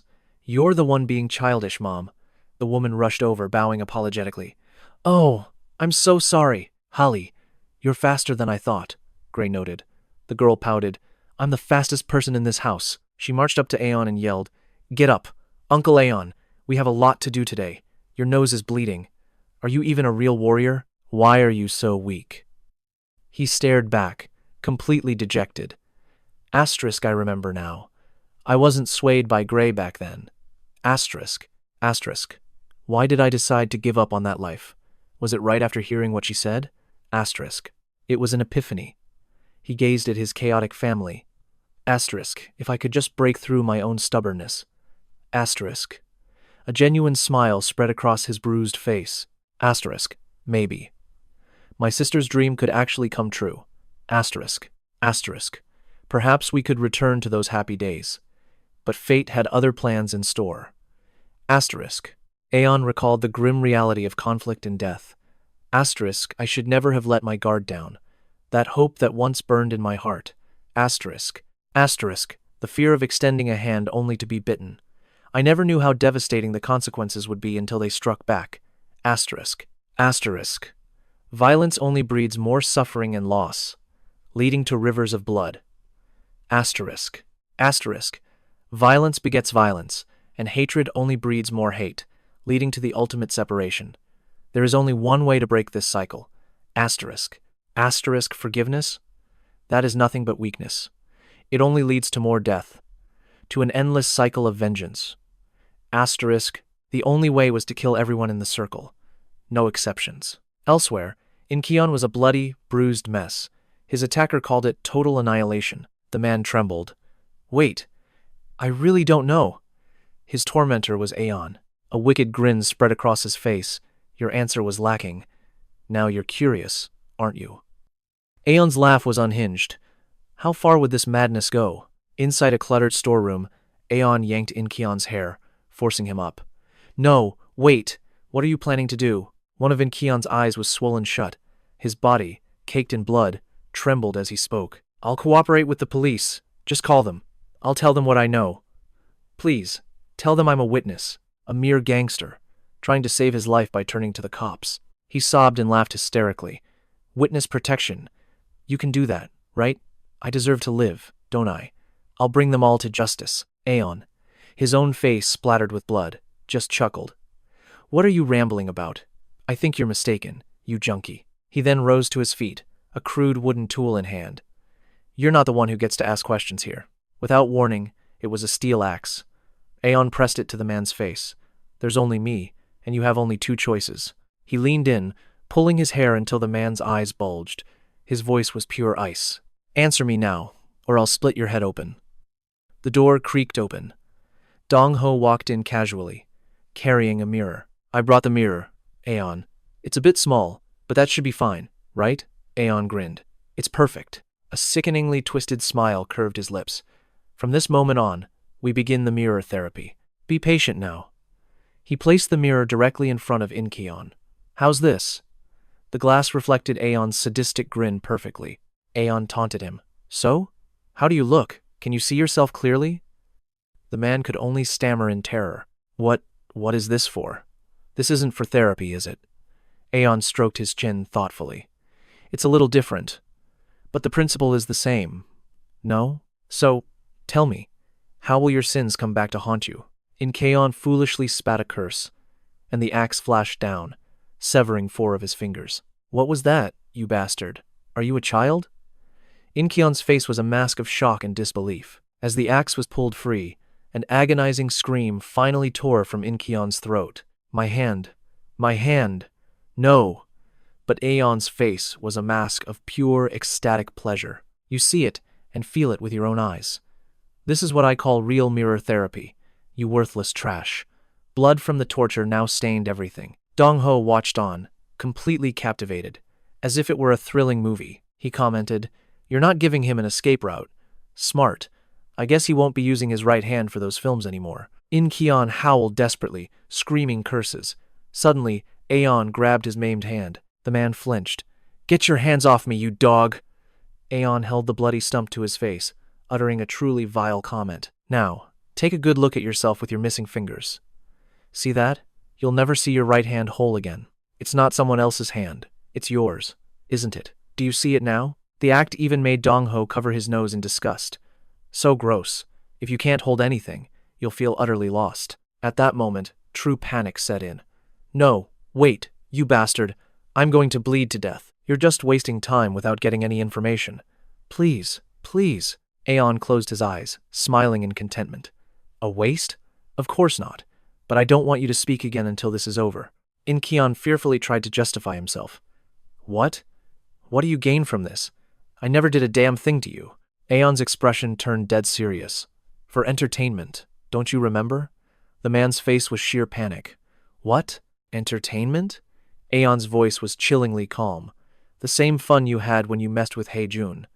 Incheon, however, was frantic. Aeon remembered them beating Hajin without mercy. It was Hajin. You messed with him. Incheon scrambled for an excuse. No, it was because that bastard. He provoked us. Aeon leaned in closer, his eyes burning with murderous intent. He spoke a warning for everyone involved in Hajin's case, and for every hand that had dared to touch him. Each of Aeon's words was a promise from death itself. You will all learn to fear my name, and my name alone. He would destroy every last jujitsu gym and all of those bastards. Elsewhere, a disheveled-looking wanderer appeared. The man stood before a gym. Aeon's goal was to prove that in a real fight, jujitsu is useless. I have to prove my sister was wrong. He hesitantly stepped into the gym. Is the owner here? Or someone even better at jujitsu? A girl eating instant noodles suddenly spoke up. Huh? His eyes suddenly lit up. Hane looked up and asked, What did you just say? What did he think of this, Hane? She stood up, surprising him. I don't know what's happening, but you're being rude, Hane yelled. Your feet. He was completely stunned, his eyes wide. Huh? What? How scary. As he saw her face clearly, she puffed out her chest. Your shoes. Take them off before you enter. He nodded in agreement. Ah, okay. He was so tired. I feel sleepy. But I just couldn't sleep. He bent down to take off his shoes, speaking wearily. I need to remove my shoes. Hane pointed directly at him, shouting, What's wrong with you? Hey, sir, are you okay? Then he suddenly collapsed, falling flat on the ground. She couldn't catch him. What is this? Hey, wake up, you beggar! Hane pinched her nose in disgust. What is this smell? Did you wash your hair with crap? Oh my god, should I call an ambulance? I can't let you sleep here, even though this mattress is comfortable. He trembled as he stood, apologizing profusely. I'm fine, just a little dizzy. I'm sorry. Seeing his frail body, her attitude softened. Hey, mister. Are you sick? Do you want to eat? Want some ramyeon? He was still struggling to stand. No, thank you. She sat down before him, frustrated. What? What do you mean? He kept repeating himself. Thank you. Hane asked, confused. Why do you keep? Her mood suddenly plummeted, but he just continued on. I'm sorry. He bowed his head low. I was wrong. Then, Hane's hand reached out. She gently patted his head to comfort him. The man was trembling. Below his bowed head, tears streamed down his face. He continued to apologize. It's all my fault. I'm sorry. I was wrong. Aeon's mind was completely out of it. He couldn't even open his eyes, lost in a daze. He seemed to be listening intently to them, but not a single word was getting through. His brain was probably still lost somewhere in a dream. Soon after, Aeon stopped caring what they said and passed out. Mumbling in broken English, Ah, have I finally died? Hane was completely shocked to hear him. His English sounded like it was straight from a movie. Whoa, what was that? Did he just speak English? His pronunciation is perfect, but he's Korean. Do you know what he just said? The manager was also stumped. He froze for a few seconds before stammering out a translation. Finally that thing is dead. Maybe he dreamt he broke a deadlift record? Aeon suddenly awoke as if possessed and shot back a question. Hearing a familiar curse, the manager turned to Hane as if he'd just discovered a new species. Yeah, I know that one, right? He just cursed. Hane wasn't paying much attention, worried about Aeon. He was sleeping like a dead man, and she felt bad. He's probably just startled. You'd be shocked too, waking up from a long sleep. You were snoring like crazy.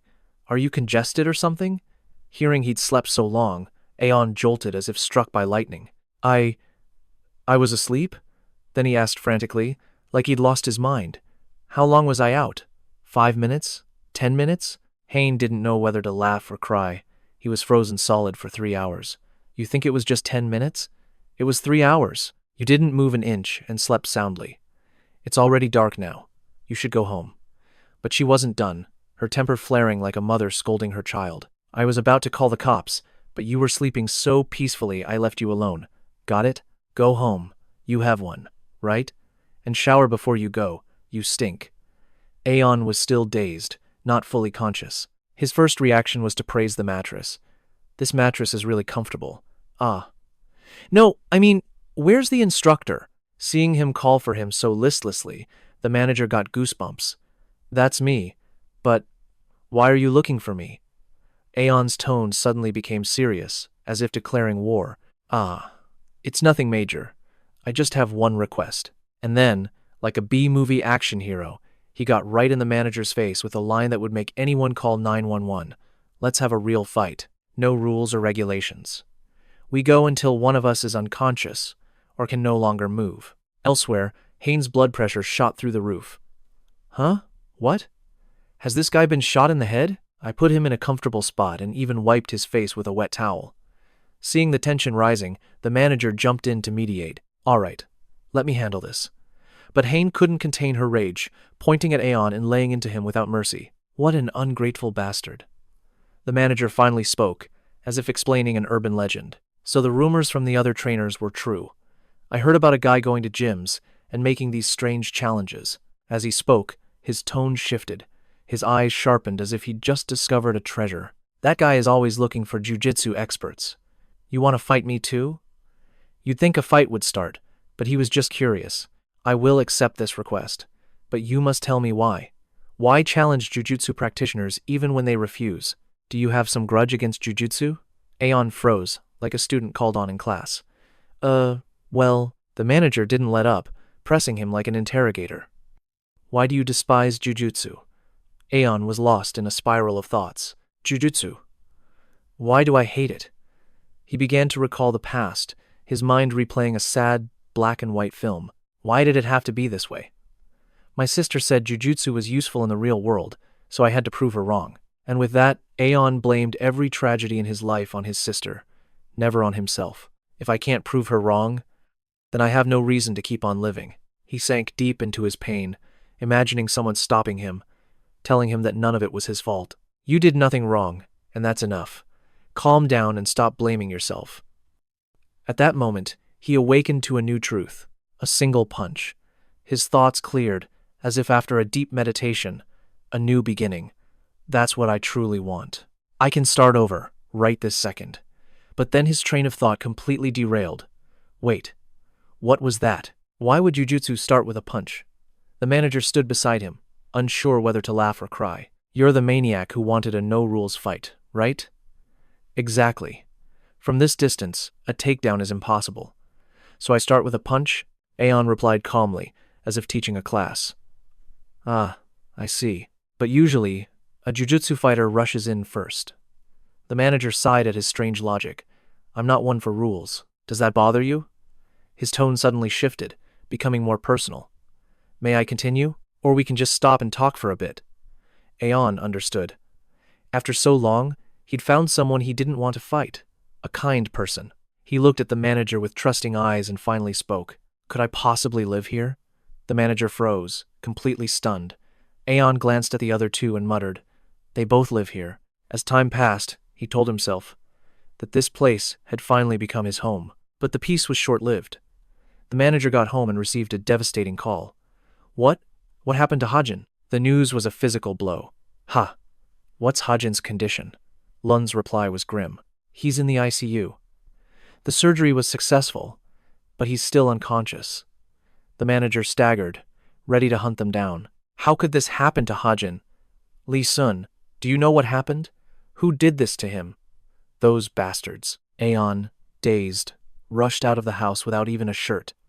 Hey, where are you going without your shirt on? His voice, however, was cold as steel as he answered the phone. You found them? What's the building's name? And so, he vanished into the night to find the truth. When he arrived, he confirmed the location, the apartment. Inside, a vicious brawl was already in progress.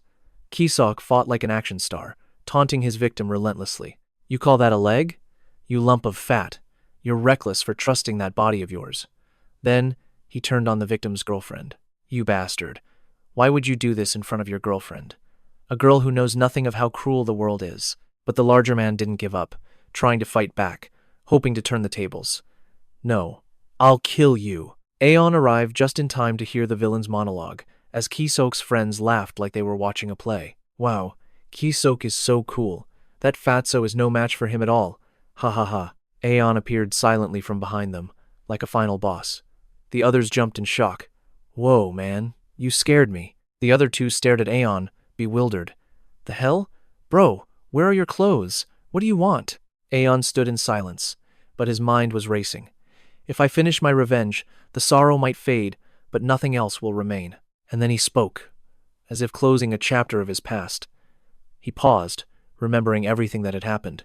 Only after completely crushing Kisok did he leave with a sense of peace. The scene shifts to a warehouse brawl. Jang Ho watched from afar like it was a movie, smiling as a man's hand was cut off. Huh, should you be that calm? He was beaming like he'd just received a birthday present. Jang Ho, unfazed as always, turned to Aeon to report with great enthusiasm. Hey Mr. Aeon, I've bandaged him up, but I can't guarantee that it won't start bleeding again. What if he goes into shock? Aeon just stood there, axe in hand, his eyes utterly inhuman. What are you talking about? Just cut his toe off before he passes out. Hold his right leg down. Dong Ho heard the order like his favorite beat drop, buzzing with excitement. Yes, sir! In Keon, however, was scared witless. Wait, you bastards. I give up. I lose. I'll tell you everything you want to know. I know everything about Hajin Yu, but first, you have to give me proper first aid. Aoun wasn't a doctor. He had a passion for carving, not curing. Right. So, you can either keep talking or lose a toe. If I'm not satisfied with your info, I'll take another. Simple. Dong Ho was already getting prepared for the show. Boss, want me to take his shoes off for you? That'll make it easier to aim for the toes. Aoun had the soul of an artist, but the hands of a butcher. I'll just aim for the middle of his foot and swing. Hold him tight. I'll talk. I'll tell you everything. Please, just stop. You cold-blooded monsters. Aeon didn't have a stop button, only a next button. But I'll cut it if I feel like it. Think carefully, before I take the toes on your left foot too. The man was drenched in sweat, trembling and screaming like a strangled animal. Finally, he choked out words more precious than gold. National team representative Han Jun-yu. That guy. He represented the entire country in jiu-jitsu. Hearing that, Aeon finally paused, as if he'd just learned his ex-girlfriend was Miss Universe. The national team, you say? At last, a halfway decent answer. But it wasn't nearly enough to satisfy Aeon. Keep talking. Why would a national athlete get involved in such filthy business? In-Keon was stunned. Don't ask me. How the hell am I supposed to know? I'll tell you everything I know. The first time I met Han Jun-yu was at the Open MMA tournament, remember? It was no grand spectacle, just a small-time team competition. He began his tale as if narrating a graphic novel. The guy got a lifetime ban and switched over to MMA. I'm not entirely sure what went down on the jiu-jitsu team, but I know one thing for certain. That bastard absolutely despises anyone who uses drugs. I vaguely recall using a little something back then, but only within the ring itself. It was a league for users, anyway. So, that makes it fair, right? Aeon felt a dull throb begin in his head. I don't give a damn about your excuses. Get to the point, you mutt. Talk about Han Jun-yu, and nothing else. In-Keon fumed silently, not daring to show it. Asterisk. You told me to confess everything. Asterisk. He had no choice but to continue. That bastard didn't last long in the MMA league. Han Jun-yu defeated every single opponent, becoming a god of the sport. But that son of a bitch still retired. He wasn't afraid to play dirty, either.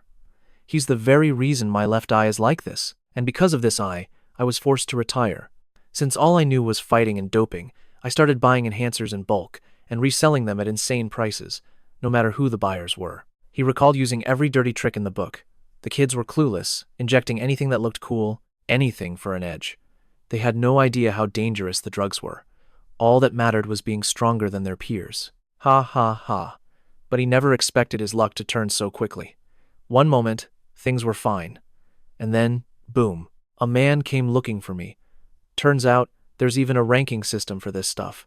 And I just kept climbing higher. He moved on from steroids to untested, experimental drugs. From experimental to straight-up illegal substances, all sold on the dark web. A twisted version of a modern business model. The turning point came when In-Keon received an offer his mind could barely process. He was asked to run a drug manufacturing plant. He said I was the exact man he was searching for. For a moment, I almost thought it was my destiny. He even boasted about having cops on his payroll, so we'd never get caught. The police couldn't get within a mile of our factory, the kind of promise only a true gangster could make. The pay was enormous, and working at the plant was even more lucrative, so why would I refuse? I wasn't an idiot, but I was, so I took the deal. And then, he discovered the terrifying truth. That hairstyle. I recognized it the instant I saw it. The reason I was brought into the operation was because of him. Han Jun-yu. In-Keon's eyes bulged with suspicion. He cautiously approached the man and asked what exactly he was planning. He never expected the man wanted something from him. If you want to handle dirty work, you need some trash dogs to do it for you, right? But why is it that I only thought of you? Let's make one of your eyes the price. I was beaten senseless, even blinded in one eye, but honestly, my limbs were still perfectly fine. So I decided to seize the opportunity right in front of me. He started moving like a man possessed. He gathered countless high school thugs, only to have them tear each other apart. He exposed the team's entire twisted underbelly. Even Hanunu was part of that mess. A true professional. We chose the dregs of society to test our new drug. We got them addicted, then locked them in a windowless cellar so they couldn't escape. They became our slaves. Why would he and his men do such a thing? Especially to those who couldn't fight back. They'd beg us for another hit, becoming the most loyal dogs, completely losing their sense of self. If this were a novel, it's a social tragedy mixed with spiritual rot and ignorance. Just then, the man smirked like he'd won the lottery, and I understood why he'd even sacrifice his pride. Keon, in a state of manic glee, turned to Aeon. You get what I mean, right? They're no different than animals. Aeon felt like he was being forced to watch an ad mid-movie. He looked at the man, disgusted by his beastly nature. You're getting excited, aren't you? Before Keon could explain, Aeon struck with an elbow. There was no mercy, just a fatal kick without a moment's hesitation. A flurry of relentless kicks followed, the sharp sounds echoing. Soon, he was a bloody mess, and Aeon finally stopped, giving him one last chance. Still too green. If you can speak within 5 seconds, I'll show you some pity. Got it? Dong-ha looked at the man's brutal injuries, a wave of fear washing over him. Mr. Asen, why did you suddenly attack him like that? Is he dead? His arm is still bleeding so much. Why did you kick him so hard? He can't even respond to us now. Aeon remained perfectly calm despite the worry. It's fine. I got the information I needed. Any more words from his mouth are just trash. Call the police and clean this up. Outside, Hai Hung-shich was waiting like a valet for a customer who never appears, confused by the utter silence. Damn. Why isn't there any update? Are they all down? I told them we needed to send more people. What can one guy from Asan even do? I don't know if I should call for backup. Suddenly, a figure appeared behind him and spoke. An update, you say? Hai Hung-shich froze as if he'd been struck. Turns out Hananu had been tailing him all along. What's this about? Find something interesting in this building, pal. Dong-ho was on the phone with the police. Yes, that's right. Hurry. He has a knife and he wants to kill me. Please, hurry.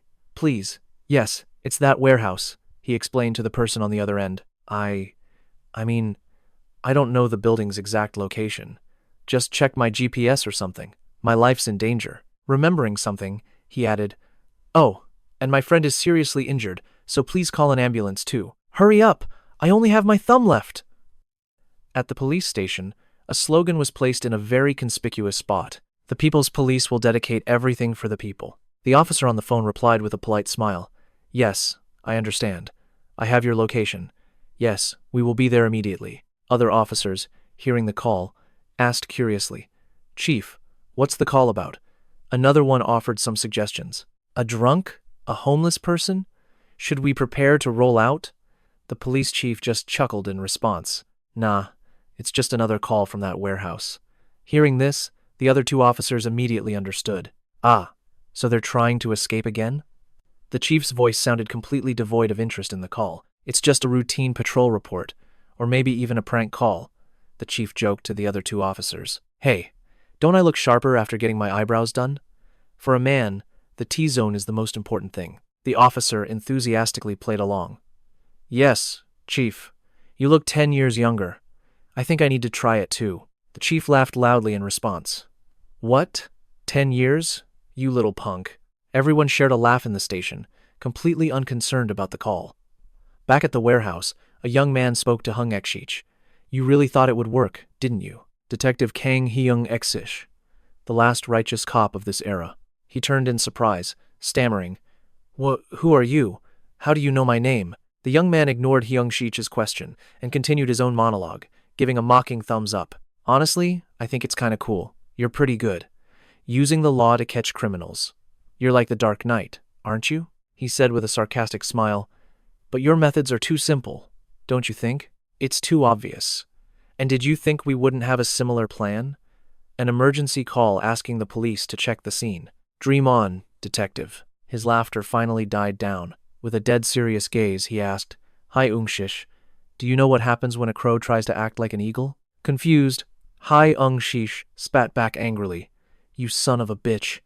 But the man just spoke again, slow and deliberate. The real answer came from behind him, where Songshu had appeared from the shadows. In his hand was a plastic bag, which he snapped over Hai Ung-shish's head with a single, brutal motion, giving him no time to react. Just then, the first man finished his sentence.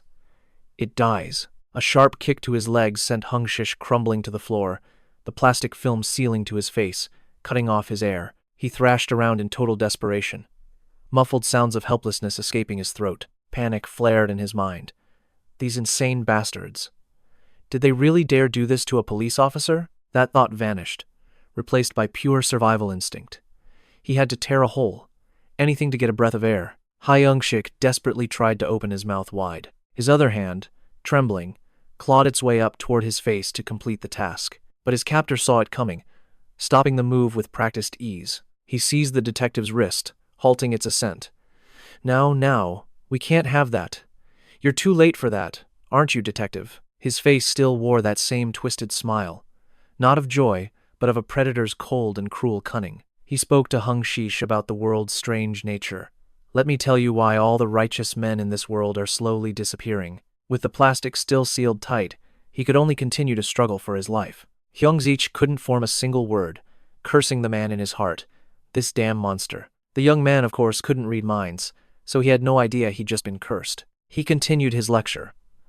There are two kinds of people. The first kind knows their place and submits to those they cannot possibly defeat. As he spoke, he made a sudden, sharp movement, maximizing his force. In an instant, his arm shot out like an arrow from a bow. The blow landed squarely in Hung-zich's gut, making him stagger, his senses reeling from the impact. Without pausing, he continued, most people are like that. It's the obvious choice, since everyone wants to live. And the second kind? They just simply disappear. Detective, a dark red fluid began seeping from the wounded tissue. Under the pressure, blood flowed from the ruptured area, spilling out from the torn layers of skin. It couldn't reach the open air, held back by the suffocating layer of plastic. Hai Ung-sich was in agony, but he was completely powerless to fight back. The man went on. Now, let's head inside and talk like civilized men. Perhaps your entire viewpoint is about to change. Elsewhere, Dong-ho was complaining loudly. Uncle Asen, I'm starving to death. Why aren't they here yet? This is taking forever. Call the detective or something. Asen scanned the area with a serious look, quickly reaching a conclusion. Something's not right. We need to sweep this area for anything useful. They began to search the place for information. Stopping at a room, Dong-ho asked, Uncle, what should we do? Just take them all out? Asen observed for a moment, then replied, No. These kids are just waiting to be thrown away. Once they're no longer useful, every last drop of blood will be squeezed from them. They're just trash, waiting to be processed. The people in the room were different, but all shared one thing in common. They were gaunt, skinny, and utterly lifeless. They were like machines programmed for one task, almost at the end of their lifespan. Jong-ho couldn't stand the sight. So what do we do?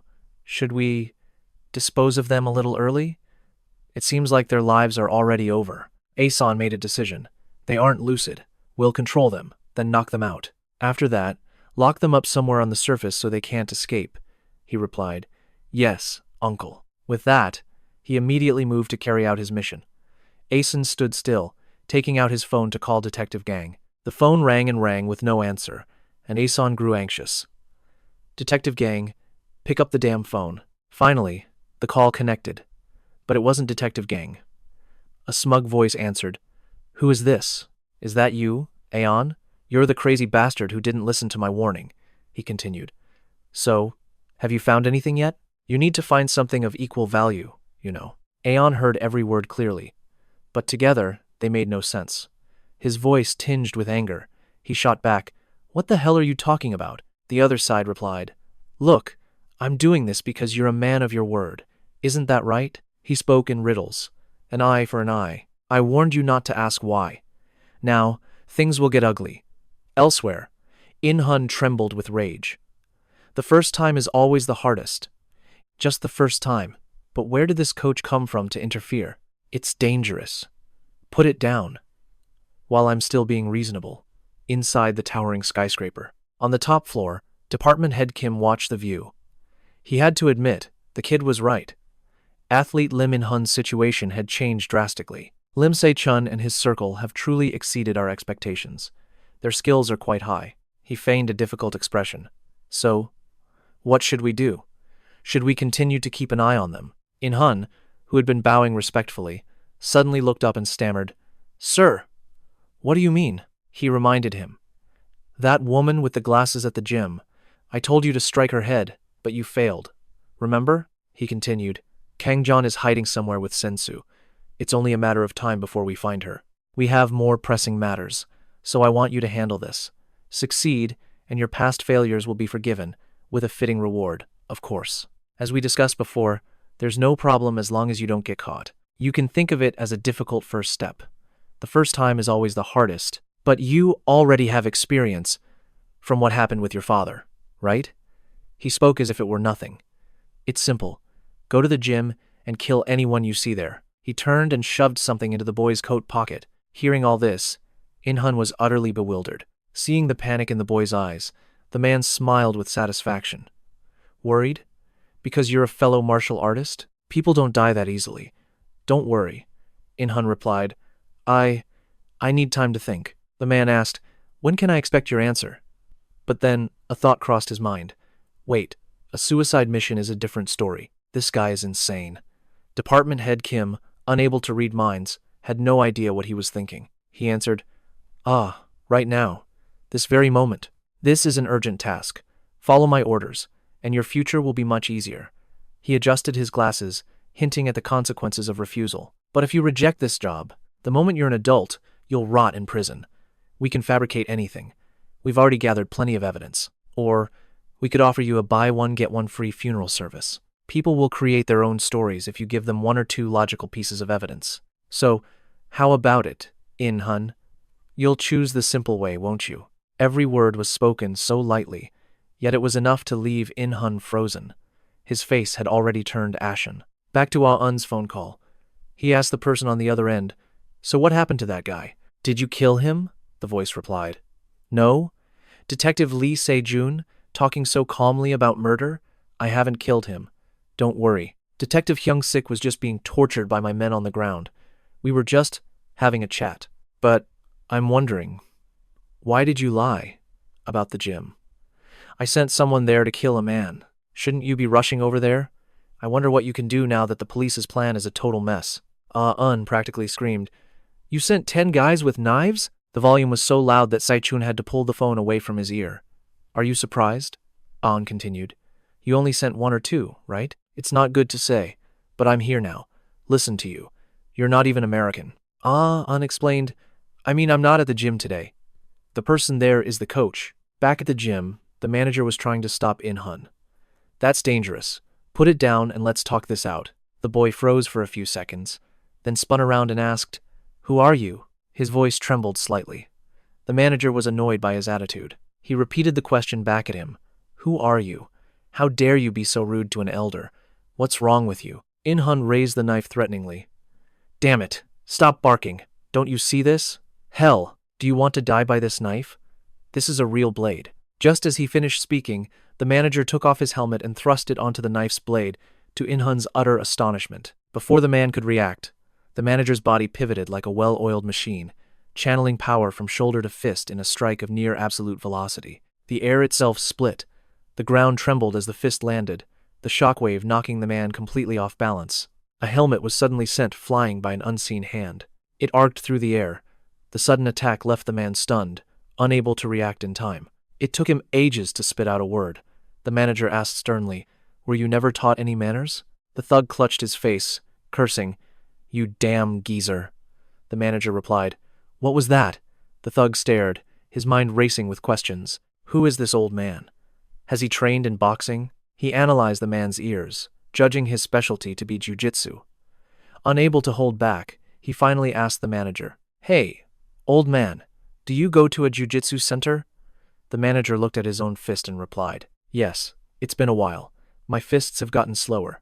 The thug didn't press. His gaze fell upon the knife stuck in the helmet on the ground as he assessed the situation. That was a dangerous punch, but if that's all he has, if I can get that knife, it'll be tough, but I can stab him and get out of here. He's old. As a boxer, I have the advantage. I'll fake him out with a kick, make him back up, then grab the knife. The thug made his decision. This is how it ends. But when he looked up, the manager was gone. He panicked. Where did he go? Before he could even spot him, a flurry of attacks came from behind. Blow after blow rained down, each one heavier than the last. The attacker showed no mercy, leaving his opponent utterly stunned and bewildered. The thug could only cry out in pain instinctively. The manager spoke to him. I try not to use my fists, but there is one exception. He pressed the thug's head down.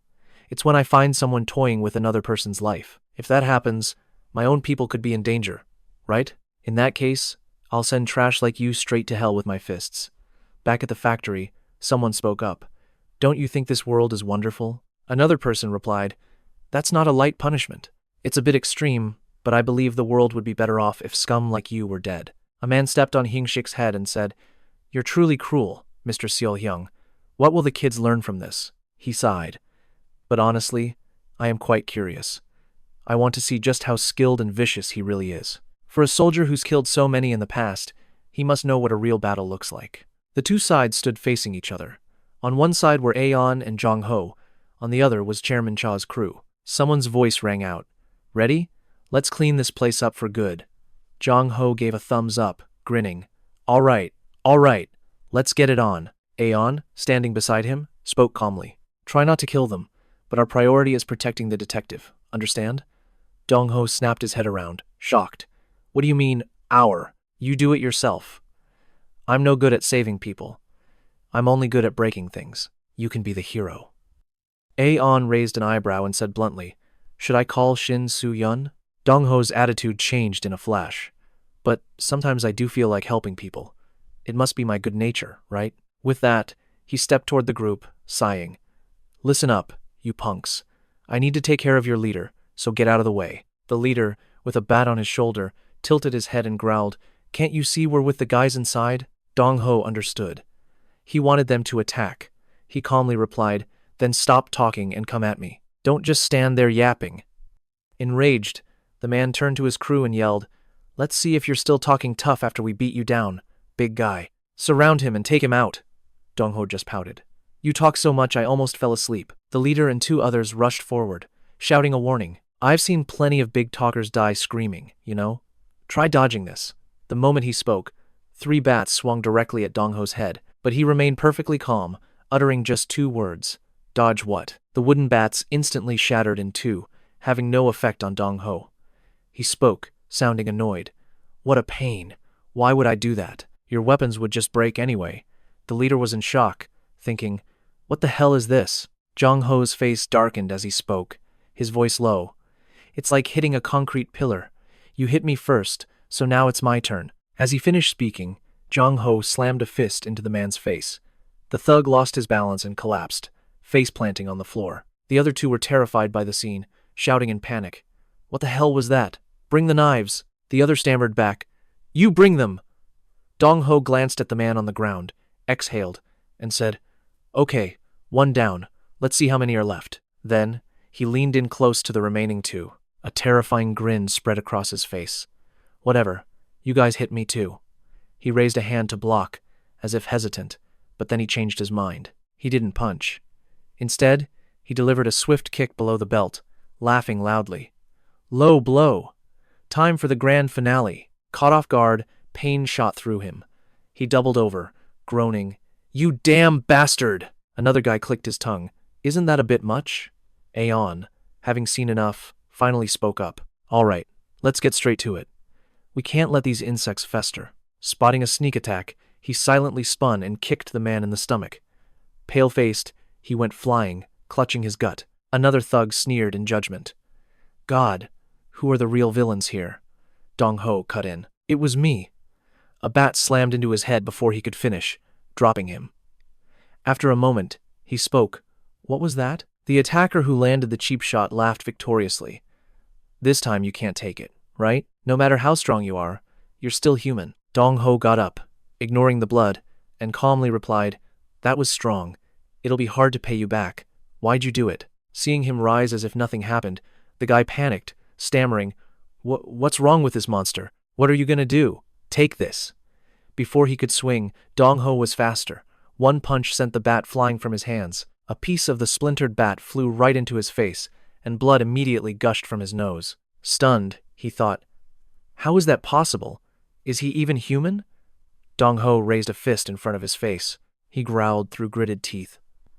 "I don't know how I'll pay you back, but I'll start by hitting you as much as I want." Dong-ho dusted off his hands, turning to Aeon. "When I let loose, I can't control my strength. Aeon, help me out."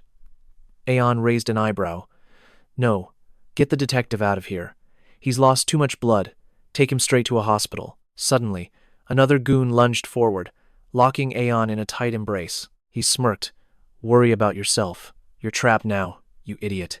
Before he could utter another word, Aeon flipped him over and easily broke free. Aeon calmly smiled.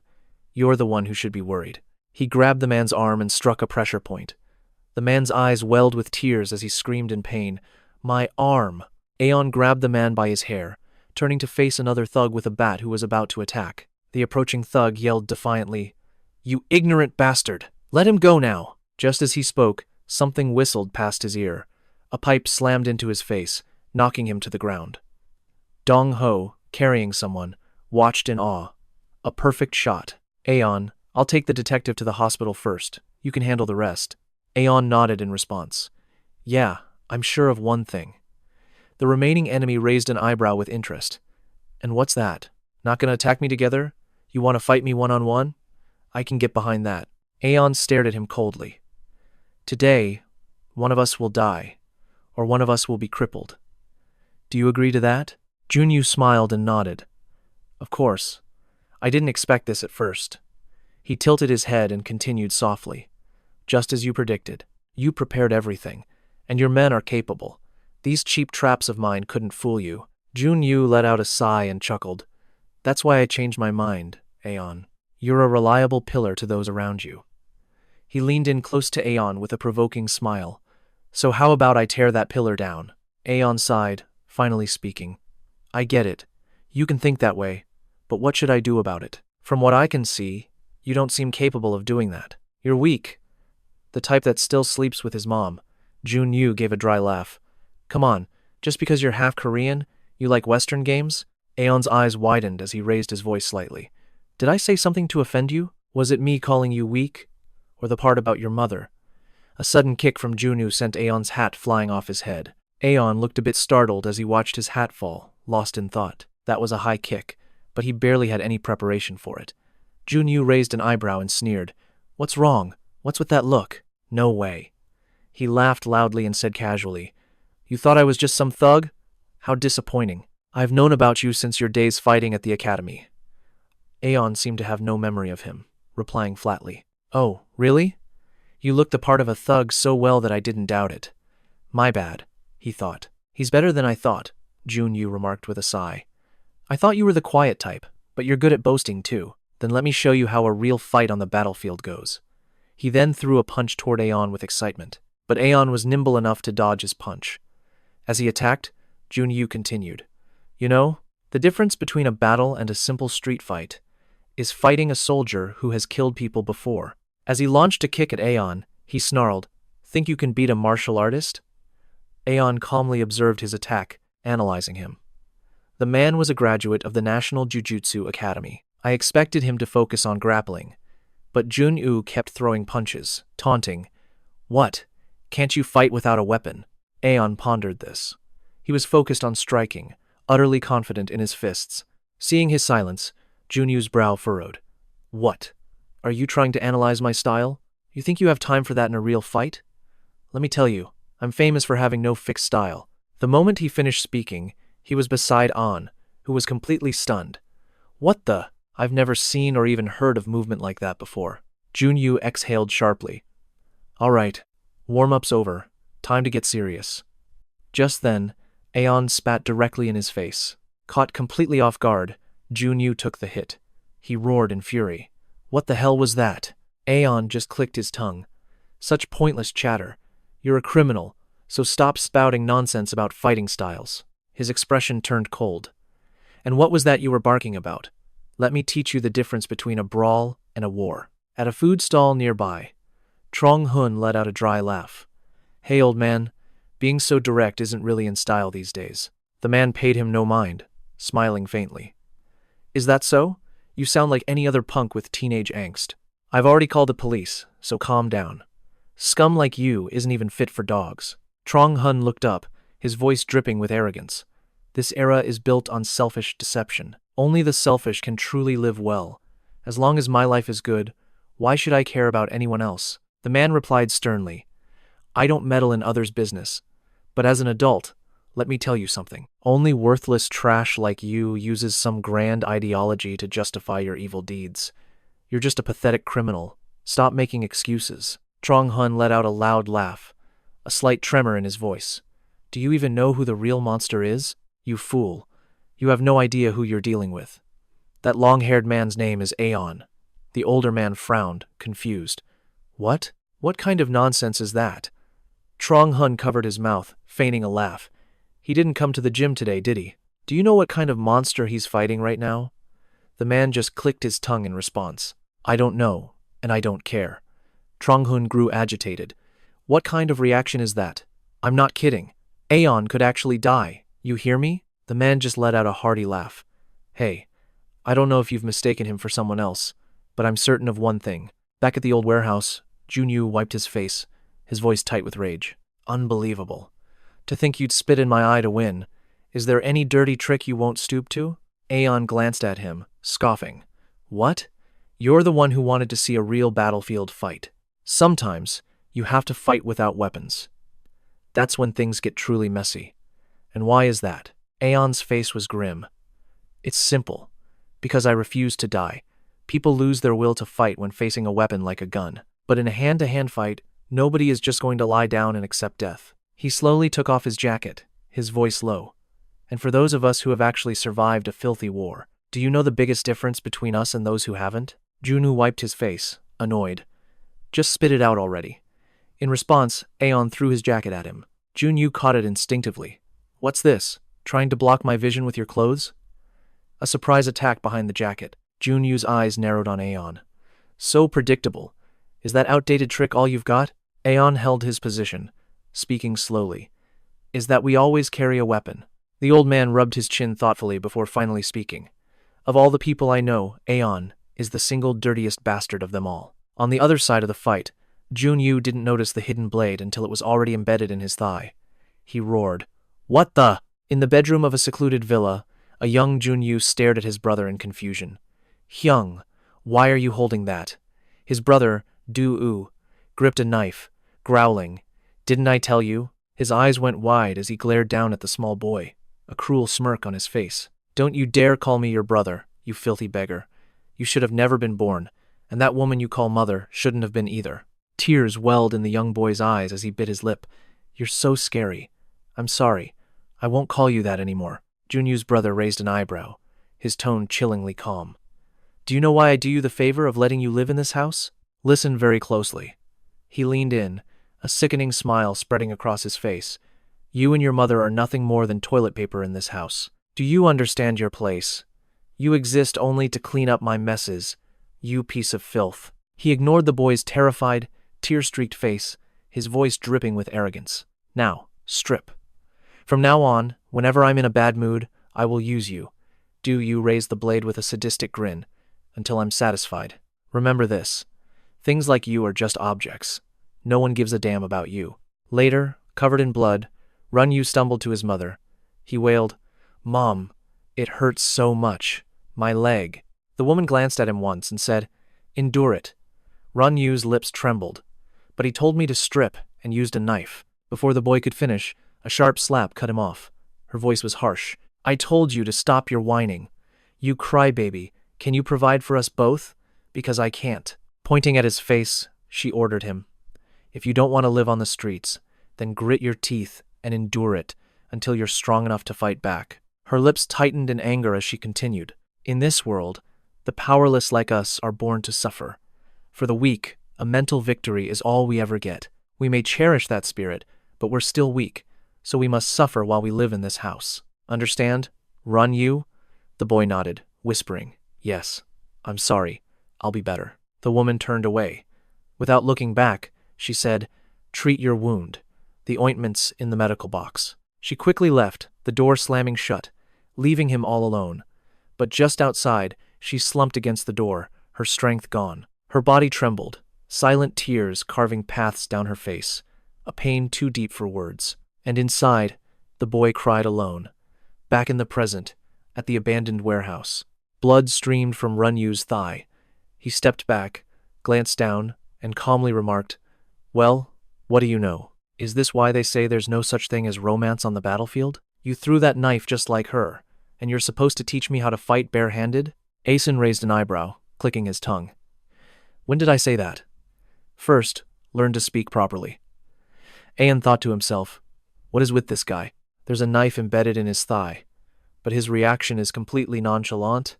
Even a hardened gangster would scream from that. Runyu burst out laughing. "You're right. Everything you're saying is the absolute truth. I guess I've been playing around with kids too much lately. My standards must have dropped to their level." Aeon saw Junyu's hand reach for the hilt. He narrowed his eyes. "Thinking of pulling that out? I wouldn't do that." Jun-woo replied casually, "If pulling it out is a bad idea, then I'm at a loss. I'm not that stupid, you know." Aeon's brow furrowed. "No, that's not what I meant." In the next instant, he kicked the knife, driving it deeper. He said coolly, "It should have gone deeper. That would have hurt more. Why would you even think of pulling it out?" Caught off guard, Junyu couldn't form words, only letting out a loud groan of pain. Runyu collapsed to the floor, screaming, "This hurts like hell!" Aeon raised an eyebrow. "What's this? Did you just laugh?" He lowered his head and let out a huge laugh. "Isn't this hilarious? I'm enjoying this so much I can't help it."